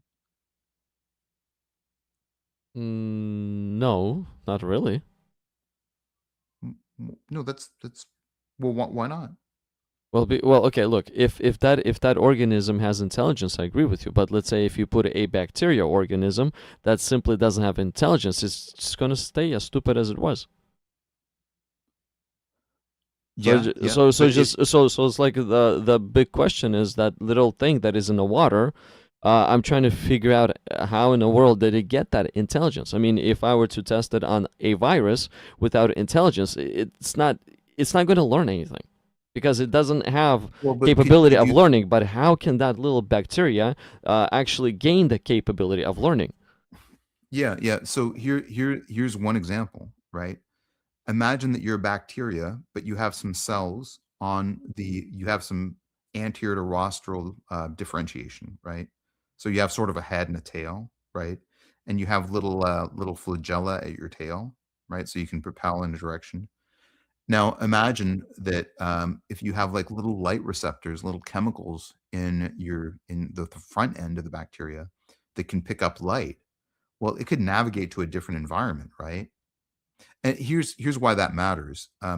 So if you look very early on, it was very advantageous for small bacteria to float upward to some of the more superficial layers of the ocean, whereas bacteria that just didn't have any control, that were just going in all directions, they didn't really they didn't really have that advantage, right? A bacteria that can float upward can get into the areas where there's more photosynthesis going on, the more superficial layers of the ocean. Let me I this is these are kind of complicated topics to grasp. So I don't say that in any way that's but let me give you just something to chew on. There are mysteries of evolution. Okay. There are a lot of things that evolutionary biologists can't explain. Every evolutionary biologist that I know will say that there's more to species differentiation than evolution. Okay, that's not heretical to say that, but there's specific mysteries, and we sort of parse those out, and we say we'll probably figure those out at some point, but we definitely don't have them figured out yet. Let me just give you one example. I think it's called Indohyus, was a very small little cat-like mammal, right? Well, within 50 million years, that became a blue whale. Now that's a very, very long time, but on an evolutionary time scale, from to go from being a cat to a blue whale is shocking. How did that happen so quickly? So that's part of something called deep sea gigantism. Now that is evolutionarily a mystery. We don't know why organisms go into the ocean and then become suddenly very large. So that's a legitimate mystery. I'll give you one other evolutionary mystery. We don't know why some species live on islands and then become very small. If you isolate a species on an island, it'll start becoming smaller over the generations. We don't really know why that happens. Probably has something to do with resource scarcity, but there's a lot of different mechanisms. There's a lot of different explanations. None of them is particularly well understood, though. So there are mysteries, you know. So we can tell you what the principle is. You know, we can't fill in every single blank in the entire record. How can we track that? Let's say I was that little blob at one point that was in the water that has, as you described, the arms, the legs, and everything else. How can we actually, with confidence, track that? Is there a way to actually figure out that I was that, or humans were that, or is it You just more just thinking and there's no concrete evidence? That's just what we think, or more like belief. we can look at common ancestors, right? So people always say like, "Oh, so you think we developed from gorillas?" Right? I don't think we developed from gorillas. I never, I mean, no evolutionary biologist thinks that there were gorillas and then all of a sudden they started paying taxes. Nobody thinks that, right? So a lot of people will sort of say that. Why do you believe in evolution? It's ridiculous. We couldn't have come from gorillas. I think that's a valid perspective. We didn't come from gorillas. Gorillas are gorillas, you know? We came from a common ancestor, right? So if you go back in time, you can see where humans split off from gorillas. You can actually even see like through a lot of very fascinating genetic studies where humans split off from other primates that are more hairy, right? Humans are, for primates, not very hairy. If you look at a dog or a cat or most mammals, humans have less hair than most mammals for whatever reason. We don't really understand why that happened either. But there was a theory that we were like aquatic apes for some time. That was a popular theory, but that's sort of been debunked now. But like I understand, like, let's say apes or gorillas or primates, as a previous people said. primates. We're a family of primates. Sure, we look similar. I understand this, but what is there a similarity between this amoeba that is in the water that looks like a frog, and let's say a primate? What is the similarity? I mean, is there a concrete evidence that that actual frog developed into an ape, or is it just more just a belief that it happened? Okay, so what you're talking about now is called cladistics, right? So you can make trees of different species separating and differentiating and speciating apart from each other, right? But like I don't think there's an amphibian that's turned into a mammal, right? We just and I'll actually have to check that, but it's not like a frog turns into a squirrel. That doesn't happen, right? But if you go back But to it did happen though, right? Frog no, to an ape. what? No, a frog didn't turn into an ape. A squirrel didn't turn into an ape, right? A mammal became a squirrel, and then a different mammal ancestor of that squirrel eventually became a monkey. Hold on, a mammal became a squirrel. What do you mean by that? I mean, if you look at squirrels and you look at their cladograms, again, cladistics, cladogram, or stematology, right? The analysis of stems. You can graph out where species diverge and where they speciate and where they separate from each other. Okay, but what do you mean by mammal? Mammal is What do I just mean by it's a general term for a breathing thing. Like I'm a mammal too. Yeah, warm-blooded. It, The cell red our oxygen-carrying cells lack nuclei. yeah, Um, and you said mammal Live became birth. a squirrel. Then that means there's. What do you mean by mammal? Is it some kind of a gene, some kind of a blob that turned into a squirrel, or? Yeah, I can't map out the whole cladogram of a squirrel, but there is such a thing. In other words, we know that there were like species that developed into squirrels, and those species were the common ancestors of other types of like rodent-like things. Okay, then that means a mammal has developed into an ape as well. What was the previous mammal like? Is it that little frog that you described in the water? No, a frog would be an amphibian, not a mammal, obviously. Well, But yeah, yeah. well, you know what I mean. Not a literal frog, but you described a cell that Think of it this has. way: there are common ancestors, right? And those ancestors become different types of species as they go on throughout history. Yeah, I really empathize with you. It's hard to picture all this stuff, but the reason why it works is because it takes millions and sometimes billions of years. Let me give you just one other thing to, and really just hundreds of millions of years. Let me just give you one other thing to chew on. If you look at the lifespan of any human, right? We can think in terms of years. We can sort of think in terms of decades. It's really hard for us to think in terms of centuries, right? It's really really hard to for us to think in terms of millennia, right? And just do a thought experiment. Just take like 100 pennies and then take 1,000 pennies and just look at the piles. At some point your mind just isn't really good at dealing with large numbers. So when it comes to like what was life like hundreds of millions of years ago, that's really hard for humans to think about. So we can think about generations, right? We can think about 100 generations, but So why does evolution works if it's really hard to figure out? It's the same thing. Look, it's the same thing as the closer I am. I agree with you what you're saying too. Like the closer I am to a basketball hoop, the more chances I'll actually make it in, the more confident I will be. But the more further I get, the less chances I will be correct, even where the basketball is located, or the yeah. basketball hoop is located. So same thing with evolution. Why does it make sense? Why does it work then if basically a lot of things from back then it's really nothing more than guessing? It's not. I wouldn't say it's nothing more than guessing. I'm just saying it's not intuitive, And the reason why it's not intuitive, the reason why we struggle with it, is because we struggle with huge timescales. We struggle with conceptualizing geological timescales. So it's hard for us to imagine that, the way we see changes happening very slowly around us, and we see life in terms of years. So it's hard for us to imagine millions, right? It's hard to imagine millions of anything, like, right? And billions, that's impossible to imagine, and that's why these things are not intuitive. Richard Feynman had one of my favorite quotes, because he had these grad students who were like, quantum mechanics, it doesn't make sense. And can you explain this? It just doesn't make sense to me. And he would always say to his grad students, you don't understand it? Tough. That's the way it works. I can't go to a different universe that has different physical and natural laws, and then go to a universe that suits your sensibilities more. But if you're in this universe, you're stuck with these laws, right? So, but that doesn't mean it's guesswork. That just means that we extrapolate over shorter time frames, and then we have to sort of non-intuitively stack those time frames together to really get a better picture of what happens over massive time scales.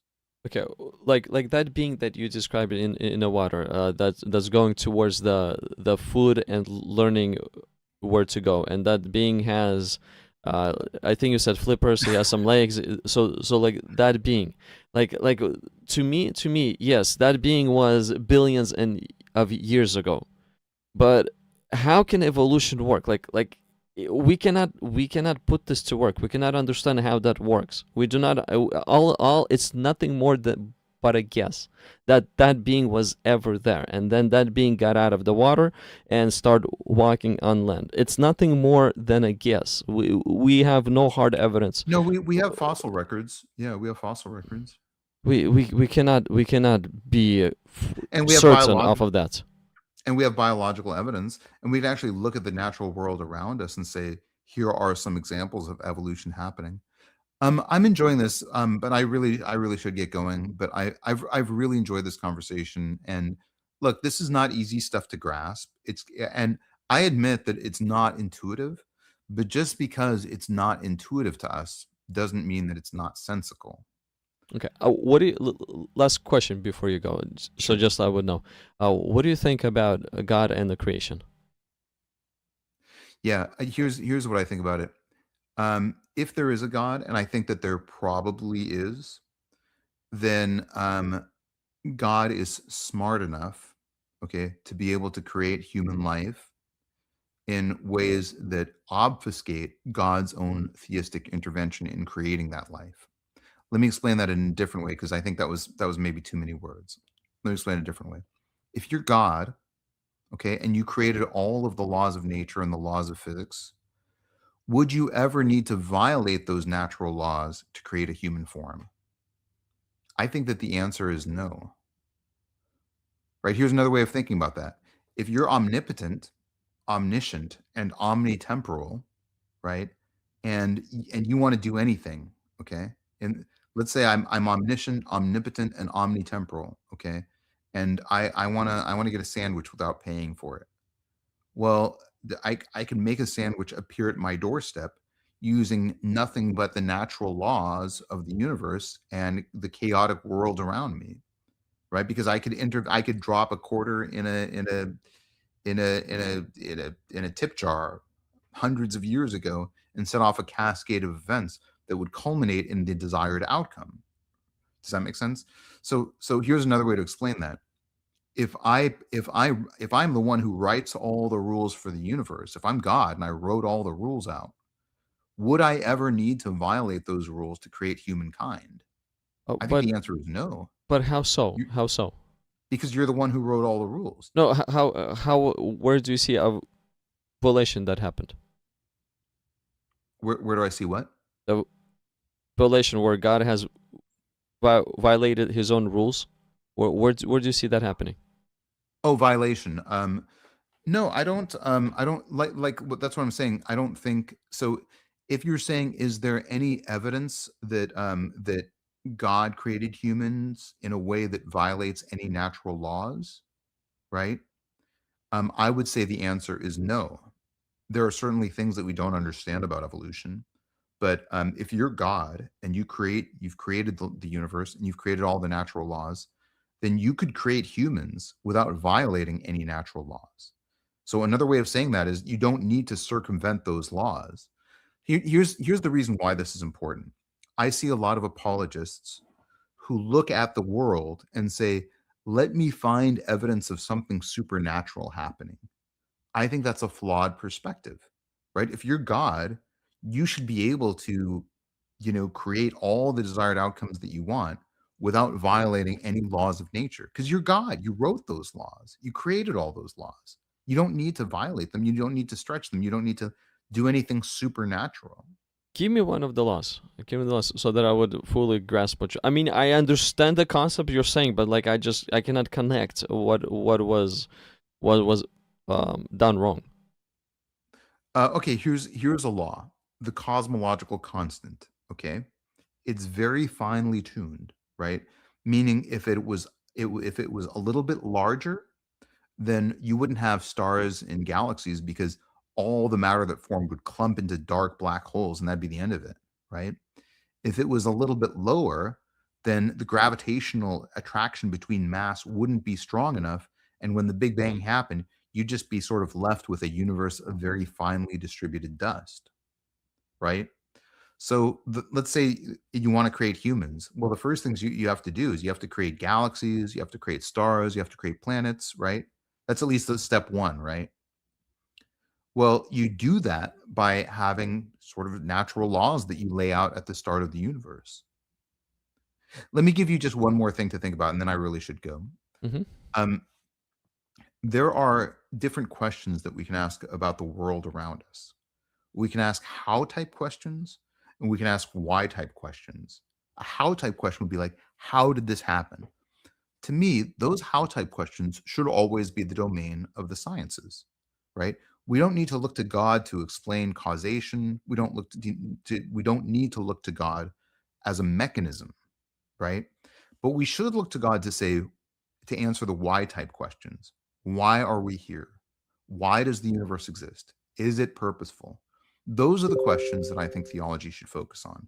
And I think apologetics is remiss when it tries to focus too narrowly on, hey, there are these gaps, there are these things that are very difficult to explain.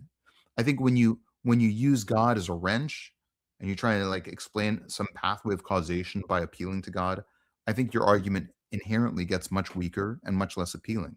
Those are all how type questions. They are and should continue to be in the domain of the sciences, even if we don't understand them, even if we admit that there are gaps. The why type questions are what theology should address. Why are we here? Why do humans exist? Why is there something rather than nothing? Is there purposefulness to the universe? Those are all the questions that I think theology should focus on. They're important. They're just as persuasive as saying, like, well, this animal couldn't have evolved from this other animal, you know. I think they're more persuasive than that, actually. And they don't rely on a God being dumb, being unable to cover his tracks, right? They rely on a bigger question. Why are we here? What does it mean to be a good person?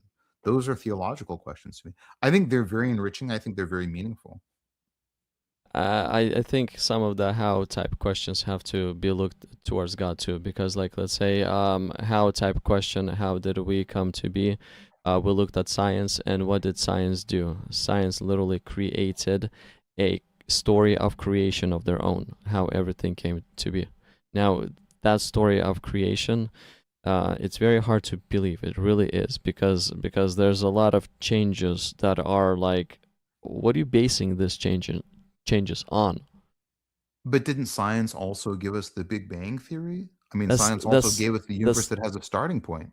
that's the thing. That's what I'm Yeah. saying. Science has a creation story of its own. They removed God's creation story and created a creation story of their own. I don't agree with that depiction that science has removed God from the equation. Science looks at the start of the universe and develops insights about how our universe looked from the first moments onward. But no scientist will say, I have a good, well, I shouldn't say that, but I think scientists sometimes will say, I have a guess about what caused our universe to start in the first place. But that is, in my mind, it's philosophy and it's a wild conjecture, and it's just as theological as any creation narrative in my mind. I mean, and you can say, well, it's closer to the laws of quantum mechanics and stuff, and but I mean that's really hand waving at that point. I think you're in the realm of conjecture until you can really prove it empirically or reproduce it. So I don't think there's a conflict. I don't think science is saying there is no God. I mean, I'm a scientist myself. I certainly I think there's probably a God, but I think the better evidence for God is sort of more metaphysical, more philosophical, more I'll give you my favorite reason why God exists is the black hole theory wars. There's a fascinating debate between Leonard Susskind, Gerard de Tooft, and Stephen Hawking, and they basically talked about how the universe has a memory. There's an imprint of our narrative, who we are on the event horizon of the universe. I think that's very theologically powerful. It means that the universe isn't just a forgetting void; it's a recording medium. I think that's a very theologically poignant argument, and it comes from the sciences. Look, I understand that God should be I mean, the science should be in a way discovering God, because since God is the creator and the science is looking at the creation, they should be discovering the fingerprints of the creator. That's the proper way of science. So science is not supposed to remove God, but there are some people that they just don't like God to such degree. They like science, but they don't like God to such degree that they had to create an alternative creation story. And like if I were to ask those people, like, let's say, hey, who caused the big boom? Where did the big boom come from? The best answer I get is nothing caused something to happen, which is a little weird too. Yeah, but those arguments are being made by atheists, and they're atheists making a philosophical argument, not a scientific argument, in my humble But opinion. but it is how. I mean, it's how things came to be. Let me tell you what I do with my daily life. Is I look at the human body.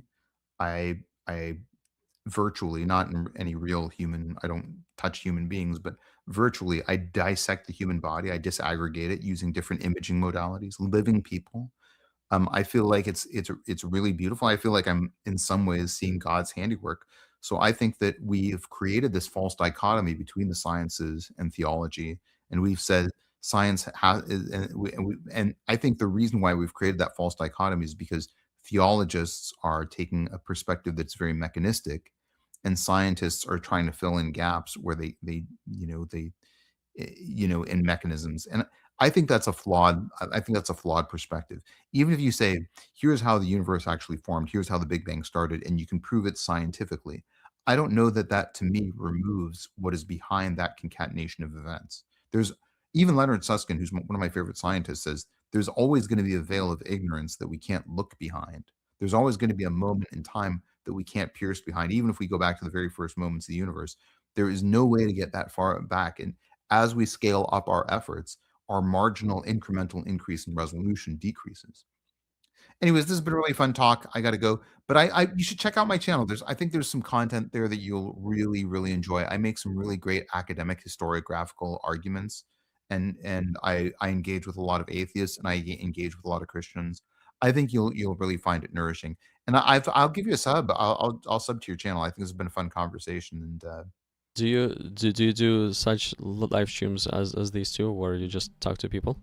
yeah, every Monday at 5 p.m. Pacific Standard Time. You're welcome to join any of them, and I answer a lot of questions that are theological, philosophical, and sometimes even scientific. Yeah, Okay. Okay. Yes. Shoot me your username. I'll see you. yeah. I'll put it in the chat. Okay. Okay. Okay, really nice to chat with you. It was nice talking to you. I had a blast too. Thank you. Appreciate you. Likewise. All right. Okay. Bye. Oh, that was fun. That was fun. That was really fun. I like to talk to people, as you can see. And just to sit down and think together what makes sense, what doesn't make sense.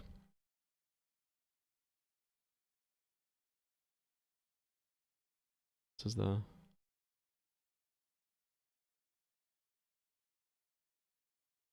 okay. I got your username. Okay, sounds good.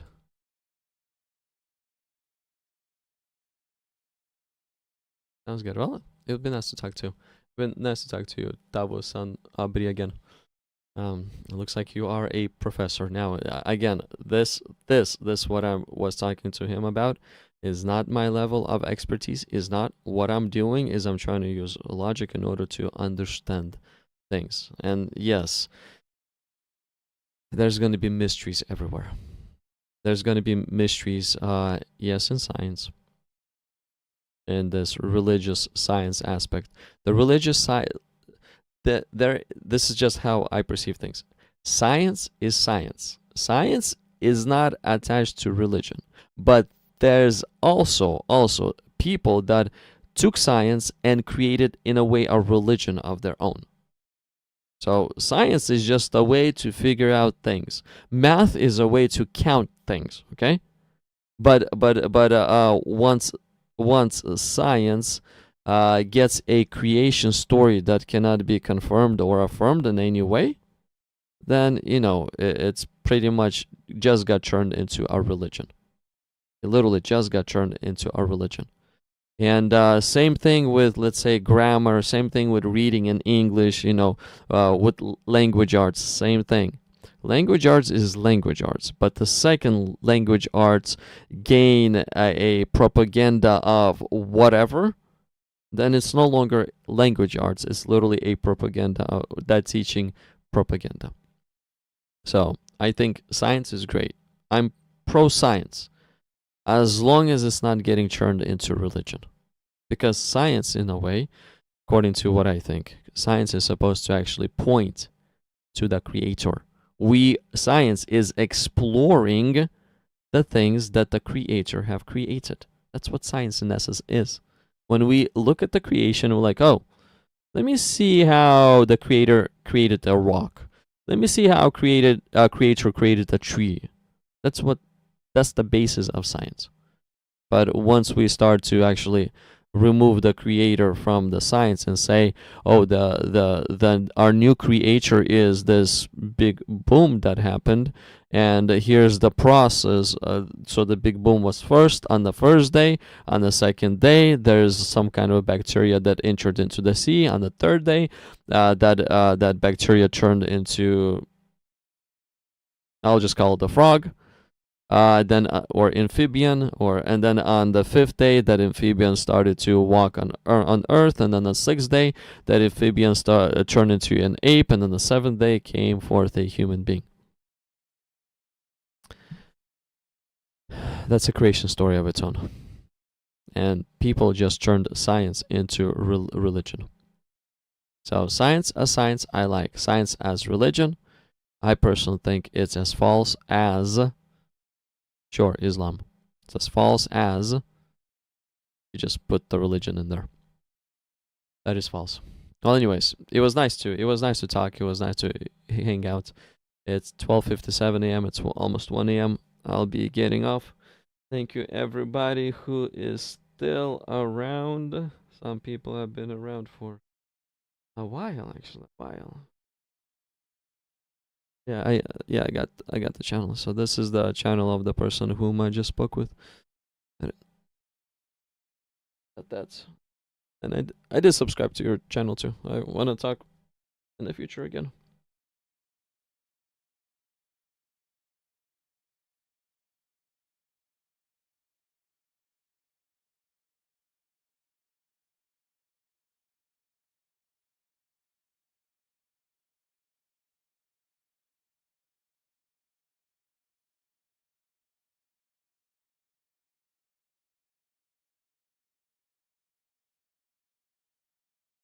What is this? There's another debate that's going on here. So, Paul saw a light, but Jesus saw it first. Fact. The Satan was coming after Jesus. John 14:30.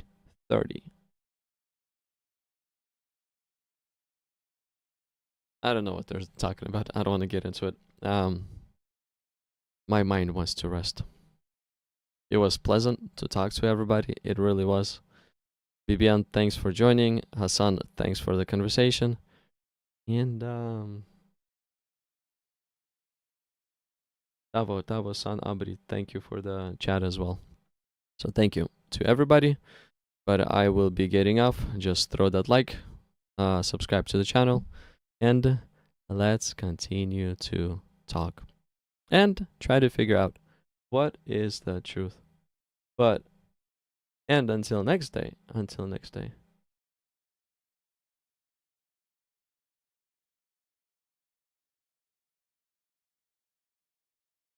Let's see, there's not yet, not just closing down yet.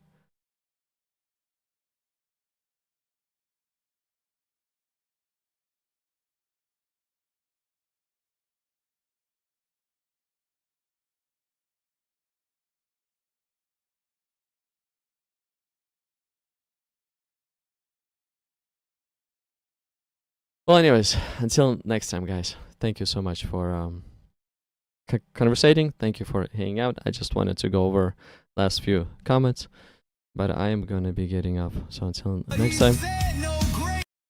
Oops, wrong song. Until next time. God bless y'all.